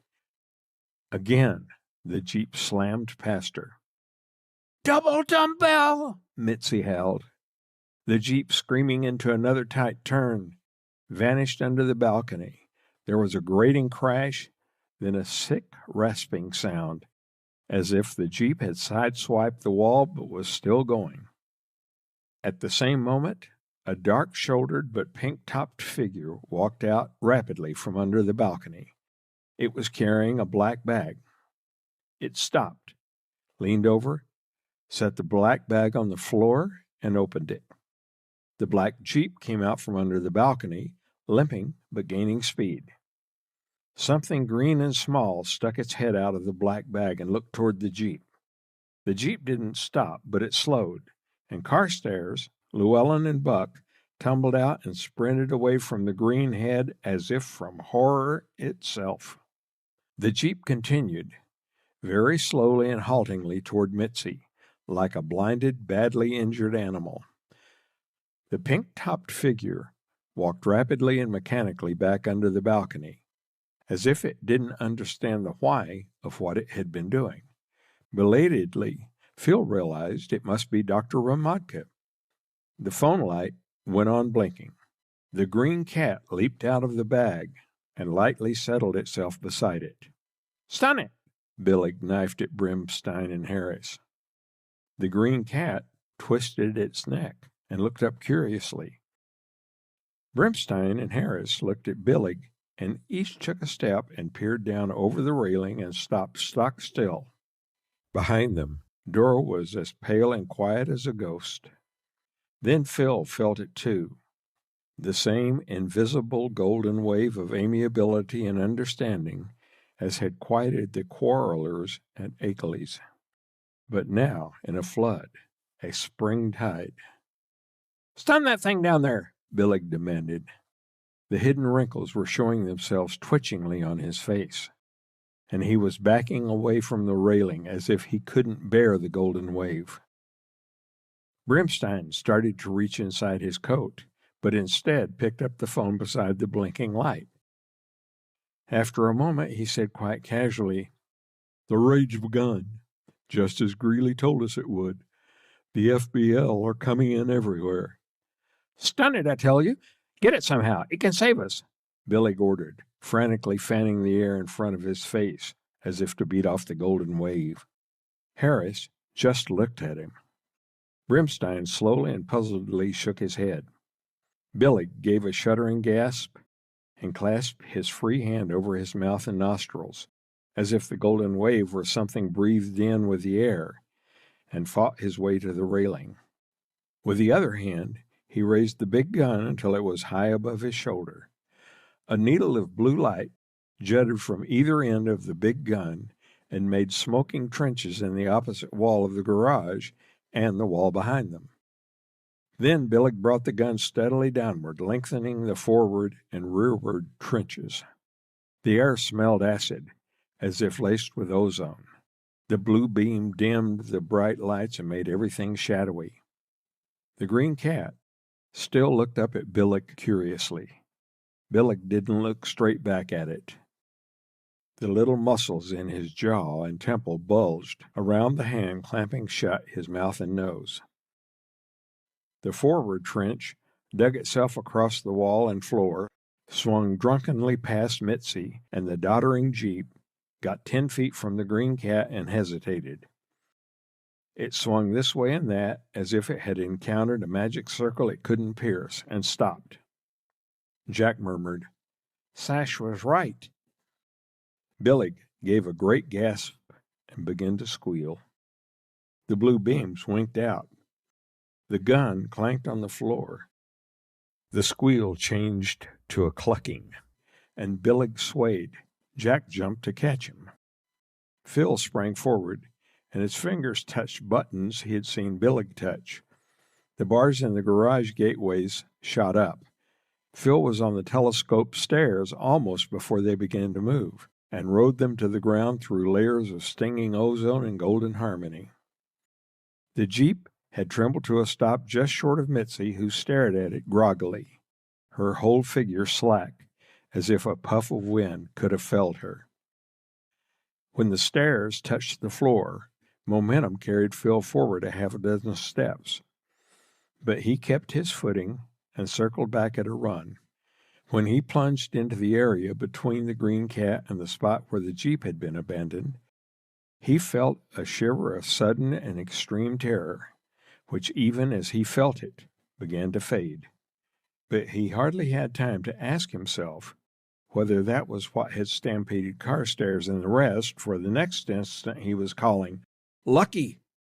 And Lucky was saying, "Prick!" and he was scooping up the unresisting cat, his fingers trembling as they touched the green fur, and darting back toward Mitzi and the jeep. Her groggy look had now become a dazed smile of triumph and pride. He grabbed her by the elbow and pulled her toward the jeep. "Get in," he shouted in her ear. "We're getting out of here. You're driving." A little life seemed to come back into her as her hands touched the wheel. She kicked the starter as he scrambled in beside her. Lucky gently clutched to his chest. "Which way?" she asked thickly. "Any exit gateway," he told her. With a rather wheezy hum, the jeep started toward the nearest gateway. Phil felt a thinning of the golden peace around them, as if, he told himself, Lucky were resting. The Jeep, though gaining a little speed, seemed to move as slowly as a school slideway. But looking back, he saw that the group on the balcony was still standing as motionless as dress display dummies with the power off, all except Billig, who was once again moving about rapidly. "Get them!" Phil could barely hear Billig's cracked voice implore as he darted from one to the other. "Kill them!" The Jeep nosed through the high doorway and started up a ramp. "Dora!" Phil heard Billig yell. "Grab my ortho and kill them!" The effect of the golden wave must be wearing off, Phil thought, for just as the top of the gateway was cutting off his view, he saw the violet blonde stoop rapidly behind the guard wall. The next second, a blue beam flashed and smoke and starry splatter sprayed up just behind the Jeep. The beam moved up and encountered the top of the gateway. It notched that, came a little closer to them, and then was stopped by the thickness of the wall. The ramp turned, and Phil saw a half a dozen men in the Fun Incorporated company guard uniform. 2 of them had drawn their guns, and the other 4 hadn't. They seemed to be arguing hurriedly about something. They turned and saw the Jeep. The 2 with guns raised them, and the others reached for theirs. Then Lucky sat up on Phil's lap, straight as the statuette of Bast, and Phil felt him let go of another of those great golden invisible waves. Phil could tell the moment it hit the guards from the sudden change in their tough faces. They watched the Jeep with awe and incredulous grins as it went past.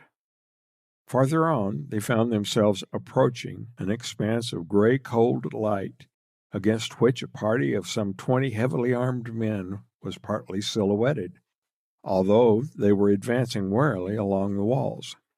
They were carrying guns, nets, sprays that could swiftly immobilize men in plastic cocoons, and what looked like bird cages. They leveled their weapons, but once again, and mightier than ever, so mighty that it made Phil shiver with understanding, the golden wave rolled forward to engulf them. Once again, the Jeep glided past astonished, troubled faces that smiled in spite of themselves. As the Jeep rolled out into the cool, shadowy dawn, Phil stroked Lucky's soft, springy fur and murmured, "Little peacemaker, you even gentled the FBL." Lucky looked up at him coquettishly, and then yawned tremendously and curled up on Phil's lap. The feeling of golden harmony subsided until only a ghost of it lingered. "I know," Phil said. "You're tired from so much peacemaking." He suddenly felt extremely tired himself, yet he went on to say in slurred syllables, "Lucky, I don't care whether you come from Egypt, Russia, or the jungles of the Amazon. You're good for the USA." End of Chapter 12. Chapter 13. The Jeep steadily turned corners, putting block after block of the empty, early-morning upper-level streets between it and Fun Incorporated. Phil wondered whether it could be traced by the electric eyes that were said to be at each intersection, but he forgot the question before it became a worry. Lucky was a plump green doughnut on his lap. He felt overpoweringly sleepy and wished he could gently slide into some universe lacking light, sound, and gravity.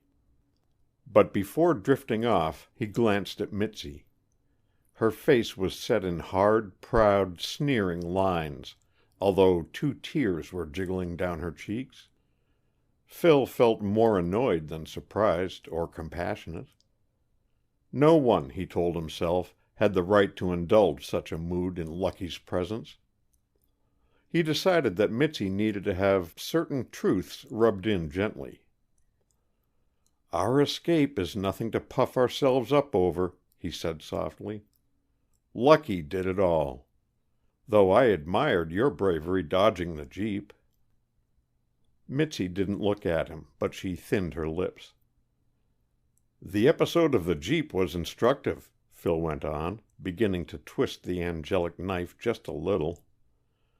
It showed you exactly what sort of glorious criminal fellowship you had with those 3 hep thugs. But now," he went on, tempering justice with mercy, "you've discovered that your romantic worship of evil isn't worth a finger snap in the face of true love and understanding. Eh, Mitzi?" Mitzi let the car jog listlessly to a stop.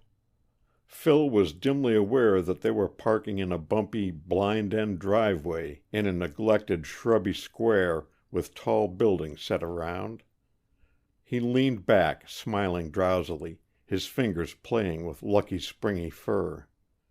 He was waiting complacently for Mitzi's sobs. Instead, the seat jounced and the door of the Jeep slammed. He looked around.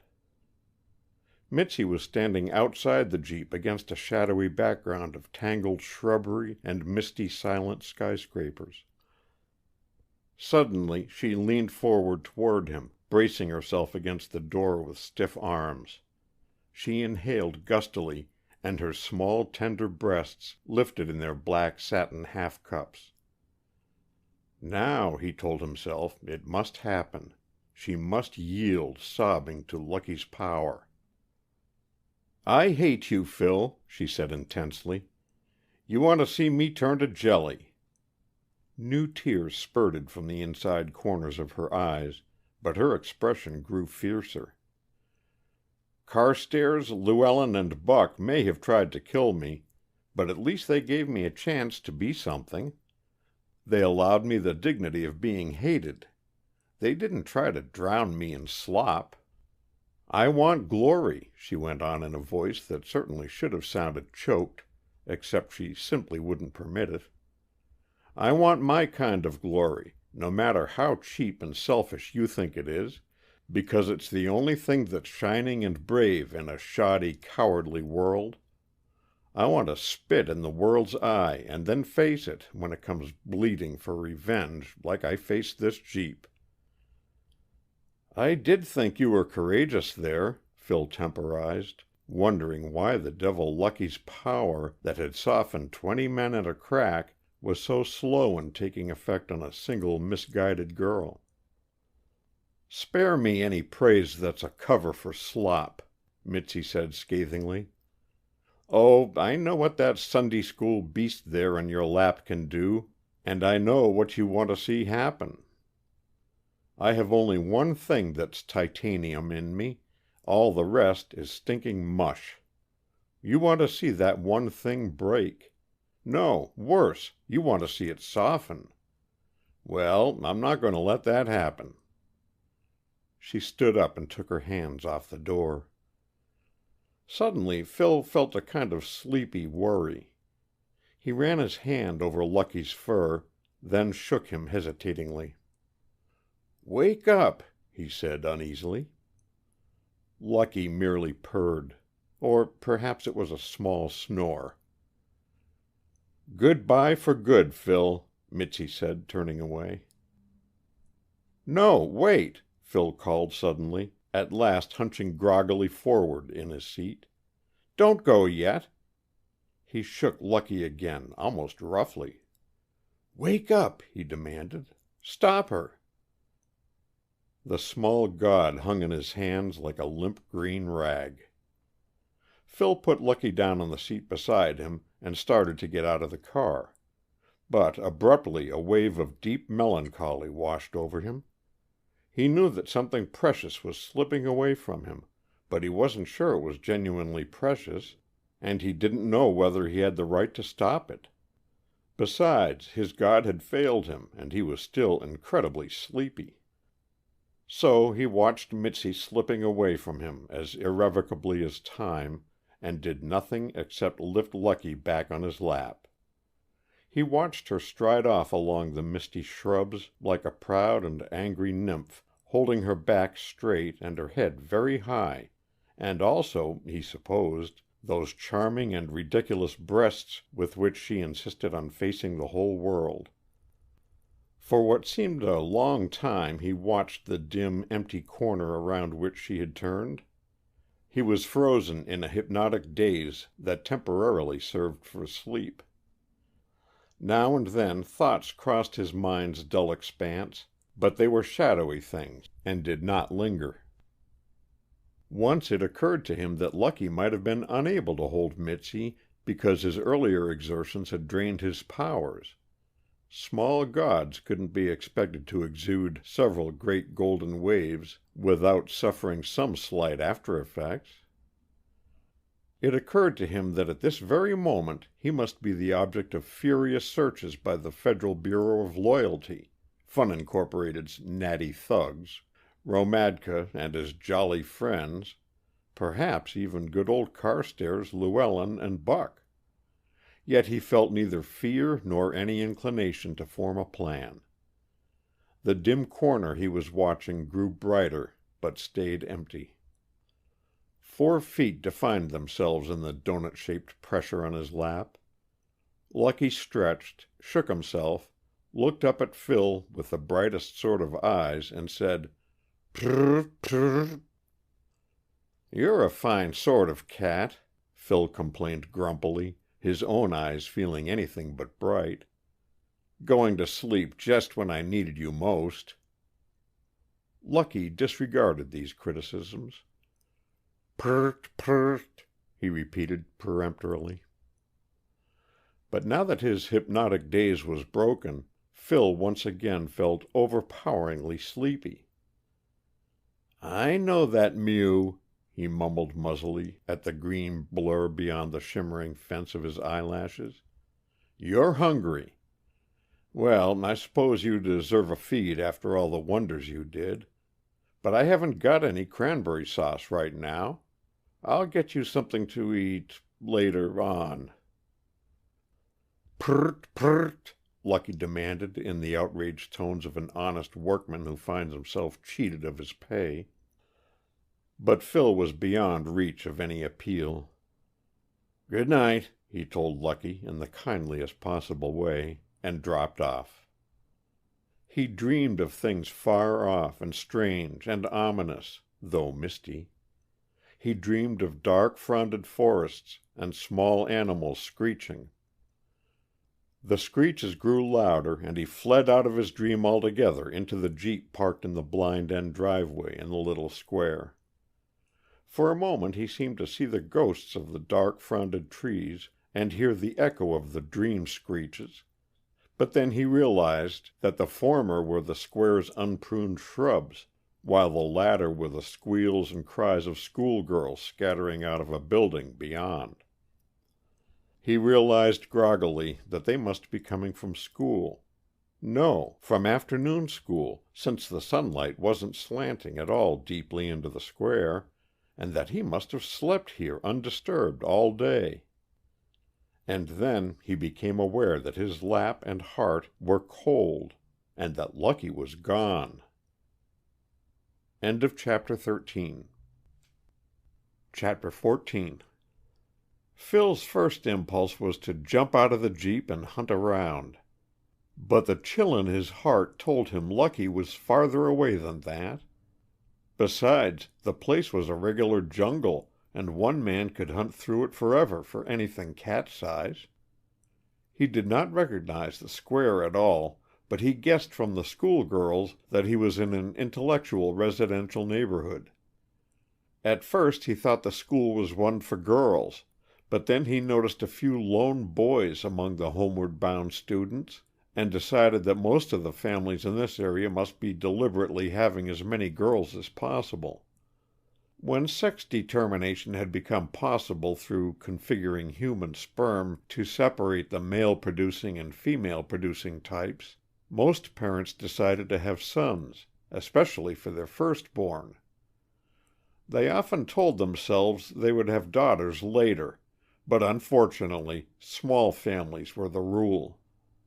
The resulting overproduction of males had led to some ineffectual state laws forbidding sex determination, an unsuccessful attempt at self-regulation by the medical profession, a lot of talk in Congress, and an almost fanatically determined movement among a class of thoughtful people to produce only daughters. This last class, besides seeking to balance the sex ratio, perhaps had in mind the fact or rumor that human parthenogenesis had been achieved. Phil remembered a Sunday afternoon video shock talk.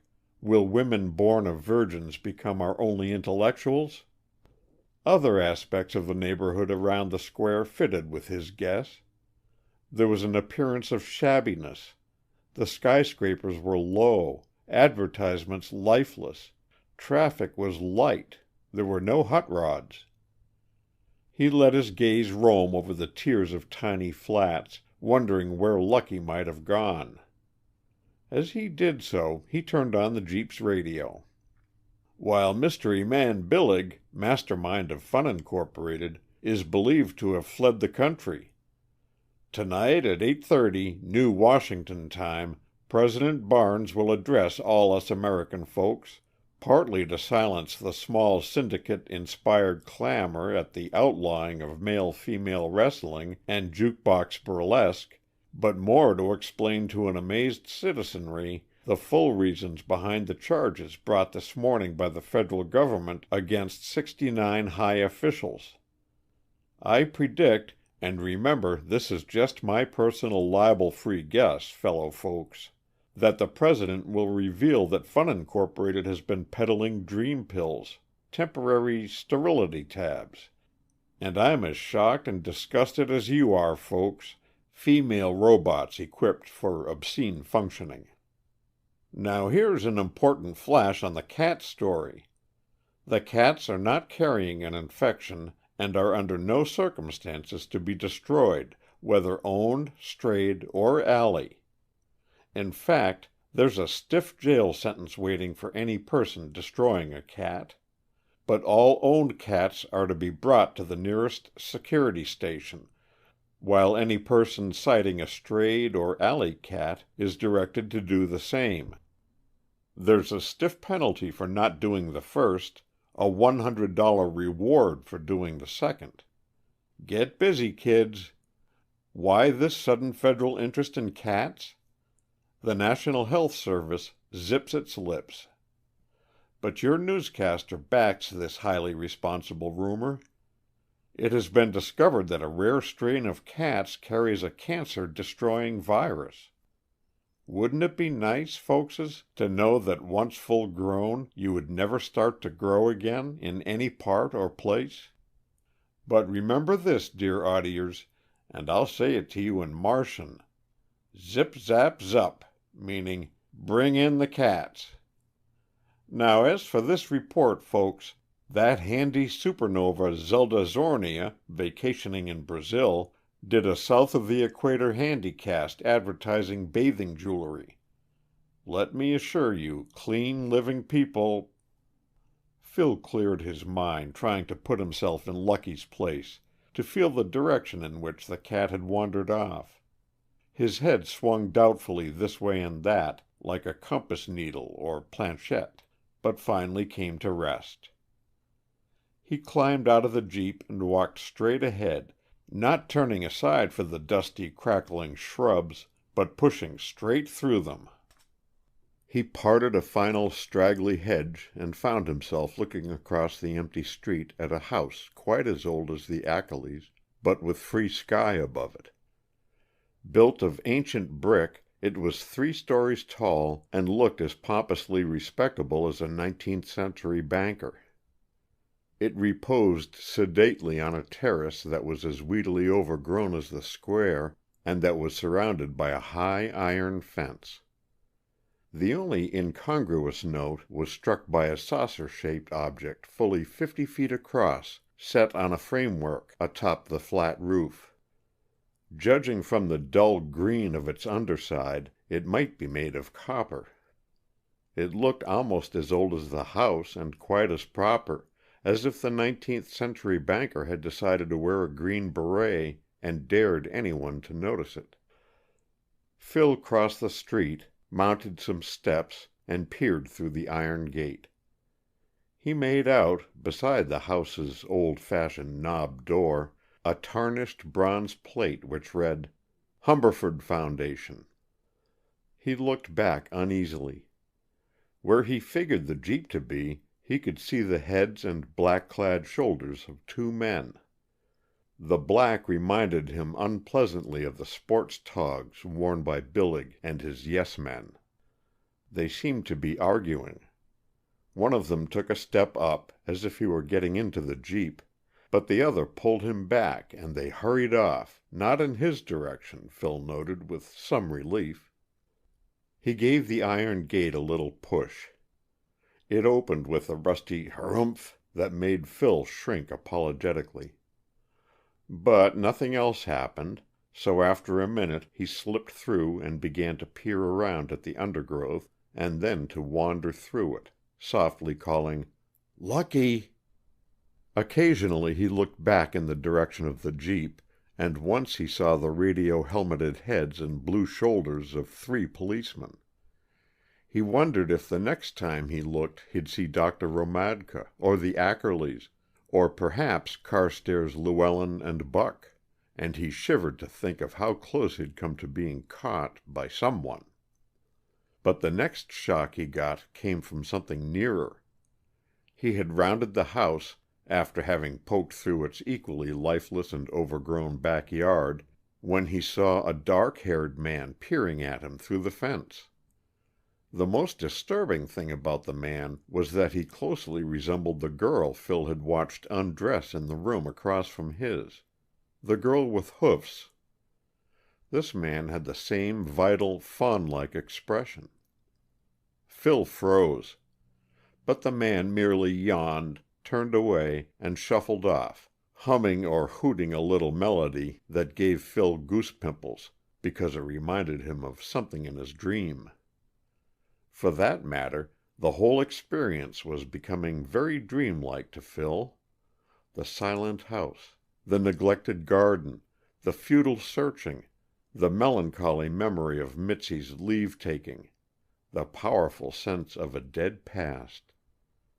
But the feeling that Lucky was near was still strong, and after a bit Phil realized he would have to do something he had been shrinking from. He reluctantly mounted the steps to the front portal, reached for the knob, and then, to put off the evil moment a little longer, called, "Lucky!" a few times along the shallow porch to either side. Something behind him inquired pleasantly, "Are you looking for a cat?" Phil spun around guiltily and found himself facing a very old man, as tall and frail as a ghost, and apparently as silent as one, since Phil hadn't heard him coming up the walk. His thin, wrinkle-netted face, crowned by close-cropped white hair, was hauntingly familiar. It had something of the grandeur of a pre-Christian ascetic, yet there was a note of puckish humor in it, as if its owner had arrived at a wise second childhood. Although Phil's heart was pounding at the alarmingly accurate question, he found himself liking the man at first sight. As he hesitated, the old man went on, "My interest, by the way, is purely academic, or else childish curiosity, which comes to the same thing." His eyes flashed impishly. "Is it by any chance a green cat?" he asked Phil rapidly. "No, you don't have to answer that question, at least not any more than you have already. I don't want to distress you. It's just that I have a mind that automatically makes the far-fetched deductions first." He beamed at Phil, who, though flustered, found himself grinning. "Perhaps you're a journalist," the oldster went on smoothly. "Or at least we can pretend you are. Dr. Garnett always calls in the press when the Humberford Foundation makes a discovery, though I'm sorry to say the press stopped coming about 20 years ago. They'd quit thinking of parapsychology as newsworthy. But perhaps there's been a time to breed a new race of journalists with a revived interest in ESPing and all the tellies. In any case, Garnett and the whole staff will be overjoyed at the presence of a pressman." "You mean the Humberford Foundation investigates extrasensory perception and things like that?" Phil asked. "You should know, since you've been sent here to get a story," the old man said reprovingly. Still, reporters often haven't the foggiest idea what they've been sent out to report, so you're excused. Phil found himself grinning again. He hadn't any notion of how the old man knew about Lucky, or where he stood in the general picture, except that he felt strangely certain that the old man didn't have anything to do with the organizations out to get Lucky. And the oldster's mischievous pretense that Phil was a reporter might at least get him past the imposing door and let him spy around. "So the Humberford Foundation has made a new discovery in parapsychology?" he said conversationally. The other nodded. "Dr. Garnett was most excited, so much so that he didn't have time to tell me what it was all about, except that they'd started to get some amazing results, and just this morning. So I hurried over. Good ESP is apt to go poof, so it's best to get it when it's hot. I have a standing order with Garnett to call me over the moment anything starts to flash. For that matter, I have the same orders with practically every scientific laboratory in the area, though the others don't always call me. But, thank Thoth, Garnett isn't in a field that's under the benign aegis of security, and he isn't at all security-minded himself. In fact, I'm not certain he's ever heard of the FBL. So you may get a real scoop, Mr. Gish, Phil Gish." The oldster's thin hand pressed his with a feathery touch. "Morton Opperly." Phil stared at him for several seconds, then gasped, The other assented with an apologetic shrug. Phil let it sink in. This was Morton Opperly, who had worked on the Manhattan Project, whose name had appeared beside Einstein's on the Physicists' Covenant, who had tried unsuccessfully to get himself jailed for refusal to do research during World War III, who had become a legend. Phil had always vaguely assumed he'd died years ago. He gazed at the renowned physicist in happy awe. The question that rose effortlessly to his lips was a testimony to Opperly's ability to create an atmosphere of unlimited free discussion unknown since 1940. "Mr. Opperly, what are orthos?" "Orthos? That could be short for any number of scientific terms, Phil, but I bet you mean the ones that shoot. Those are ortho-fissionables. Trouble with ordinary fissionables, or fissionables under ordinary circumstances, is that the fragments and neutrons shoot off in all directions, and the critical mass is large. But if you get the fissionable atoms all lined up with their axis of spin pointing in the same direction, then they all split in the same place, and every neutron hits the nucleus of the atom next to it. Because of that last fact, the neutrons are all used up, and the critical mass becomes minute. Half the fragments fly in one direction, half in the other, making it a very nasty and convenient weapon, except it has to backfire." "How do you get the atoms lined up?" Phil asked eagerly. "Temperature near absolute zero and an electric field," Opperly said, touching a button beside the doorway. "Simplest thing in the world. The new insulators can hold a gun magazine at 1 degree Kelvin for weeks and carry enough fissionable pellets to give rapid fire, with the effect of a steady beam, for more than a minute. Planning to make yourself an ortho in your home workshop, Phil? I'm afraid they don't sell that kit. Everything I've been telling you is top security, death penalty, and all that. But I'm getting so senile, I don't understand security regulations. I'm apt to babble anything. I keep telling Bobby T. he'll have me orthocuted some day. But like everyone else, he refuses to take me seriously. That's the trick they used on me in World War III, and they've never forgot it." "Bobby T.?" Opperly made another of his apologetic grimaces. Barnes. President Robert T. Barnes. We were charter members of the Midwest Starship Society. Of course, he was just a shaver then, and now he's a besotted scripture-quoting fox, but shared dreams have a way of linking people permanently. I drop in on him now and then and flash my starship badge. He's one of my pipelines to what's happening in the world, though the security services don't tell him too much. That's how I learned about the green cat. Phil was nerving himself to ask Opperly just what he'd learned, when he heard footsteps behind him. The man who looked like a brother of the girl with hoofs was standing in the gateway.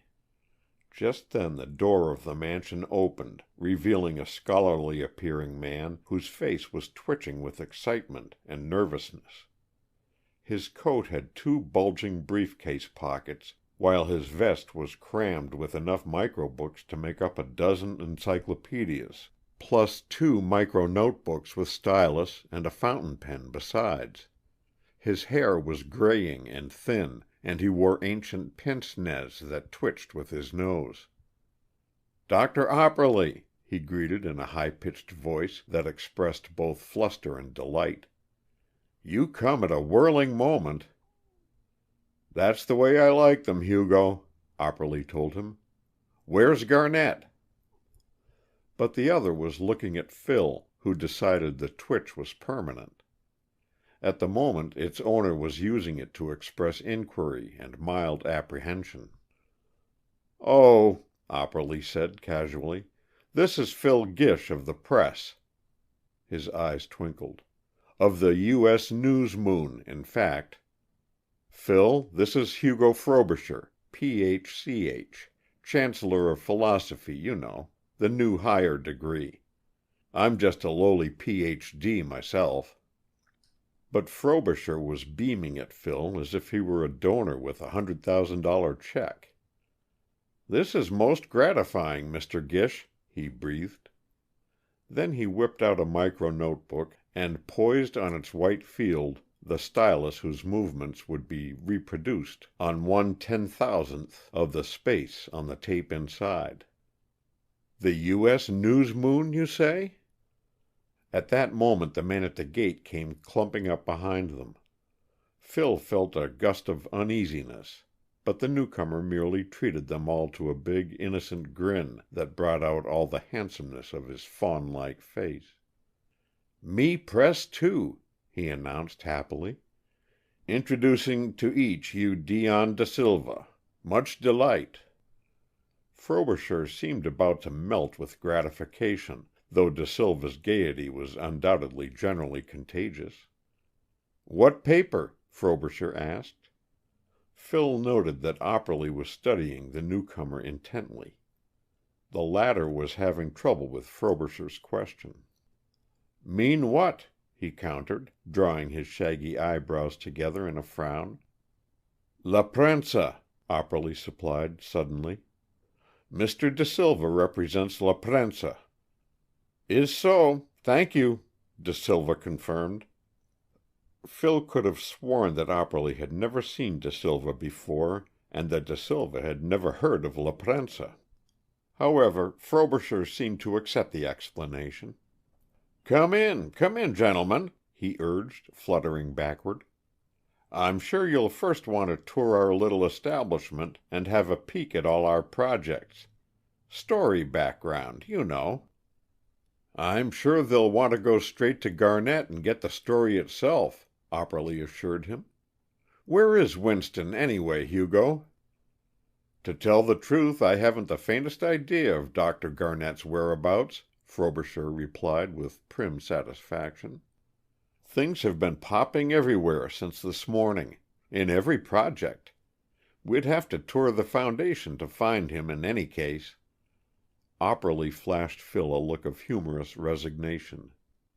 Dion da Silva pressed past Phil, flashing his wide white teeth at everyone and saying, "Is fine, fine." Phil's spirits rose. He felt certain that he was getting nearer to lucky. End of Chapter 14.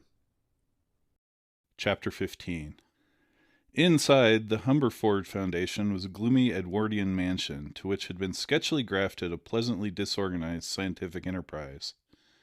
Glassed shelves of leather-bound books that hadn't been opened for decades were elbowed by trim microfilm files.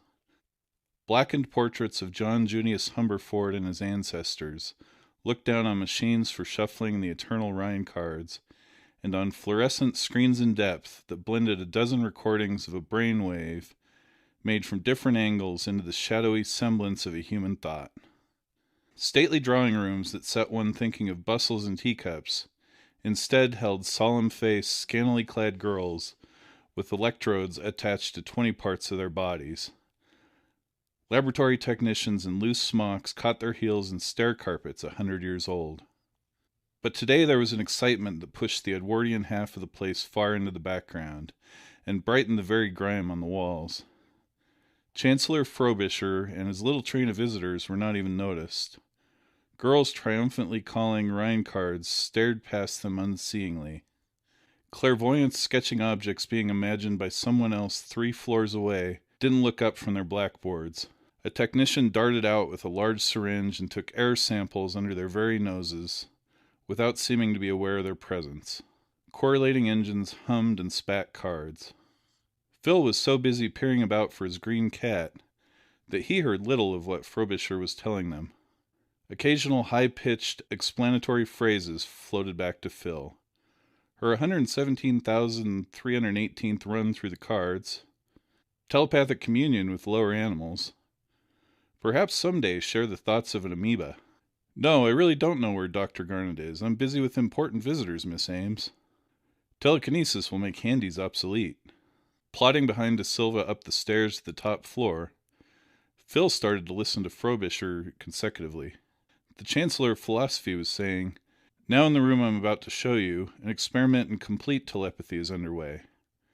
When telepathy is perfected, it will be possible for 2 individuals to lay their minds side by side and compare all their thoughts and feelings in the raw, as it were."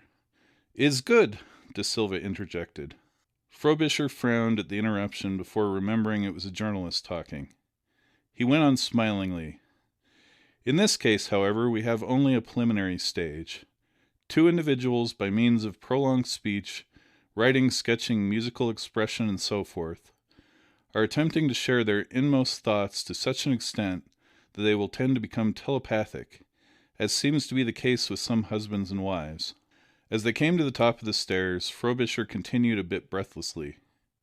"Incidentally, the young man in this experiment is one of our most consistent espers, while the young lady is a handy bit player who graciously devotes her leisure time to science." He paused with his hand on an ancient brass doorknob. "Let's not disturb them, Hugo," Opperly suggested a bit faintly, leaning against the wall, though he showed no other effects of the climb. "Sounds like rather an intimate experiment." Frobisher shook his head. "As I say," he pronounced, "these 2 researchists are seeking to lay their minds side by side." He opened the door, looked in, gasped, and hastily slammed it, though not before De Silva, peering over his shoulder, had emitted an appreciative and rather whinnying chortle. "As I say, their minds," Frobisher repeated, walking away from the door a bit unevenly. "Perhaps you're right, Dr. Opperly. We'd best not disturb them. Research is at times a strenuous affair." He looked apprehensively at the purported representative of La Prensa. "I trust Signor De Silva." "It's very good," De Silva assured him enthusiastically. Frobisher looked at him blankly, shook himself a bit, and said briskly, "It now remains, gentlemen, to give you a glimpse of our crowning project, the one on the roof. If you'll just precede me up this circular staircase." "I think I'll stay here, Hugo," Opperly told him.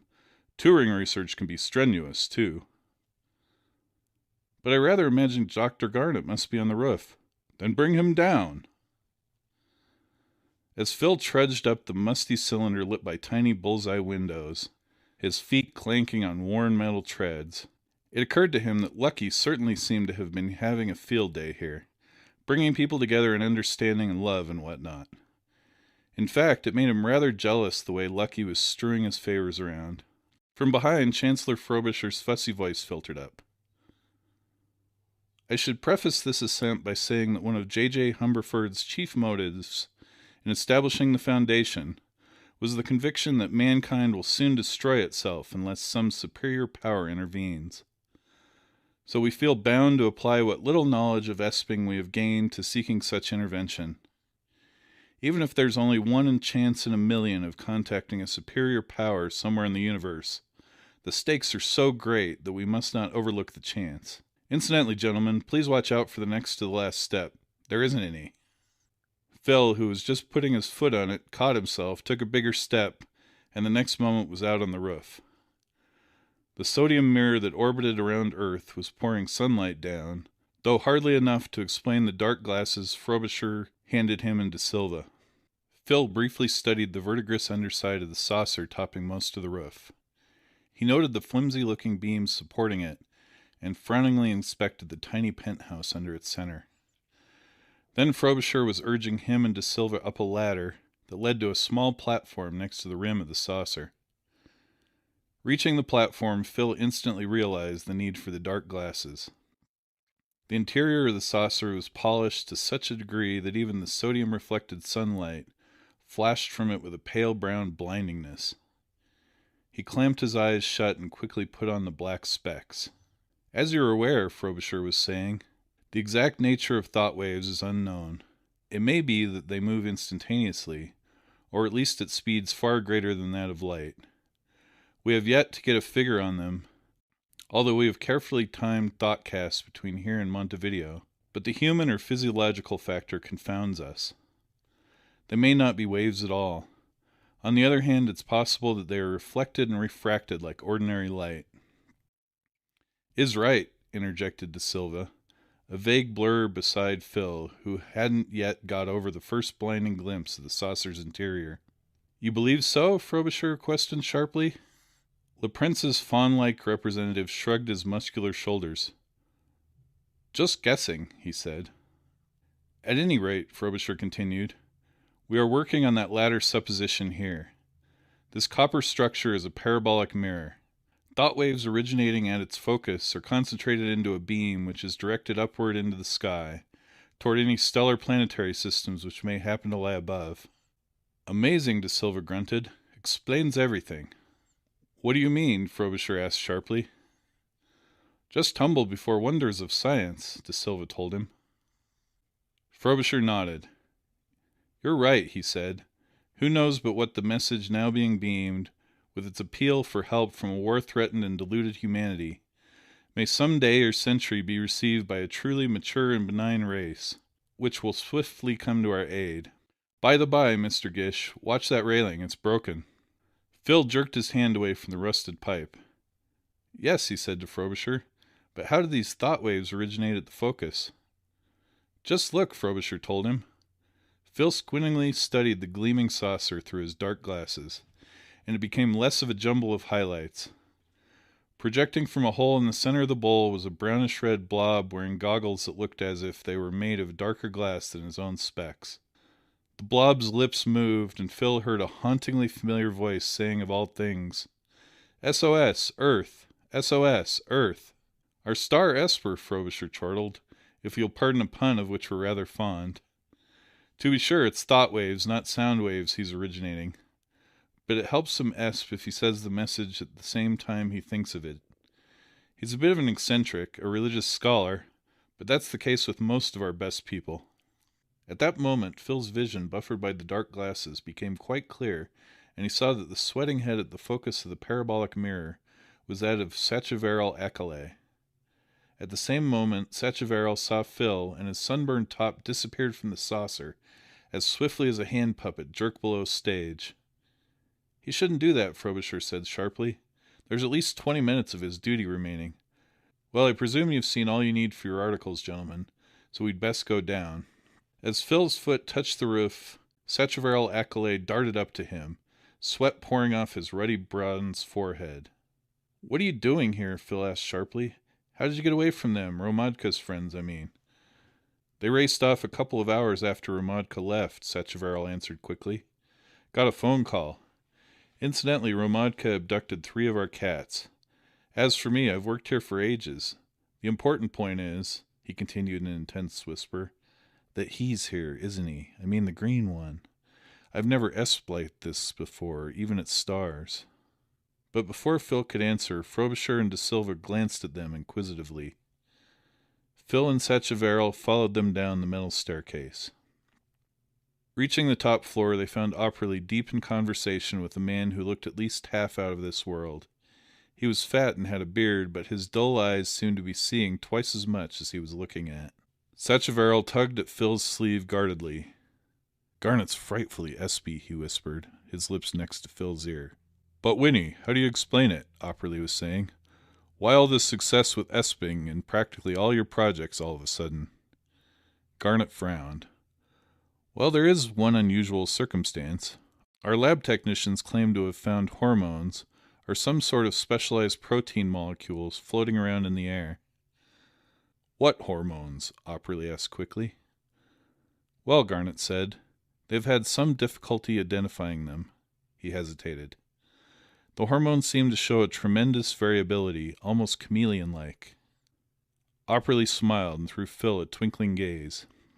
"Winnie, do you by any chance know," Opperly said, "whether an odd animal of some sort appeared at the Foundation earlier this morning?"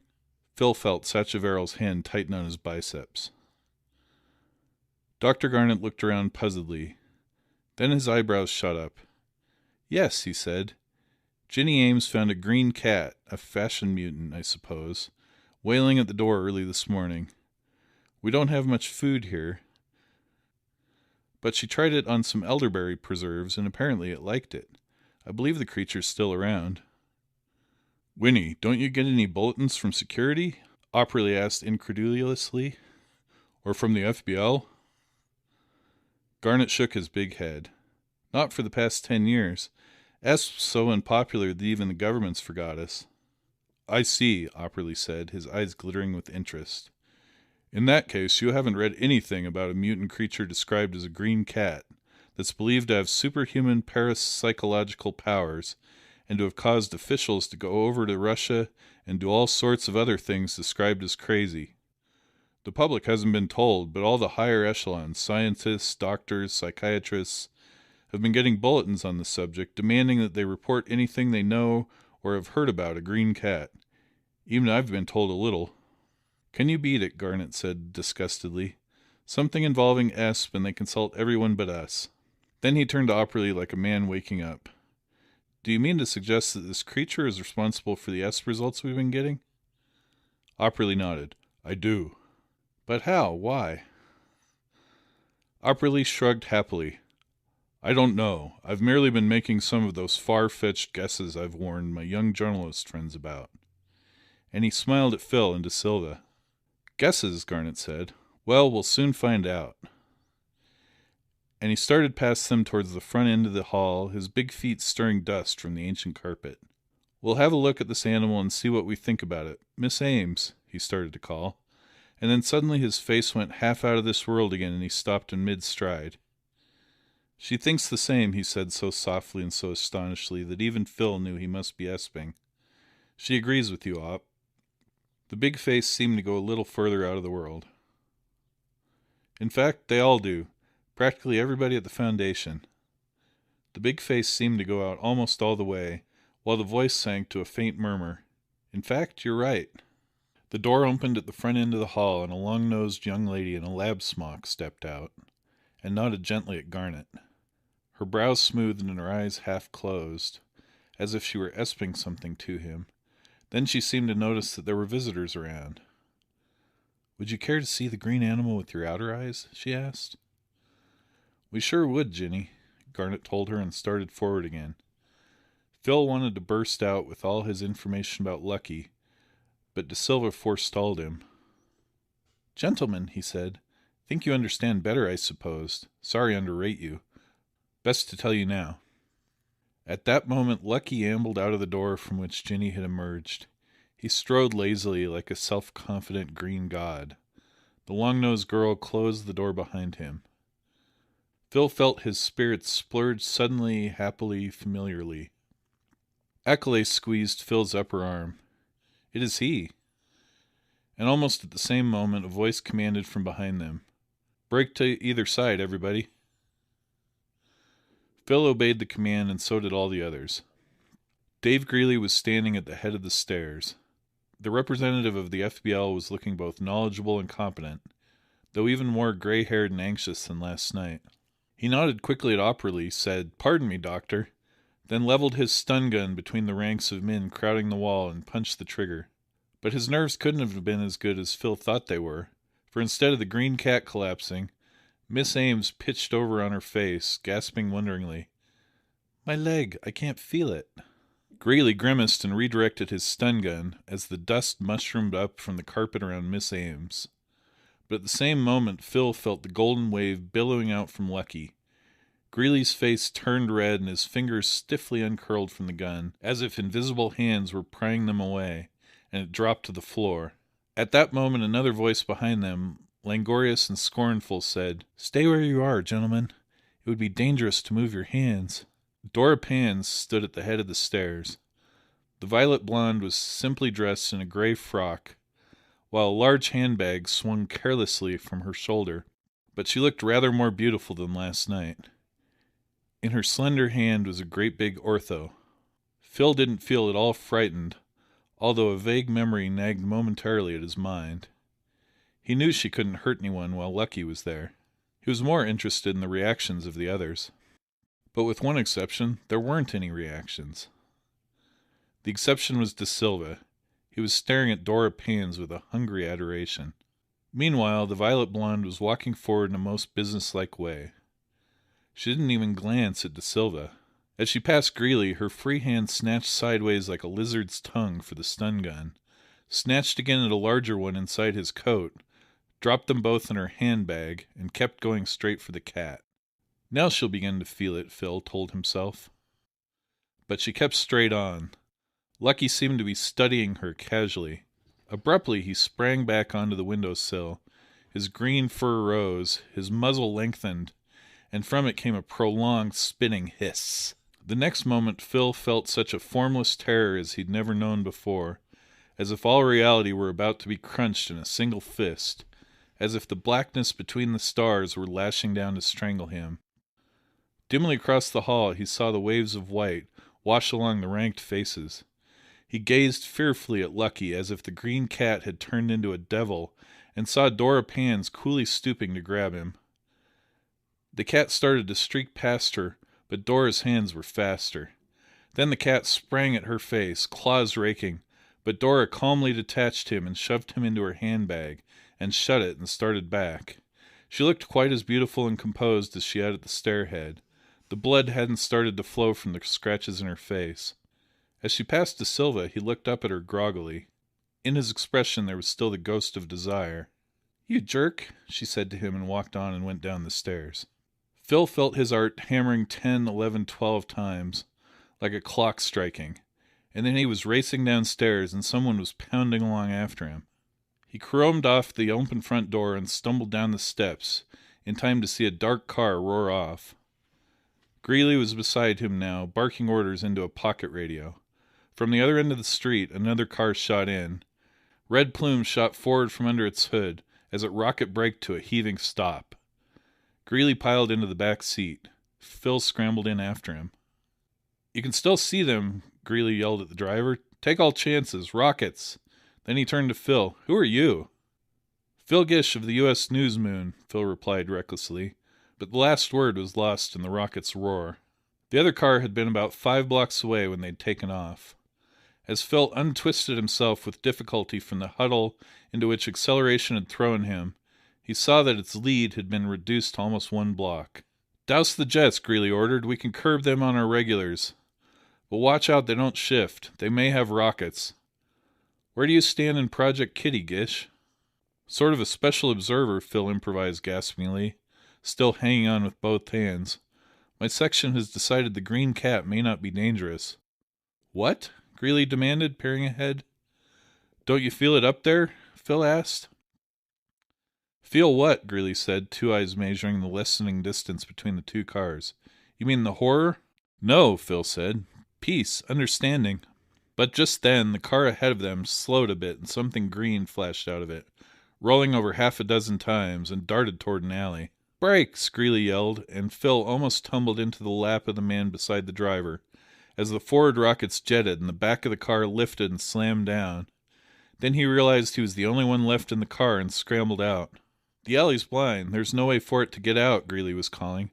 "Advance abreast. Gish, back us up." "Don't hurt him," Phil warned. "We know enough for that," Greeley yelled back. By this time Phil was behind them, and saw the green cat crouching defiantly in the narrow alley's blind end, some 20 feet away from the advancing men. The distance lessened to 10, and then the green cat darted forward, dodged this way, that, and dove between Greeley and the man on his right, straight into Phil's outstretched hands. "Lucky!" Phil said blissfully, lifting the cat closer. 5 claws raked his chin painfully, while 15 others dug into his hands. He looked at the little face. Except for its color, it was a most ordinary, though spittingly furious cat face.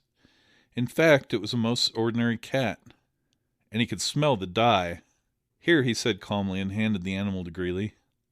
"Lucky?" Greeley yelled as the claws sank into his hands. "It's a dye job, or I'll eat it. They had it all ready and threw it out to misdirect us. Come on, here, take it, Sims. We got to keep it to be on the safe side." And presumably a third man's hands got clawed as they sprinted to the car. But Phil was not with them. He hadn't the heart. As the rockets roared again, he simply stood halfway down the alley, scratched and weary. End of Chapter 15. Chapter 16. As the elevator door closed behind Phil and he started the weary climb from 28 to 29, he was already tormenting himself for having turned down Phoebe Filmer's invitation to have a drink in her room. When she had accosted him in the lobby, babbling about how he had rescued her at the Tanjet, he had felt the last thing he wanted was to be with a human being. But now, with nothing separating him from the loneliness of his room but an echoing flight of stairs and an empty corridor, he suddenly realized that he needed human companionship above everything.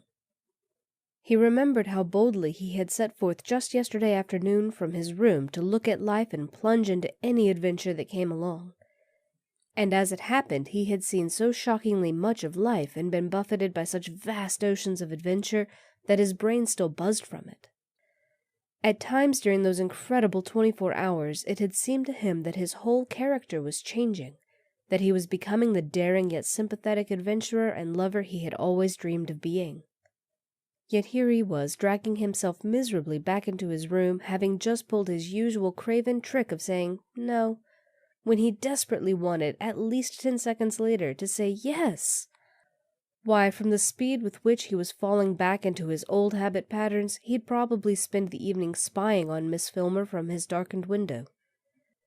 Oh, he could tell himself there was no reason to give a second thought to an ordinary pretty woman when he'd just met such a wickedly desirable girl as Mitzi Ramadka, or seen such a beauty as Dora Pans, not to mention sharing the society of such grotesque but attractive characters as Juno Jones and Mary Akeley. But that was just rationalization, and he knew it.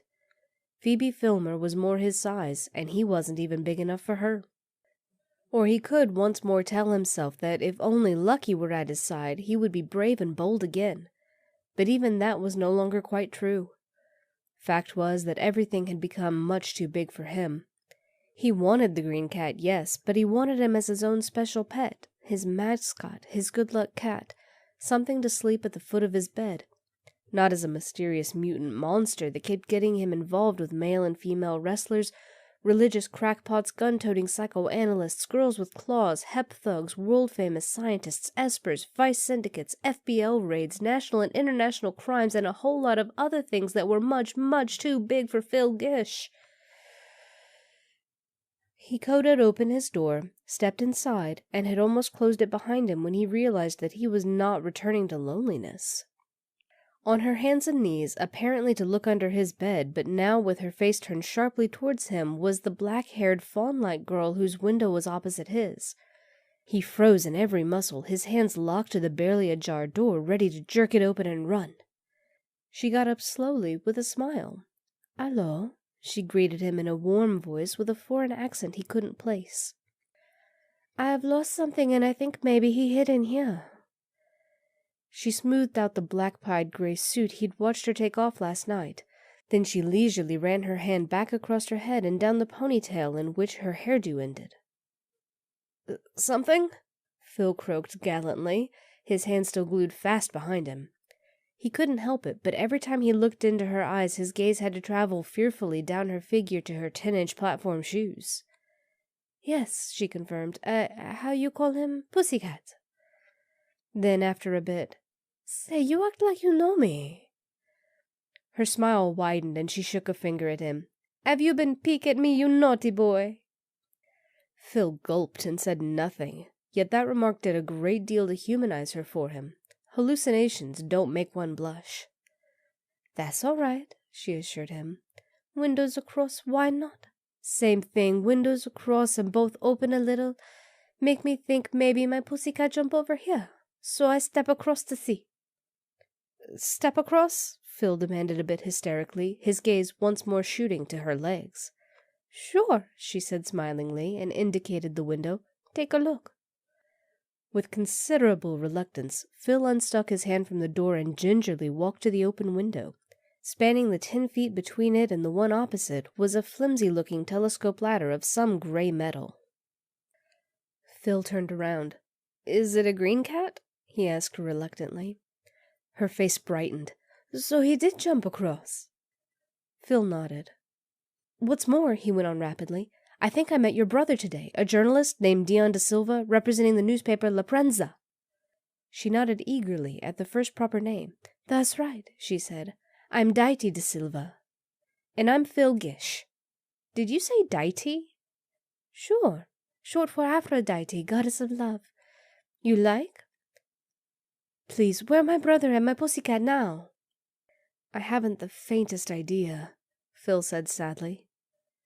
She shrugged as if she expected to hear just that. There's nothing new.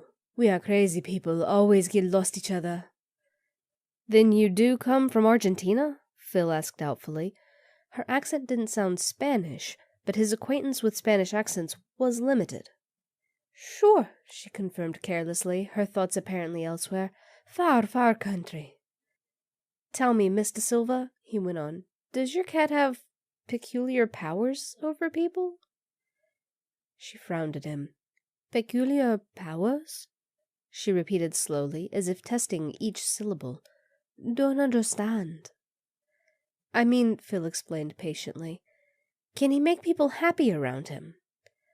The frown smoothed. Sure. Nice little pussycat, make people happy.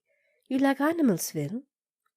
Once again, he couldn't keep his gaze from flickering to her legs, but on the whole he was feeling remarkably bucked up. Miss da Silva, he said, I've got a lot more questions to ask you, but unfortunately I don't know Spanish, and I don't think you understand English well enough to answer the questions if I put them to you cold.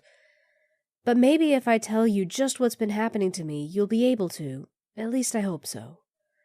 Sit down, Miss da Silva. It's a long, long story. It's very good idea, she agreed, sinking down on the bed. But please call Dighty, Phil.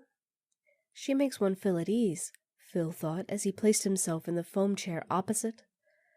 Well, Dighty, it began, and for the next hour he told her in some detail the story of what had happened to him ever since he had awakened to see Lucky sitting on the windowsill. He suppressed entirely, however, the incident of watching her last night, which made it necessary for him to also condense the account of his session with Dr. Ramadka.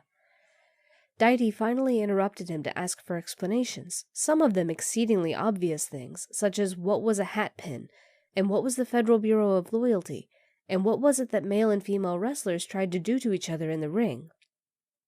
On the other hand, she sometimes passed up on things he expected to puzzle her, though he couldn't always tell whether this was because she really understood them, or because she didn't want to. Orthos interested her not at all, stun guns mightily. Lucky's exploits did not seem to startle her much. Her usual comment was along these lines. That pussycat is so stupid, but Lucky too. That's good name you give him, Phil. When he came to the Humberford Foundation and Dighty's brother, she rolled over on her stomach and listened with closer attention. But when he hesitantly mentioned how Dion seemed to develop such an interest yen for Dora pens, she whooped knowingly. That brother, she chortled. He chased anything with 2 legs and milk glands, except of course when he pregnant. What? Say something? Must got wrong word. Dighty interposed quickly, brushing the matter aside. But she was very much interested in Morton Operley and insisted on Phil telling her a great deal about the famous scientist. "He smart man," she said with conviction. "Very much like meat." "I'll try to manage it sometime," Phil said, and told how the green cat had been captured by Dora Pans. Dighty shook her head solemnly. "Some people got very hard hearts," she said. "Don't like pussycat all." Phil quickly rounded off his story with an account of how the fake green cat in the alley had scratched him. Dighty got up and came over and touched his hand tenderly. "Poor Phil," she said, then summarized. "So we know who have pussycat, but not where." "That's right," Phil said quickly, "and that where is a tough one because Billick's hiding from the FBL." And he got up rapidly, trying not to make it obvious that he wanted to put a few feet between them. Dighty's fingers were soft and gentle enough, but there was something about her touch and her close presence that set him shivering. Conceivably it was her odor, which wasn't strong or even unpleasant, just completely unfamiliar. She looked after him rather wistfully, but did not try to follow. He faced her across the room. "Well, that's my story, Dighty," he said a bit breathlessly. "And now I want to ask my questions. Just what kind of a cat have you got that Fun Incorporated could hope to bribe the federal government with it? Is it a mutant with telepathic powers and able to control emotions? Is it a throwback or maybe deliberately bred back to an otherwise extinct animal? Is it some kind of cockeyed triumph of Soviet genetics working along lines our scientists don't accept? Damn it, is it even some sort of Egyptian god like Sachevrel thinks? It's your turn to talk, Dighty." But instead of answering him, she merely smiled and said, "Excuse me, Phil, but that long story of yours really long. Be right back." He expected her to walk out the window and wondered what he'd do, but she merely went into the bathroom and shut the door.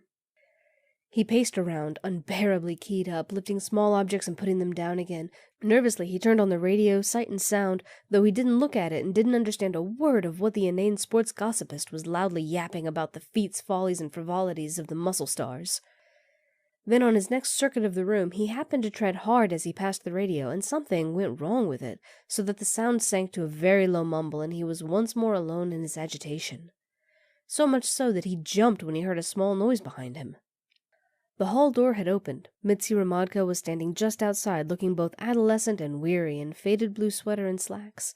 A lock of her long dark hair trailed in front of her ear. She fixed on Phil an unhappy, defiant stare. "Last night I said goodbye forever, and I meant it," she began abruptly, "so don't go getting any ideas. I've come here to warn you about something." Her voice broke a little. "Oh, it's all such an awful mess." She bit her lip and recovered herself. "It isn't just that Carstairs, Llewellyn, and Buck hate me, or that you've tried to make me get all mushy and humble. When I came home by the service chute earlier this morning, I overheard my father talking with 2 other men. I listened and found out that he's a Soviet agent and that his job now is to get the green cat no matter how much killing it takes, and he thinks you have it." Phil looked at her, and the hours between them were gone, and he was back in the little tangled square at dawn, and Mitzi was about to leave him, and all his snapping nervous tension flowed in a new and steadier channel. "Darling," he said softly and carefully, as if a sudden noise might make her vanish. "Mitzi, darling, I wasn't trying to humble you." "Oh," she said, tucking a lock of hair behind her ear. He moved toward her very slowly. "Actually, I was just being conceited, and I was jealous, both of you and your boyfriends." "Be very careful what you say, Phil," she whispered fearfully. "Be very honest." "All right, then," he said. "I was trying to humble you. I was doing my best to. I was full of the sort of vanity and condescension that comes from understanding too much. I didn't know that your kind of defiance and glory has a place in the world. Mitzi, I love you." He put his arms around her, and she didn't vanish. The feeling of her body against his wasn't like anything he'd imagined. It was simply slim and quite trusting and terribly tired. Then her chin lifted from his shoulder, and he was shoved back about 6 feet. Mitzi was glaring at and beyond him. He was relieved that she didn't seem to have a gun or knife or claws or anything like that. He looked around. Dighty de Silva, leaning against the bathroom door, was watching them quizzically. "Hello," she greeted them cheerfully, then asked Phil, "Girlfriend?" Mitzi turned pale. How many do you try to take on at once? She spat at Phil. Don't worry, Deity advised relaxedly. He very timid at first. Oh! Mitzi exclaimed loudly and stamped on the floor with both feet at once. The radio came on loud again. Long been known that she and her husband weren't on sleeping terms, but ironically her fans had to wait until what, with the outlawing of male-female wrestling, was probably her last professional appearance before getting a glimpse of her new boyfriend. In the middle of the bright screen was Phil, with a dazed look and a silly smile on his face. Juno's arm was clutched around him, and she was shouting, "Even I gotta have a love life, and don't you be insulting it!" "Oh!" Mitzi shouted, crashed the palm of her hand against Phil's left cheek, and ran out the door, slamming it behind her. Phil stood there for a few seconds. Then he turned off the radio and wiped the tears out of his left eye. "Why you no chase?" Deity inquired pleadingly. "Don't worry, Phil. She come back. She really love you all the more. She proud you such a virile man, have many girls." "Please," Phil groaned, lifting his hand. "That was goodbye forever." "Forever is never. She come back," Deity said. And just then there was a timid knock at the door. Phil opened it, wondering whether he should slap Mitzi right away or wait. Dr. Anton Ramadka pointed significantly at Phil's neck with a stun gun and walked in. The small psychoanalyst looked nattily professional in the old-fashioned business suit, white shirt, and necktie affected by some doctors. There was even a vest buttoned over his little paunch. His left cheek was as smooth as his gleaming bald head. Evidently, he'd covered the scratches with skin film. His expression radiated fatherly goodwill and reasonableness, though he kept the stun gun pointed straight at Phil, and every now and then his gaze flickered to Deity. "Phil," he began, "I shall not deny the statements my daughter just made about me, for if you will only consider carefully, it will make us allies and comrades. Who could know as well as you, Phil, how hideously psychotic American civilization has become? You've personally experienced what it can do to the brain, the body, the sense organs. And who could appreciate as well as you, Phil, the sanity of the Workers' Republic, where under the first firm rule of Marxist fact and absolute science, all psychosis is impossible, because all irrationalisms, all illusion, including the mad vaporings of a gangrene capitalism and its pseudoscience, are inconceivable." Phil found himself goggling his eyes and vaguely nodding. He shook himself. Ramadka's cheery voice was remarkably hypnotic. "Of course, I should have realized all this last night, Phil, and appealed to your reason," said Ramadka, as he kept the stun gun trained on Phil's neck with geometric precision. "But I was hurried and emotionally upset. Even our agents are not wholly immune to the American infection when living with it, and I made several mistakes. Among other things, I did not take my unfortunate daughter into account early enough, though I am certainly glad she came to warn you, since it enabled me to locate you, which in turn will enable you, Phil, and your charming companion to enjoy the bracing sanity of the Soviets." The small psychiatrist smiled, and carefully propped himself on the arm of the foam chair. His voice became genially confident. "And now, children," he said, for the first time including Deity in his nod, "I am going to tell you how you can do a great service to the illusion immune state and win an undying welcome when you reach its realistic shores. Psychotic capitalism, faced by total defeat in the next war, has loosed against the Workers' Republic a final filthy weapon, its own collective madnesses and herd delusion, catalyzed by subtle electronic and chemical bombardments of the collective Soviet nerve tissue. To date, this capitalist poison in the Soviet Pan-Union has largely taken the form of delusions involving green cats. Don't mistake me, these green cats are undoubtedly real. It is my firm belief that they are ordinary cats with tiny electronic senders surgeried into their bodies, and with hormone-spraying capacities comparable in their vileness to those of skunks. Although the green cats are possibly not the most important element in the assault on the Soviet psyche, they are the main stage props in that assault. Unfortunately, we have not been able to lay our hands on one of these creatures in order to confirm our deductions or shape proper countermeasures. It is absolutely essential that we do so." "But there's only one green cat," Phil objected, genuinely puzzled, "and it's supposed to be attacking America. It isn't, of course." "I'll say it isn't. My boy, I am giving you the Marxist facts," Ramadka assured him gravely.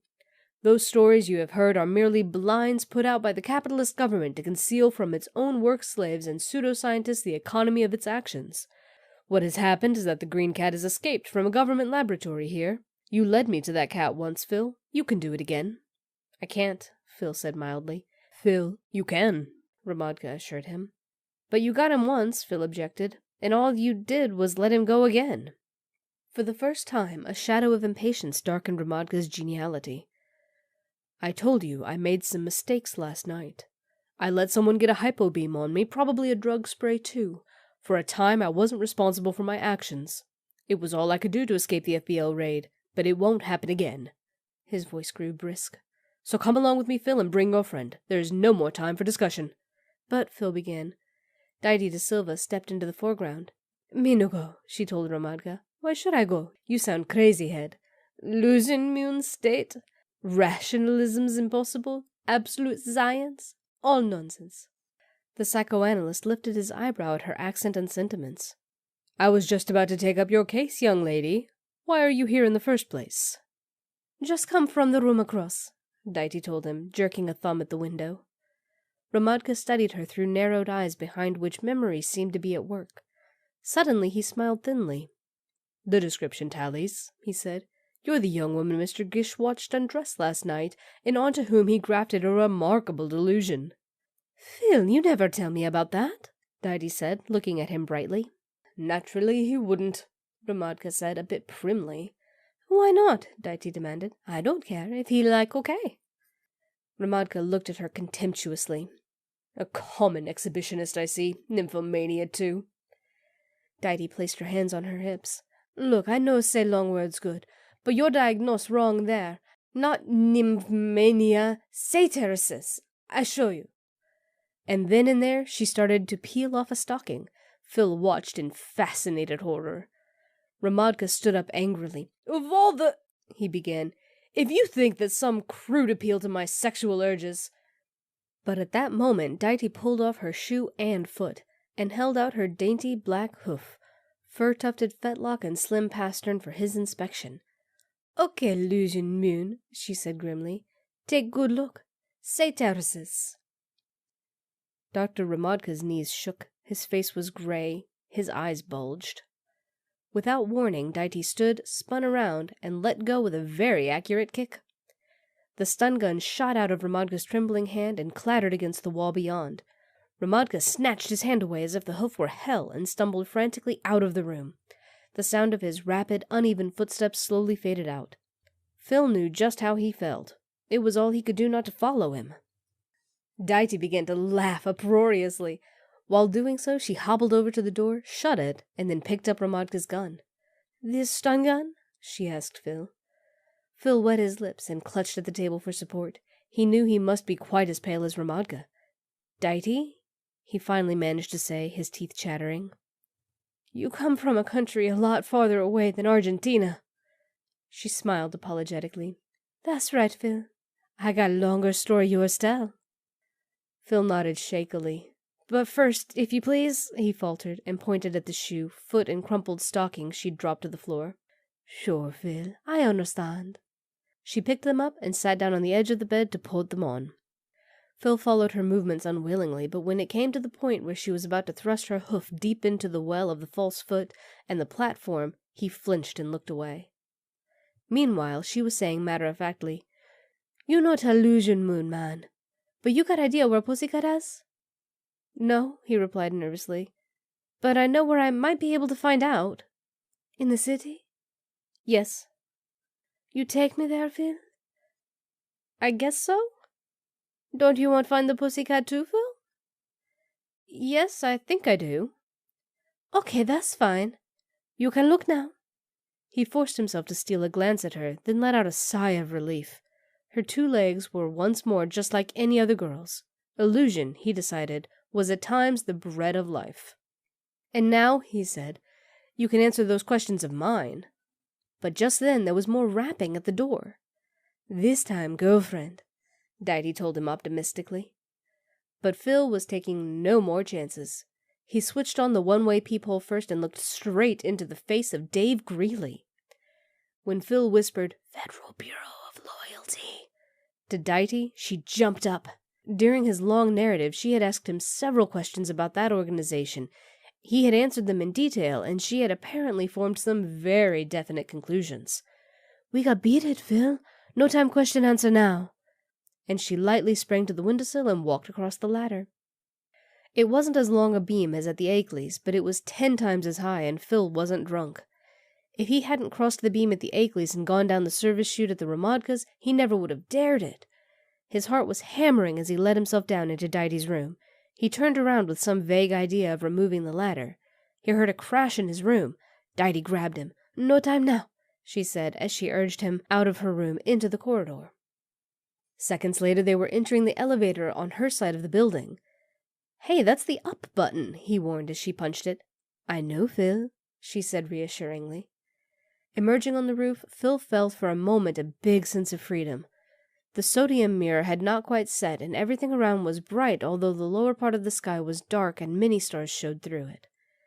Then he saw the half-dozen copters swinging in low toward them like June bugs. Didy was hustling him along, but only toward an empty corner of the roof. He resented her pointless display of energy. A mighty voice from the sky commanded them to stop. Didy halted almost at the edge of the roof, felt around in the air, climbed a couple of feet up into it, and felt around again. There was the sound of a copter scraping, bouncing, and grinding behind them. Didy opened in the air a small doorway that was black as ink and climbed inside. She turned around, her face a pale mask in an inky rectangle, urged, "Come on, Phil," and stretched a white arm out of the rectangle down toward him. Phil stared at this weird air-framed portrait. Beneath it, he could clearly see the sheer walls of the building opposite and the dizzying ribbon of street 50 floors below. Behind him, men shouted, and there was another shattering command from the sky. Phil grabbed Didy's wrist. His other hand, fumbling blindly, found an invisible rung in the air. So did his foot. He scrambled up the air and pitched over the sill of the inky doorway into an inky sack and found a curving floor under him. Rolling over, he saw behind him a rectangle of sky with 3 stars in it. The rectangle narrowed and vanished, and there was no light at all. Then he started to fall. End of Chapter 16. Chapter 17. Phil struck out wildly, with the instinctive hope that a man falling to his death could warp space to his advantage if he tensed his muscles sufficiently. Then he wondered how long it would take a man to fall 50 floors. But the mathematics were beyond anything he could do quickly enough in his head. Then he asked himself why the inky sack was falling with him. Then he retched, but brought up only the ghosts of a yeast bread sandwich and a glass of soybean milk consumed a day ago. He continued to fall. Soft light sprang up around him. He was inside a sphere some 8 feet in diameter, and his feet were near the center, while his cheek gently brushed the sphere's soft lining. Swiveling his gaze past his feet, he noticed Didy da Silva sprawled negligently in the air and intently studying a screen set in the lining of the sphere. But he was still falling. Phil knew little enough about spaceships, but he knew they couldn't safely go into freefall without accelerating first to get some kind of edge on Earth's gravitational field. But there had been no acceleration. "Didy!" he yelled, and in the confined space the noise was deafening. "What's happening to me?" Wincing a bit, she looked around at him.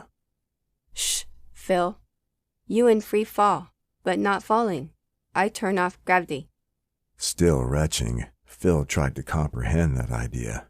Turn off gravity? He was still falling, but no longer so sure he was going to hit anything. Didy looked along his helplessly sprawled body and his face. "Sure, Phil. Gravity go round this little boat, just like light do.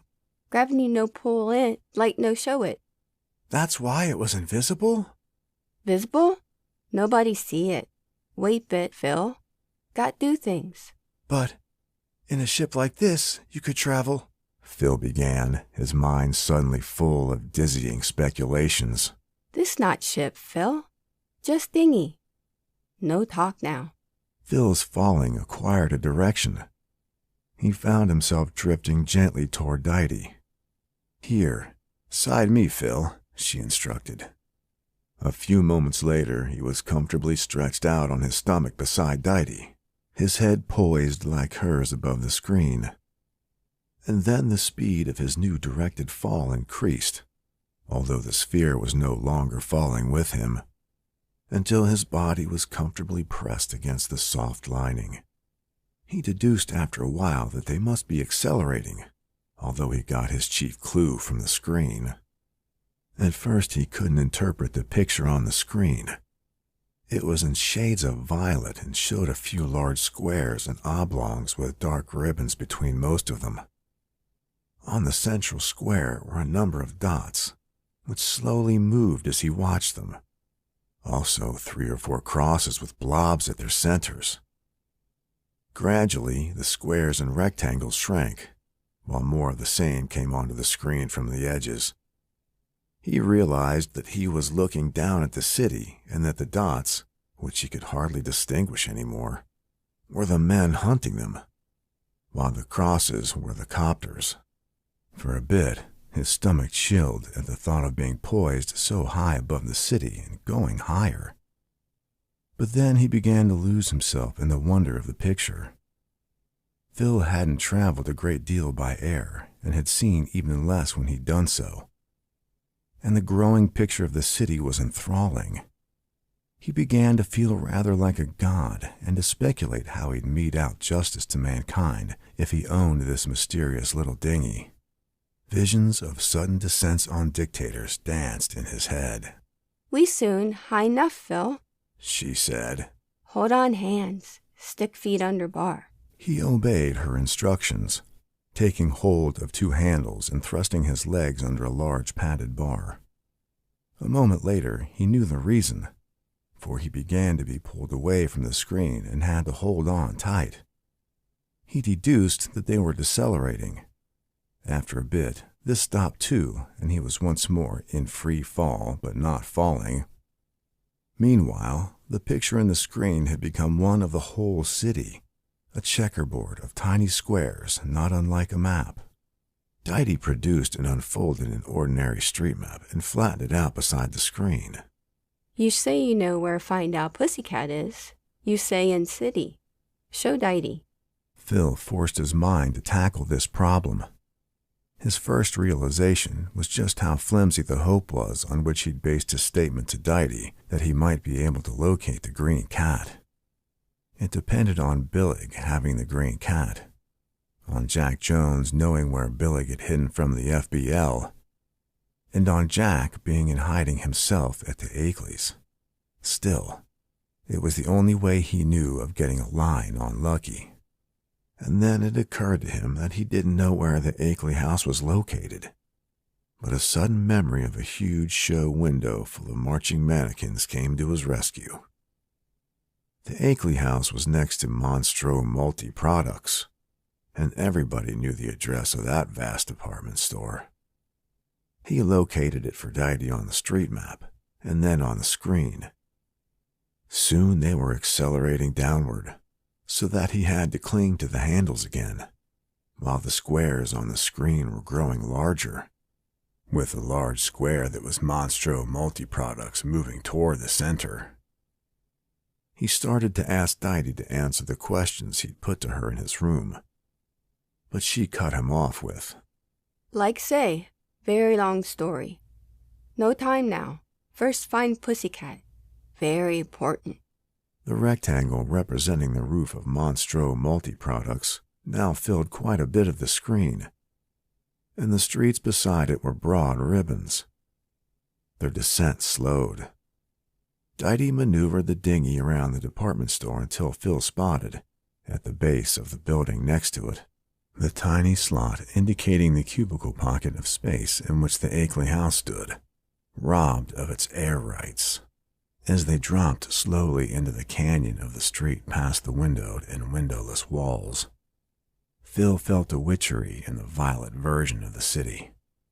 He could make out beetles and tinier bugs, cars and people. Soon they were hovering only 10 feet above the violet sidewalk and the unsuspecting pedestrians.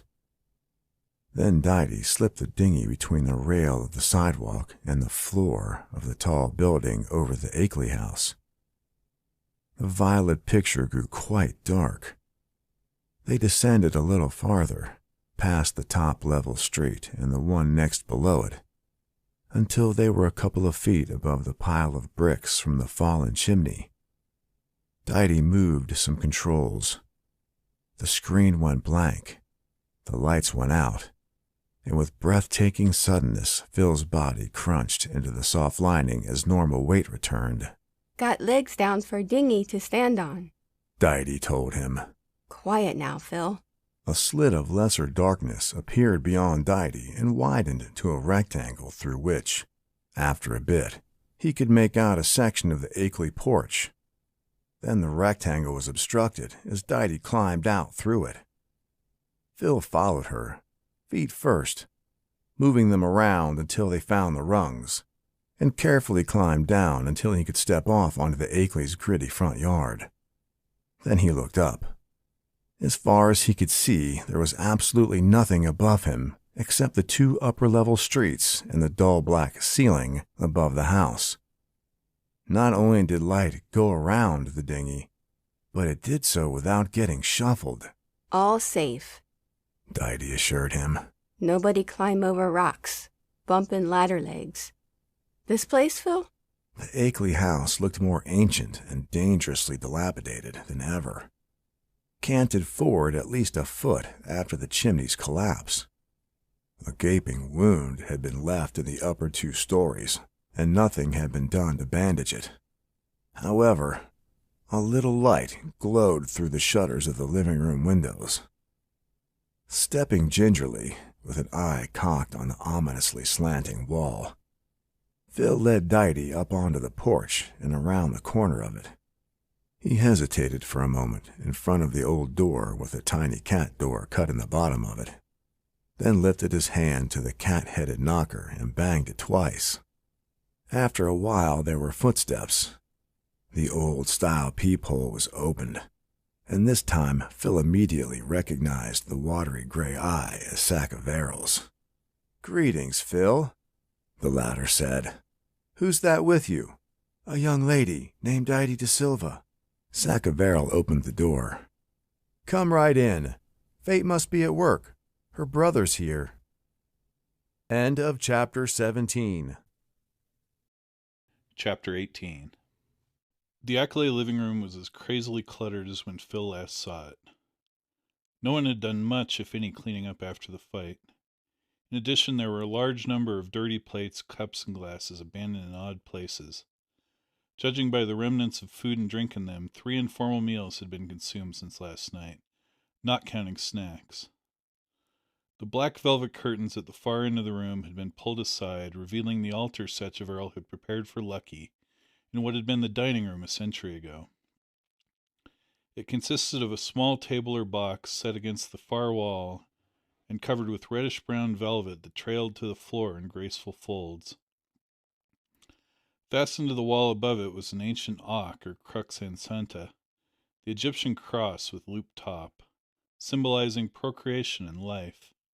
On lower tables to either side were large unlit candles and statuettes of many of the Egyptian gods, queenly Isis, whip-wielding Osiris, jackal-jawed Anubis, and cat-headed Bast herself. And there was the same profusion of cats, though they were no longer peaceful as they'd been when Lucky was in the house. They stalked about with ears drawn back and fur fluffed fearsomely. They ambushed each other from behind and under furniture. They snarled and jumped whenever they met. Those wolfing the bits of food left on plates would lift their heads every few seconds to hiss warnings. The only one asleep was impiously curled on Lucky's altar. The dark low table inlaid with a silver pentacle had been righted and placed in the center of the room. On it were glasses and a bottle of brandy. Beside it sat Juno Jones, still in her dowdy dress with the ripped sleeves hanging from her meaty arms, but with her flower-covered hat once more jammed down over her cropped blonde hair. She looked sullen and on the defensive. Across the table from her, leaning forward in their chairs, sat Dion de Silva and Morton Opperly. Both of them stood up as Sacheverell triumphantly slipped Phil and Dighty into the room, saying, "Our council of war, or perhaps I should say muscular peace, is complete." Opperly smiled courteously, seeming completely at home in these wild, wonderful, and crummy surroundings. Perhaps a mind hungry for any and all facts liked a grubby bohemian atmosphere. Dion de Silva, on the other hand, as soon as he spotted Dighty, put down the big glass of whiskey he was holding, and whipped out 3 or 4 words in a foreign language, then caught himself and changed to, "Hello, darling! Great sea! Hello, hello, hello!" By this time he had Dighty in his arms and was hugging her with a hungriness that struck Phil as distinctly unbrotherly. She wasn't being any too sisterly about it herself. But finally she pushed him away with a gasp. "That's enough," she told him. "Great sea too, dumbhead. 'Bout time turn up." Dion looked hurt for as long as it took him to get his glass of whiskey. "Know what doing?" he asked his sister excitedly. "Yes, get drunk," she told him, and whispered to Phil, "Know what Dion's short for? Godwine. Pick good name, eh?" "No get drunk," Dion asserted with some dignity. Then his excitement got the better of him again, and he burst out with, "We finding pussycat." There was a giggle that Phil recognized. Looking around, he saw Mary Accolay sitting in her alcove, backed by her shelves of wax dolls, and busy at work sewing clothes for another under a large magnifier. Sacheverell's witch-nosed young wife had shifted to an almost off-the-bosom evening dress, and tied a huge green bow around her coarse dark hair. "That man, he cuts me up in little pieces every time he says a word," she gurgled, without pausing in her work. "He's so cute." "Thanks, sweetheart," Dion replied, gaily wagging his glass at her. "I cute all over, all full s'prises. Show sometime." Dighty suppressed a guffaw and whispered to Phil, "'Member tell you? 2 legs, milk glands?" Phil nodded, though he judged that Dion's interest in Mary didn't nearly come up to his thirsty adoration of Dora Pans. The solder, Phil felt shocked at how glibly the word came into his mind, was just keeping his hand in. Sacheverell ignored the flirtatious interchange. His sunburned features gleamed with controlled excitement. "The young lady is Dighty de Silva, Dion's sister," he told Opperly and Juno. Then he turned to Phil. "I suppose you're wondering why Dr. Opperly and Signor de Silva are here. Well, I brought them along with me from the Foundation because both of them are genuinely interested in him, and among the lot of us I think we have a very good chance of delivering him from his enemies." "What he mean him?" Dighty asked Phil. "He means pussycat?" Phil nodded. "I mean the green one," Sacheverell confirmed a bit reprovingly. "I mean Bast returned, the bringer of love and concord." Dighty didn't bother with that, but went on to whisper to Phil, "He say Opley nice slim man, their good face. Meet us, please?" Sacheverell was getting set for a speech, and he gave Phil a faintly pained look, when the latter performed the desired introduction. Dr. Opperly surprised Phil by gallantly kissing Dighty's hand and then not letting go of it. He didn't behave at all like a scientist of 80+ years should. And Dighty turned on a lot more charm than Phil recalled her using on him. As the two of them stood there murmuring happy, but probably highly intelligent nothings to each other, Phil felt a jealous impulse to call out to Opperly, "Wait until you see her real legs." But he somehow suspected that Opperly wouldn't be shocked at Dighty's real legs, or anything about her. He had noted a look of surprise came into Opperly's face, as the latter took Dighty's hand, and from his own experience he'd known why, but Opperly's surprise had turned not to revulsion, but to eager interest.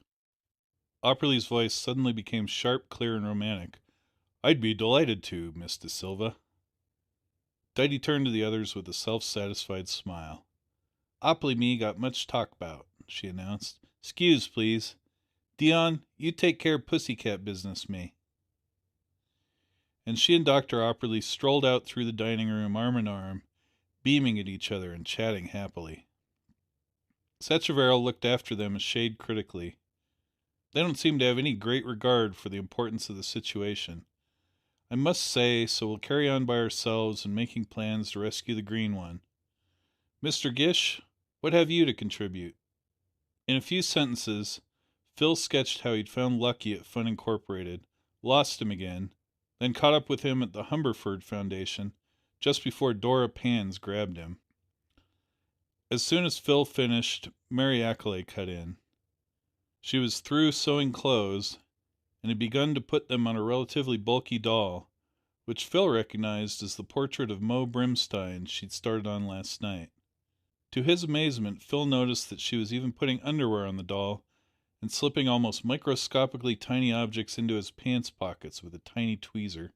She said, "Did you happen to find out, Phil, why little old Dr. Omadka kidnapped those 3 cats of ours?"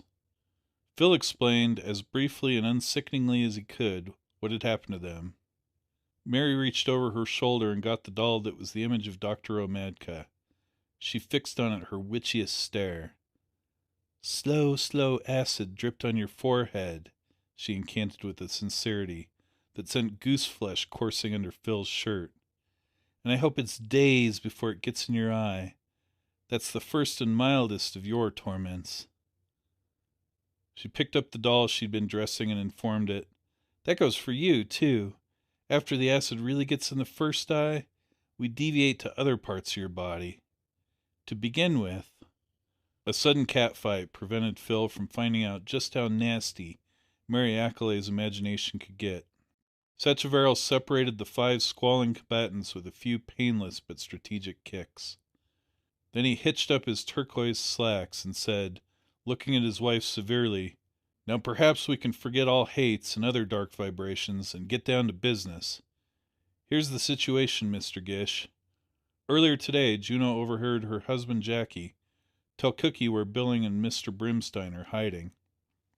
"Just Mo Brimstein," Juno corrected dourly. "Comes to the same thing," Sacheverell went on. "Now Jackie and Cookie are safely asleep upstairs." "Yes," Juno butted in again, "but they're not going to stay that way for too much longer." "Not after what you put in their whiskey?" Sacheverell asked her with a thin smile. "Listen," Juno told him. "Those 2 guys have had more things in their whiskey than ever got wrote down in books jerks like you read. They're tough, the little punks." "Well, if they do wake up, I'm sure you can take care of the 2 of them. So there's the situation, Mr. Gish, and the only trouble is that Mrs. Jones won't tell us where Mr. Brimstein is. She started to, but then she shut up like an airlock. We've pleaded with her, we've implored her, we've promised her things. I've done my best to explain to her just how cosmically important it is that the Green One be served and worshipped properly, so that he will be able to change the world. Signor de Silver flattered and jollied her, and Dr. Opperly was friendly as anything, but she just won't talk." "I sure won't talk to nuts like you," the female wrestler told him wrathfully. "If you hadn't started acting so squirrely, I'd have probably spilled it straight off. But I'm not the sort of person who likes to be jollied or anything else." "'Scuse, please," Dion interrupted. "No jolly, really mean, much like you, Juno Jones. Big strong woman."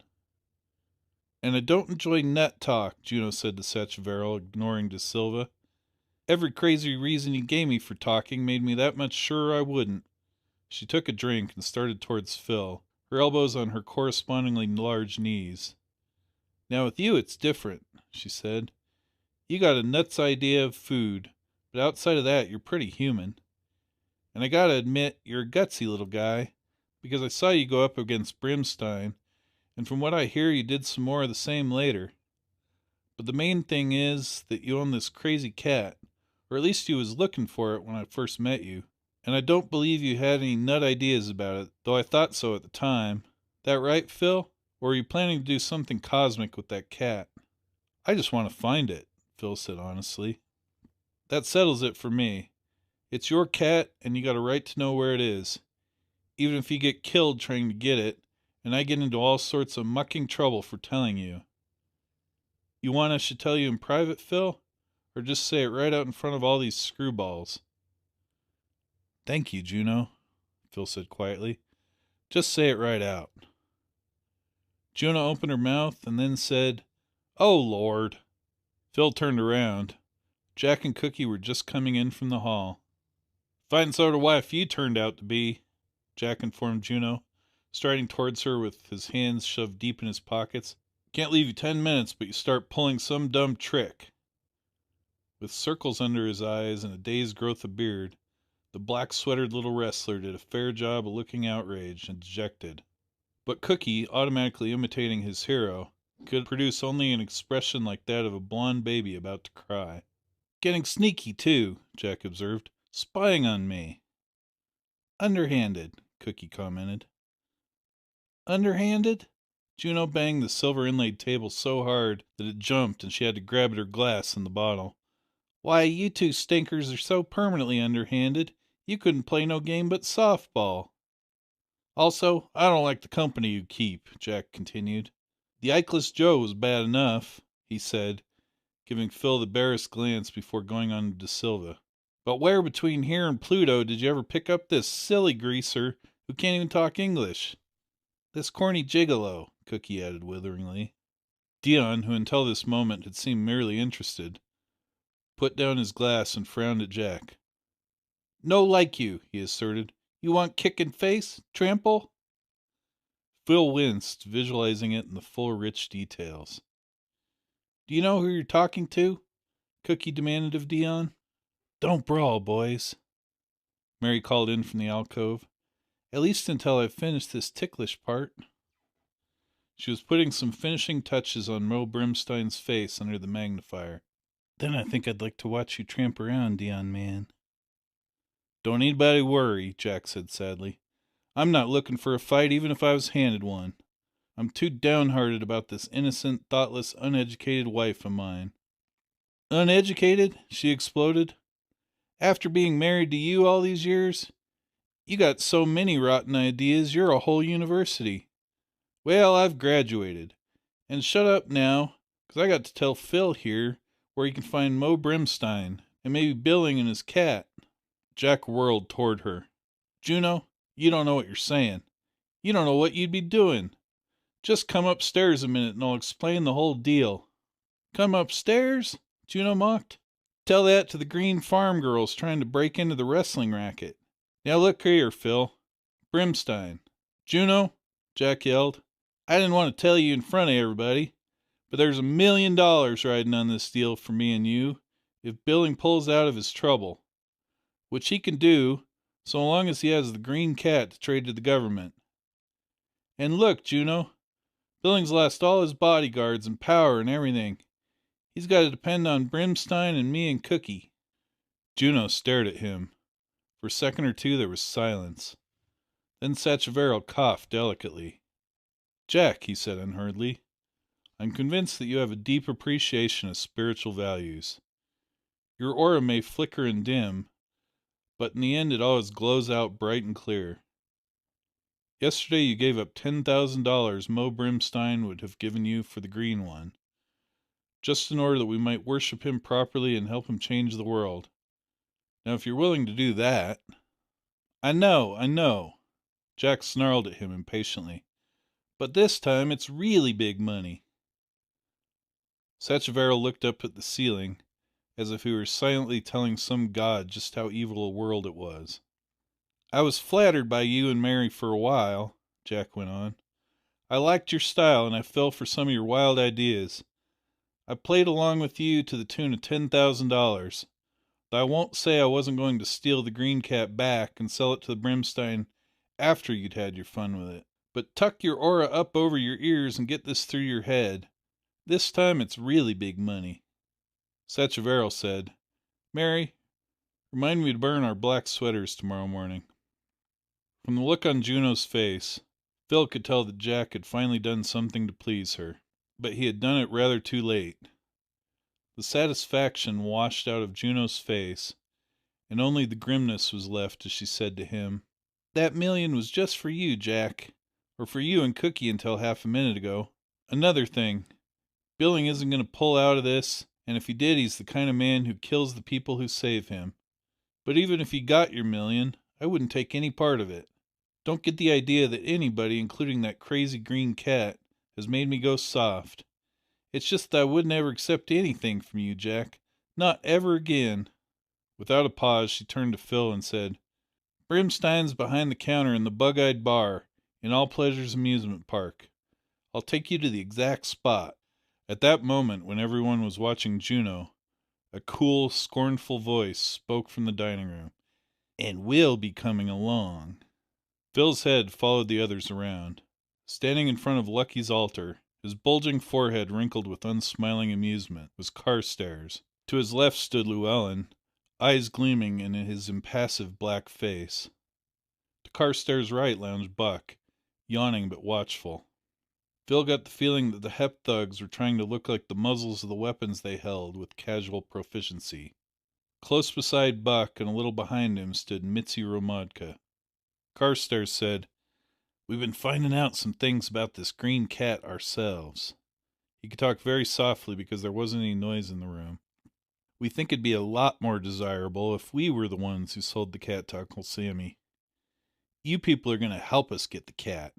Incidentally, Clown," he addressed Phil, "your little girlfriend here was responsible for our locating you people. Isn't that so, Mitz?"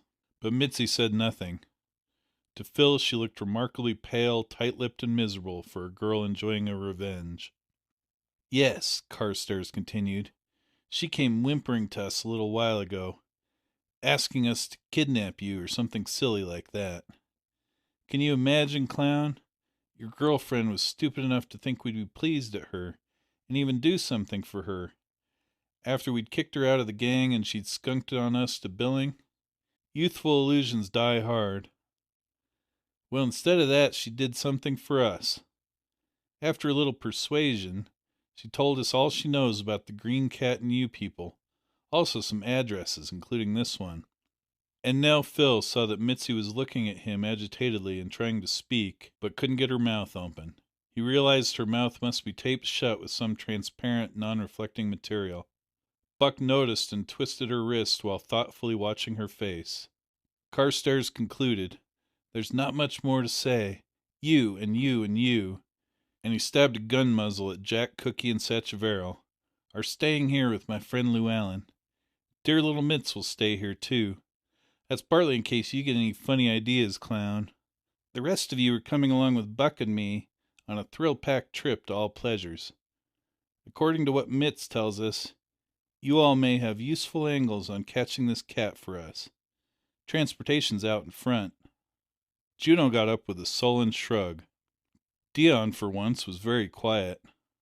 Phil found himself wondering whether or not Opperly and Dighty had avoided the Hep thugs. Mary Accolay took the dolls depicting Moe Brimstein and Dr. Omodka, put them in a big handbag, caught up a bolero jacket, and calmly announced, "Well, I'm ready." End of Chapter 18. Chapter 19. Third Millennium Thrills. 1,000 feet of free fall. Recorded kisses and hugs. Cuddle your favorite star. Better than Handy's. Your mind cleared in 10 minutes. Relive your childhood. You'll feel ripping as a rocket. Test your strength against a BEM. Kill Martians. Throw rocks at glamour girls. Fluorescent tattoos. Those were a few of the signs that flared and blared at Phil as he was marched across the springy, rubberized, plastibottle-strewn grounds of All Pleasures Amusement Park. The government crackdown on Fun Incorporated had produced a few tangible changes in Double AP, as far as Phil could judge from his last visit. The burlesque jukeboxes were padlocked. The rubberoid figures that would shimmy orgiastically for a quarter were shrouded from view. Dresses were perhaps an inch higher than usual on the bosoms of the girls working in concessions. There didn't seem to be any shifty-eyed gents recruiting special parties to meet a gambling robot or enjoy some other form of illegal entertainment. In front of the sideshow, someone was painting out the sign that read, See the woman with 4 mammary glands. Phil noticed Dion looking up at this defacement rather wistfully. Yet there was an uneasiness in the park, and it wasn't just that the crowd was light. Barkers called out too suddenly and stopped too soon. Customers hesitated uncomfortably in front of concessions, then shuffled morosely on. Overage glamour girls ready to dodge rubber rocks or have their bedclothes or skirts jerked off when a spaceball hit its planet-simulating target were a trifle hysterical in the challenges they shrilled at passing patrons. The cries coming faintly from the top of the 1,000-foot drop in the spaceship ride weren't the usual terrified but delightful squeals. They sounded more like wails.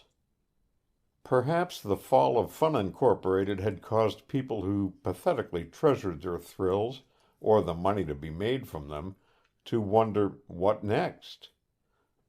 Perhaps President Barnes's rambling apocalyptic speeches had finally taken effect, making people ask themselves what they were getting from the so-called pleasures of life, especially the more highly advertised ones. Perhaps the government directive just now being barked from the public news speakers for the destruction of all cats had given people a "we'd be safer at home" feeling. Or it may have been that the uneasiness at AP was part of a general feeling gripping America, a feeling that had been gathering power in the unconscious and just now burst into thought, a feeling that something that even the government couldn't handle was stalking invisibly, whether for good or ill, behind each man. Of course, for Phil, menacing stalkers were 2 very definite figures, Carstairs and Buck, who at the moment were shepherding their unwilling assistants through the pupil of one of the several surrealistic eyes that served as the entrances to the bug-eyed bar. Tonight the gaudy tavern was emptier than the park outside. Its famous 10G highballs and stun-gun cocktails were going begging. Its notoriously drunk-hungry hostesses were conspicuous by their absence.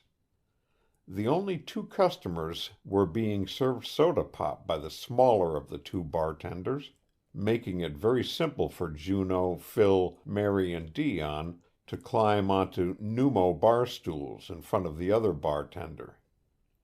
Carstairs and Buck stood close behind them. Phil found it difficult to believe that the man in front of them was Joe Brimstein. For one thing, his hair was red, even to the stubble on his cheeks and chin. For another, the eyes that Mo had always kept behind dark glasses were as small and squinting as a pig's. And although the fugitive from the FBL must recognize several of them, he didn't show it in any way that Phil could discern. He looked them all over stolidly, polishing the speckless bar with the immemorial soiled towel. For that matter, the whole bar looked much as a bar might have looked 50 or 100 years before. Robots could not supervise B-girls, nor had they ever been legalized as bouncers. "What's your pleasure?" the big redhead asked. Phil felt Carstairs' gun dig his ribs. He tried to wet his lips. "Mr. Brimstein, I want my green cat," he croaked. Mo Brimstein wrinkled his forehead. "That made with creme de menthe, chartreuse, or green fire?" "I mean my live green cat," Phil told him. "We don't serve drunks here," Brimstein said evenly. "Your friends had one too many. What would you ladies and gentlemen care for?" Mary Ackley opened her handbag and laid the Mo Brimstein doll on the counter before her. She looked at it thoughtfully for a moment, and with deliberate finickiness took off its tiny dark glasses. Its eyes were piggy. She smiled. She replaced the glasses and fished out of her handbag a hatpin, a pair of scissors, a small knife, a little pair of pliers, a sample-size flame pack, a tiny iron with insulated handle, and a white-crusted black bottle, and lined them up in a neat row. "This isn't a powder room, lady," Brimstein said. "Order your drinks." Phil couldn't help but be impressed by the big man's composure, and then, without warning, he felt a gust of terror that he knew at once had nothing to do with guns behind him, and could hardly stem from the childish paraphernalia for black magic Mary Ackley had set out.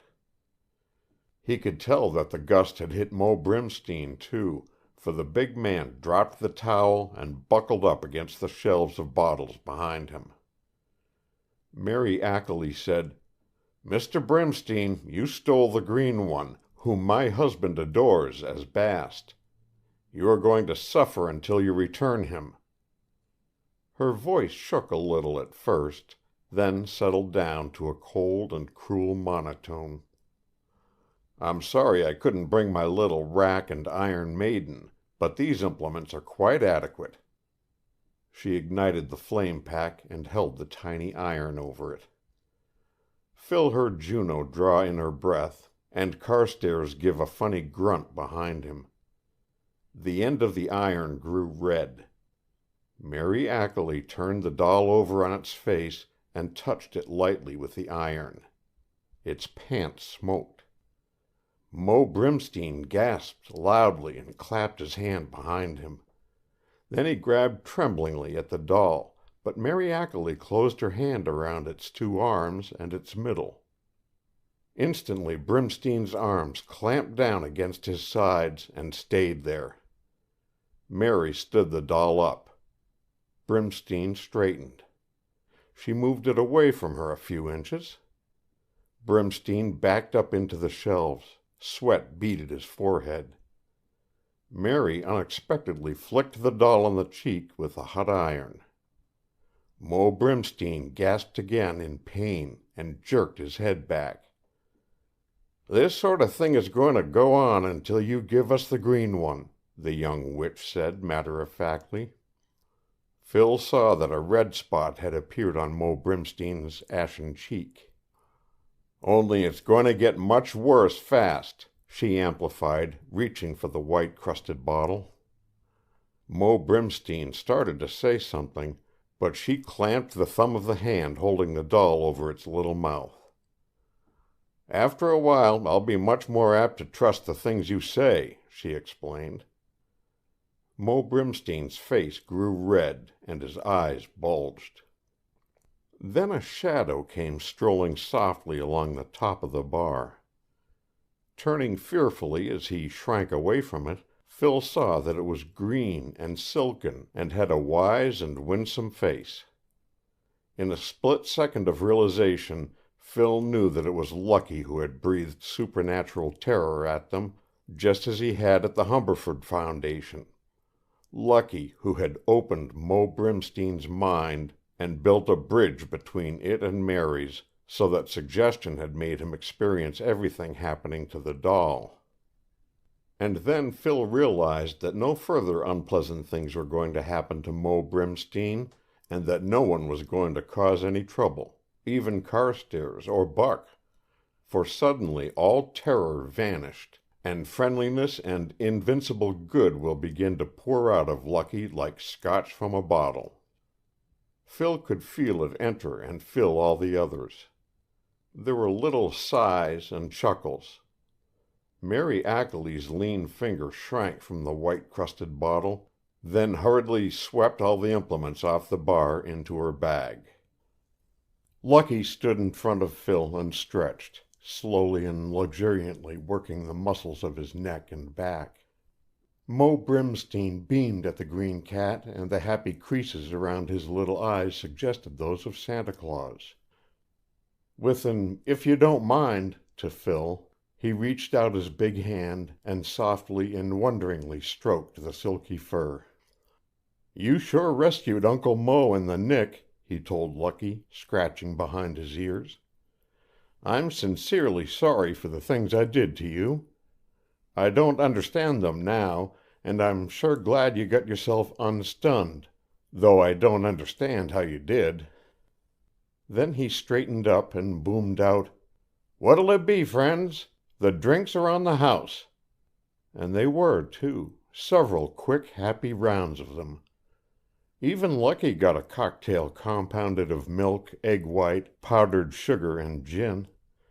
On Phil's advice, Mo put it behind the bar so Lucky could consume it in private. Buck let out an adolescent guffaw and handed 2 guns, butt first, to Brimstein. "Reckon I better check my shooting arms, pardner," he explained, adapting his hillbilly accent to cowboy lingo. Mo accepted them, tested one by shooting out a light in the ceiling, and put them away. Likewise, Carstairs gave up his weapons, with the added injunction that Mo was to sell them and use the money to buy more liquor when the bar gave out. Juno, with a smacking big whiskey in front of her, leaned across Phil and assured Mary, "From now on, I'll believe every word Nuts tells me, especially you and Sash." "And I'll always tell you when we're lying," Mary assured her back, rather mumblingly, since Dion was nuzzling her. As customers drifted into the bar by ones and twos, Brimstein called them to join the party. As soon as they did, they became as friendly and glowing as anyone else. After a time there was a small crowd, and Mo did nothing but pour, shake, and serve. Shortly he quit the shaking part. Mary broke away from Dion and picked up the Brimstein doll and hugged and kissed it, saying, "You dear, dear man." Mo paused for a moment in his bartending to shut his eyes and quake ecstatically. Then Lucky came out from under the bar and jumped on it and walked up and down in a very lordly way, but with a definite lurch. After a bit he jumped down in front of the bar and the crowd parted for him. The drunken green creature zigzagged with dignity toward an exit. Mo heaved himself over the bar, spilling several drinks, and called out, "Come on, everyone, let's have fun. Everything at AA.P. is free." And so the bacchanalian procession began to weave through All Pleasures Amusement Park, with Mo serving as Bacchus, Lucky as a leopard, and, thought Phil, if the others only knew about Dion. There were nymphs aplenty, as Mo invited each girl to leave her concession after everybody that wanted had a turn, and Mo had explained how the games were gimmicked, and all the prizes had been distributed, or at least offered. Once or twice concession owners bleated indignantly at Mo's rallying cry, "It's all free, folks." But their objections always dissolved at Lucky's arrival. The procession grew steadily larger. Occasionally groups would leave it to go on free rides, but there weren't as many of these groups as might have been expected, and they always seemed to be happy to get back. Mo was enjoying himself with godlike capacity. He skipped like a lamb on the rubberized surfacing. He had a word and a joke for everyone, and could always think of a new stunt to cap his last. Perhaps he reached his high point when he loosed a tiger and 2 black panthers from the animal show. Arousing no fear, they wove in and out of the procession happily, accepting caresses from everyone, but apparently getting the most pleasure out of lowering their necks to rub Lucky's. Phil was enjoying himself thoroughly, especially while romping hand in hand with a cute redhead from the Visit Vicious Venus show, but every now and then the thought of neglected dangers and duties returned to nag him. On one of these occasions, Juno threw a big arm around his neck, almost knocking his head off, and said, "Got troubles, Phil? Give 'em to Mama Juno and she'll throw 'em away. Oh, boy, do I love that green monkey. He's got the best little formula for living there is. Hey, look at that." She was pointing at Carstairs and Buck, who had discovered a concession titled in flaming red phospho flare, "Kick the lovely lady into your arms," and were happily struggling for the possession of a very large mallet, which apparently had something to do with the game. After some puzzling, Phil understood. The game was the age-old one of striking a target on the ground, which caused an indicator to jump up a pole, with the typical late 20th century addition that, if the indicator reached the top of the pole, not only did a bell ring and lights flare, but a huge hinged lower leg with a cushioned boot swung down and rudely lifted a lovely lady off a perch some 3 feet above the winner and into his arms, if he were ready to catch her. This last couldn't have been any too sure, since the lovely lady was one of the glamour girls pushing 50 rather than 40. At present she was glowering cynically at Carstairs and Buck, as if certain they were infinitely more interested in the mallet than in her.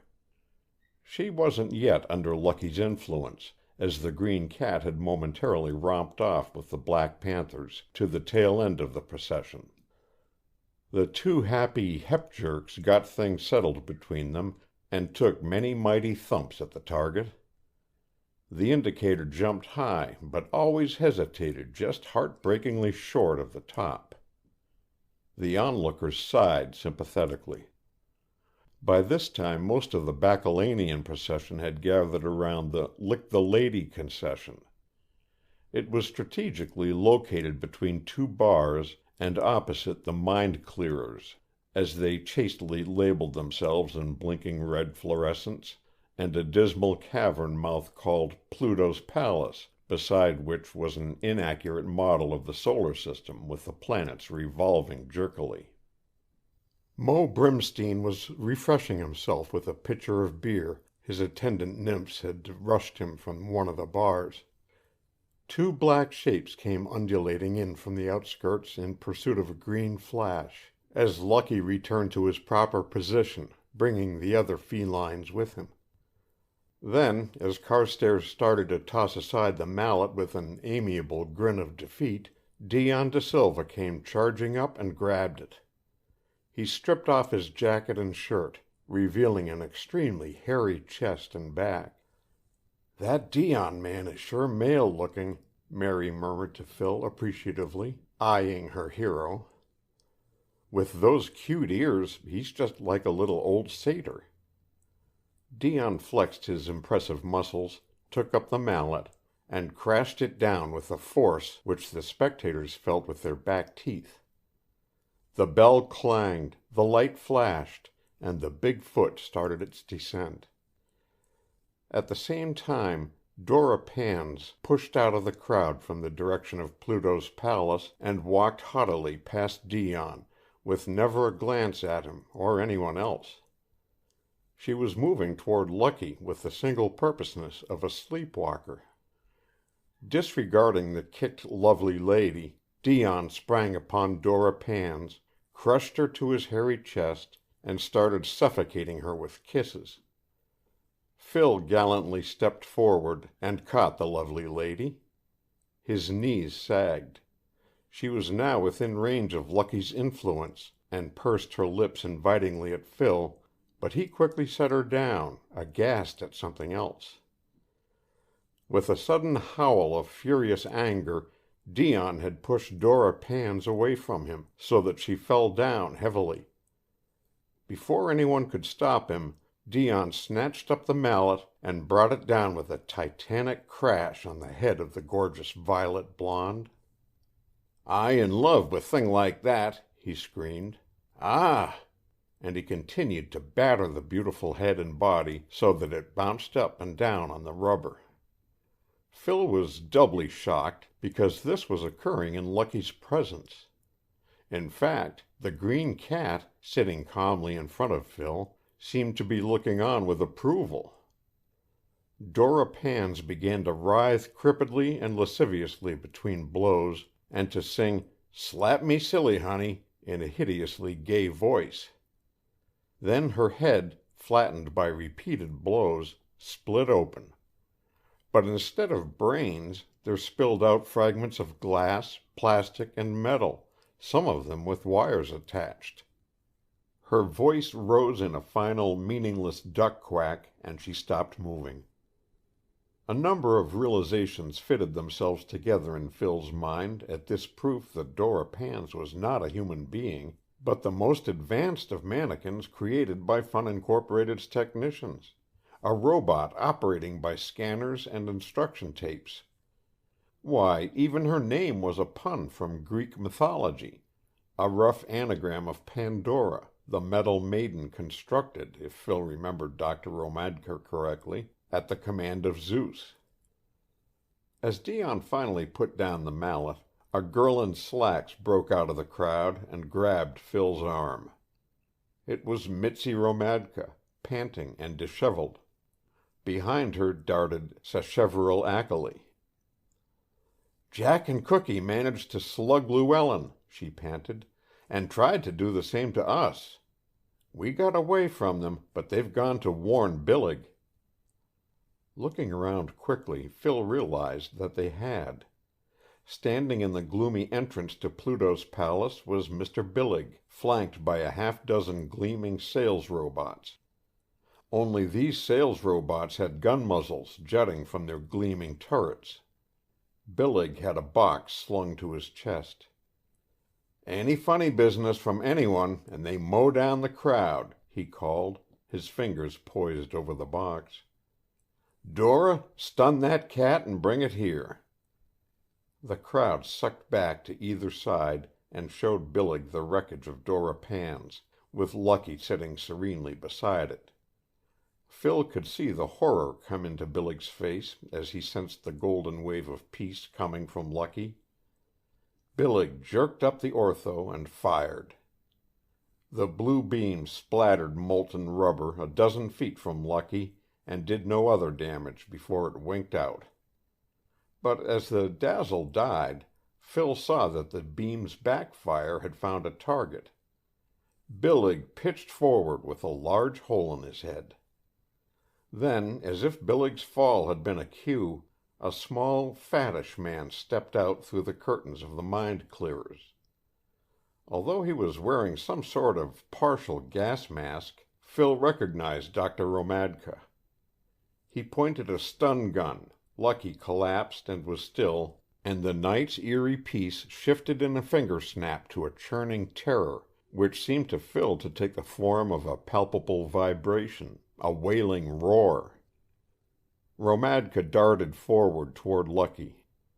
Beside Phil, Mary Ackley jerked something from the pocketbook and waved it in the air.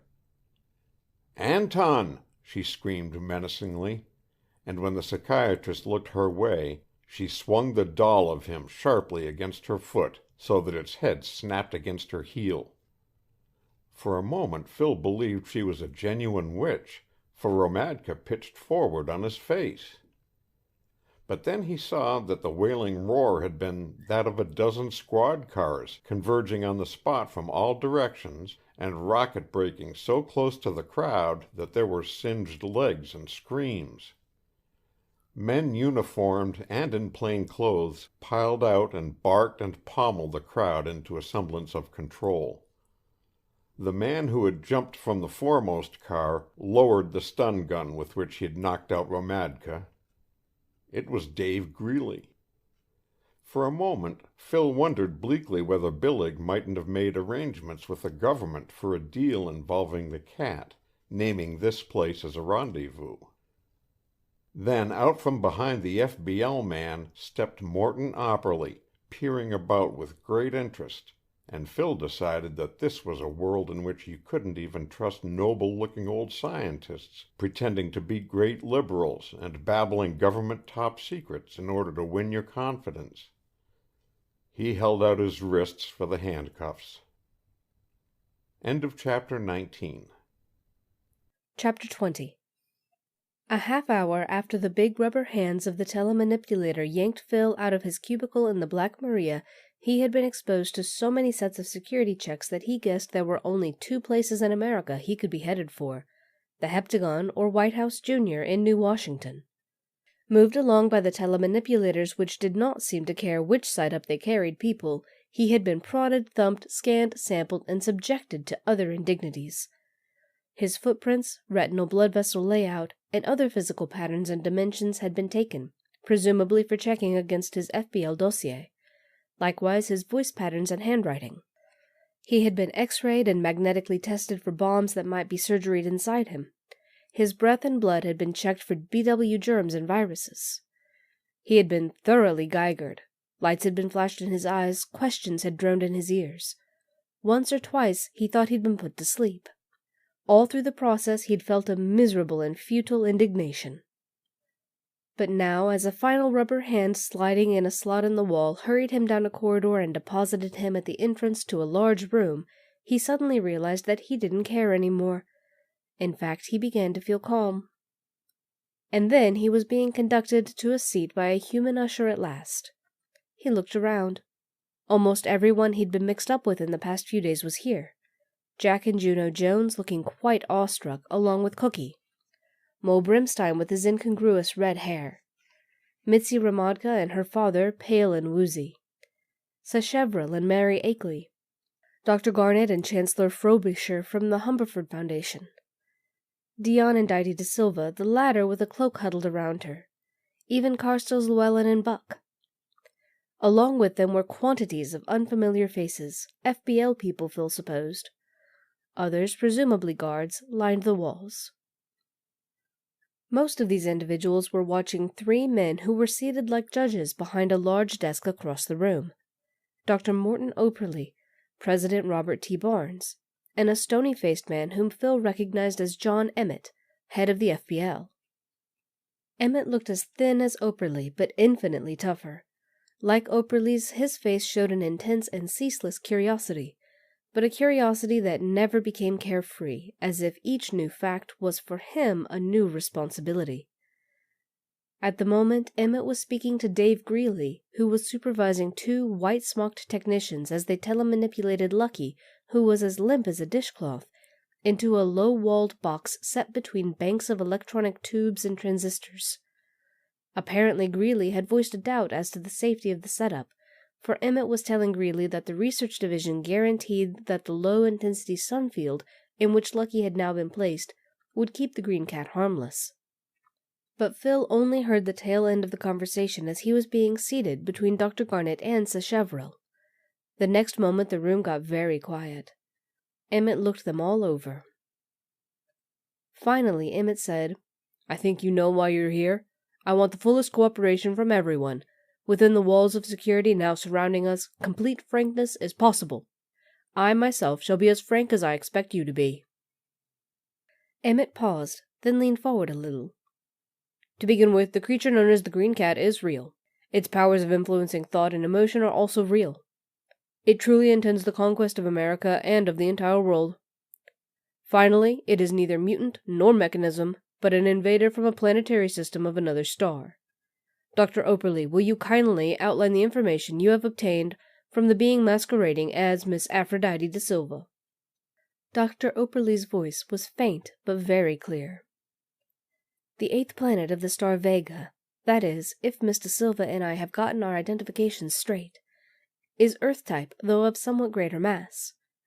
Its landscape, Miss de Silva tells me, can be pictured as endless hard-baked plains dotted with small lakes and marshes, and groves of tall trees. On this planet, intelligence evolved in a swift-hoofed, bipedal leaf-eater whose forelegs became specialized as organs for manipulating branches and for brief food-seeking climbs. This specialization occurred when the creature was a primitive equine, so that while its hind legs were developing very horse-like hooves, its forelegs were becoming startlingly humanoid hands. The result was a being remarkably similar to the satyrs and fauns of Greek mythology. Miss de Silva, would you care to give these people an idea?" Diety stood up, whipped off her cloak, and stood facing them in hirsute nudity. For a moment there was no reaction, then she stamped her hooves twice, and her figure became real. She wrapped the cloak around her and sat down. "Miss de Silva tells me that clothing is not customary on Vega 8, Operly observed. They have also advanced farther than we in technology, possessing force fields that divert gravity, also direct atomic-drive spaceships capable of approaching the speed of light. But perhaps the most remarkable fact about this satyr race is that they are symbiotes, and that their symbiotic partners are a sort of creature that never evolved on Earth and that has a way of life with which we are quite unfamiliar. For the moment, I will say nothing about these symbiotic partners except that they have no technology, did not originate on Vega 8, and they are not very intelligent, but are responsible for the Vegan invasion of Earth. Operly ignored the murmurs greeting these paradoxical statements. Under the urging of their symbiotic partners, the satyrs, if I may use that term, sent a spaceship to Earth. I gather that the 26 light years were covered in something like 35, though the course of time was much less to the voyagers. Approaching Earth, they put their ship into orbit and rendered it invisible. For about 2 more years, they stayed in the ship, except for careful exploratory trips in a gravity-diverting space dinghy. They monitored our radio and TV broadcasts, learned something of our languages and customs. The satyrs realized that it would be possible to disguise themselves as Earthlings, and eagerly did so, since they knew it would be highly desirable for them to keep in close contact with their rather scattered-brained symbiotic partners when the invasion began. And now, Operly said slowly, I come to the point where I must describe the symbiotic partners, and I'm not too sure that I can. Don't you think, Mr. Silva? But Didi shook her head emphatically. Operly shut his eyes for a moment, then he said, You know how the presence of a pet can occasionally bring harmony into a home, or sometimes it's a child. Well, imagine an animal that, at some nudge in the evolutionary helter-skelter, began to specialize for this purpose, and to evolve into a harmony bringer. Think how the cat has established itself in our culture, largely on the basis of its charm, and imagine how much more successful it would be if it could bring us not only beauty, but harmony and peace. Imagine such a creature gradually evolving the power to create and spray hormones that would dispel anger and create amity in other creatures, somewhat like the flowers which evolved scents and odors to attract the bees. And think of it developing, for self-defense purposes, hormones to create terror. Imagine it acquiring extrasensory perception and a sensitivity to thought waves, and discovering in this way a whole new realm of possibilities for bringing harmony and creating peace. Imagine it becoming what might be called an ESP catalyst, either by acting as an ESP relay station amplifying and redirecting thought waves, or by receiving, copying, and projecting clouds of punched memory molecules. Imagine it surviving and multiplying because it is paid for the peace and emotional rapport it brings, as the cat is paid for its beauty in the coin of food, fondling, and protection. Such a creature wouldn't develop general intelligence because it would always depend for its survival on the care of others, yet it would have a high intelligence in understanding and manipulating moods and feelings in other animals.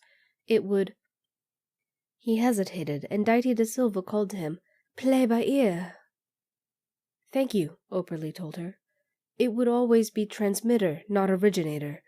But although lacking in general intelligence, it would always seek out beings with the highest possible general intelligence, since they could bring it to the greatest security. It would be cunning in all deceptions, enabling it to penetrate a new culture, such as the imitation of similar-appearing animals for camouflage purposes. Like any other species, it would strive to multiply and colonize, to fulfill its destiny in the cosmos.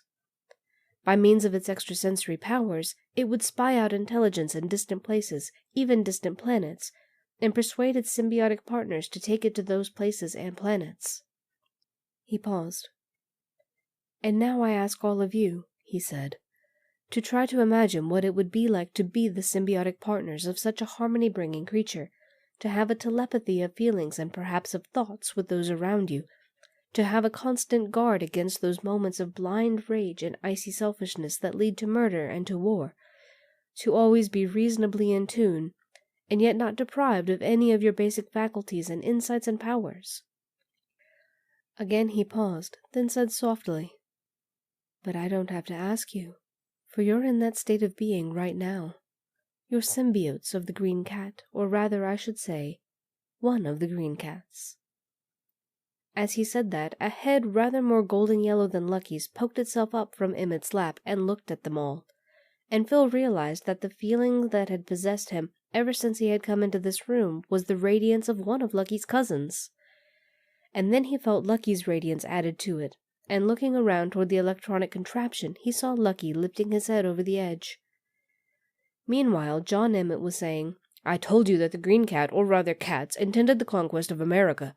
I wanted you to hear a little more of the background before adding that, as far as the Federal Bureau of Loyalty and the Office of the President are concerned, the conquest has been completed." And John Emmett smiled. Also, he added, judging from the messages we've just received from their newsmoon, along with some extraordinary tokens of faith, the Kremlin has also capitulated to the Vegan invasion. It's good, Didi shouted, jumping up. You know, just 4 satyrs, 10 pussycats come in ship. We send 7 pussycats, 2 satyrs behind Ferris Veil. I mean Iron Curtain. We think they need pussycats just a little bit more than you do. And with that, the whole solemn meeting melted into a tumbling flood of questions and answers, shouted insights, babbling conversation. Catching a bit here and there, Phil learned how the second, yellower green cat, out of touch with Dion and Didi for a week, had unexpectedly returned to its vegan mistress after visiting a large number of most ecstatic church services, and how Operly had smuggled that cat into Barnes and so to Emmett. He heard Didi explain how the cats were tricky at feigning unconsciousness after recovering from being stunned, and why they insisted on eating in private on Earth.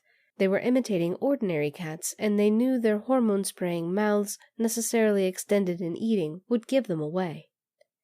He heard Dion try to picture to Dr. Garnet how the cats on Vega 8 had taken to pointing their muzzles toward the star that was the sun and wailing at it at night, and Dr. Garnet proudly suggested that they may have been ESPing the brainwaves beamed out by the Humberford Foundation. Whereupon Dion tried to explain how Vega 8 had once been a war-torn planet until a race of what sounded like intelligent space-traveling worms had brought them the green cats. But while Phil was drinking in all this information and exchanging words with this person and that, he was moving through the churning crowd in a very definite direction and with very definite purpose. Yet during his progress he continued to overhear scraps of discourse. He heard Sacheverell Akeley explaining to Chancellor Frobisher that the green cats were probably all offspring of Bast anyway, and that the ancient Egyptians, or perhaps Atlanteans, possibly had had spaceships and had taken the green cats to Vega in the first place. He heard Cookie gently twitting Mary Akeley about falling for a satyr, and she happily assuring him that she went from him with hooves, and in any case was going to make a doll of him. He heard Jack pointing out to Dr. Ramadka that now that they had the green cats, there wasn't going to be too much use for psychoanalysts or for thought police and commissars, and Ramadka was reminding him that most of the commodities peddled by Fun Incorporated, including male-female wrestling, wouldn't have much of a market either. He heard Carstairs, Llewellyn, and Buck talking about organizing a chivalric order that had to be called the Knights of the Green Cat. He heard Juno Jones telling Mo Brimstein how ever since her farm childhood she'd always liked animals better than humans, and was very glad that an animal was going to help her change her mind. And where was that little rat Jack? Mo Brimstein explained to her in reply that he'd spent so much time getting the jump on people that he'd never learned to understand them, while poor old Hans Billig had jumped around so fast he'd never noticed people at all. He heard John Emmett and Dave Greeley talking green cat logistics. How would they ever manage to blanket the whole world with the creatures? He heard Morton Operly and Dr. Garnet talking something way over his head about ESP nexuses and thought lines and which galaxy did the cats come from in the first place. He took Mitzi Ramadka's slim, tired hand and assured her that he loved her and that he thought that violence and jealousy and even revengefulness were admirable up to a point. But he never lost sight of his chief purpose. As he approached the low-walled box from which Lucky was still peering calmly, President Barnes left off assuring Mary Akeley that the directive for the destruction of all cats had already been cancelled, and came over to Phil and threw his arms around his shoulders in a fatherly way, and said, "Hi, young fellow. I hear you were pretty close to this cat for a couple of days. I'm sorry I'm going to have to be taking him off your hands." Phil straightened up. "You're not," he said. "Lucky is my cat." "Well, see here, young fellow," Barnes protested amiably. "I'm the president, so I have to have one of these cats. Emmett has one already, and the Humberford Foundation really needs one. And there are only 3 in the country. You heard the young lady from Vega say it." Several people and the 2 satyrs wandered up, attracted by the argument. "I don't care," Phil said, greatly encouraged by the tightness with which Mitzi's hand gripped his. "I know that this is a cosmic crisis and all that, but this is my cat, and I fed it, and I'm going to keep it. Come here, Lucky." Lucky jumped out of the box and into his arms. "I guess that proves it," Phil said. Barnes looked at him just a bit indignantly, and there were all sorts of murmured comments, but just then they heard a tiny and varied mewing. It came from the box from which Lucky had sprung. They looked in and saw 5 tiny duplicates of Lucky nosing their little conical faces upward. Dighty said, "They small, but they just as much big good pussycat, just much helpful." Barnes said, spreading himself around, "Why, now there'll be one for the Army, the Navy, Dr. Operly, myself, that goon back east who thinks he's going to be the next president." "Now, Bobby," Operly suggested, "don't go giving away more kittens than you've got." "And I was about to say," Barnes finished calmly, "one for this young fellow here." Phil looked down at Lucky, cradled in his arms. "So you're a she after all," he said. "Oh, no," Daddy burst out excitedly, half out of her cloak and half in it. "You no understand Vega. On Vega, sex different. On Vega is like—" and she screwed up her face, seeking the word. "Kangaroos," Operly interposed. "Yes," Dighty exclaimed triumphantly. "Only this difference.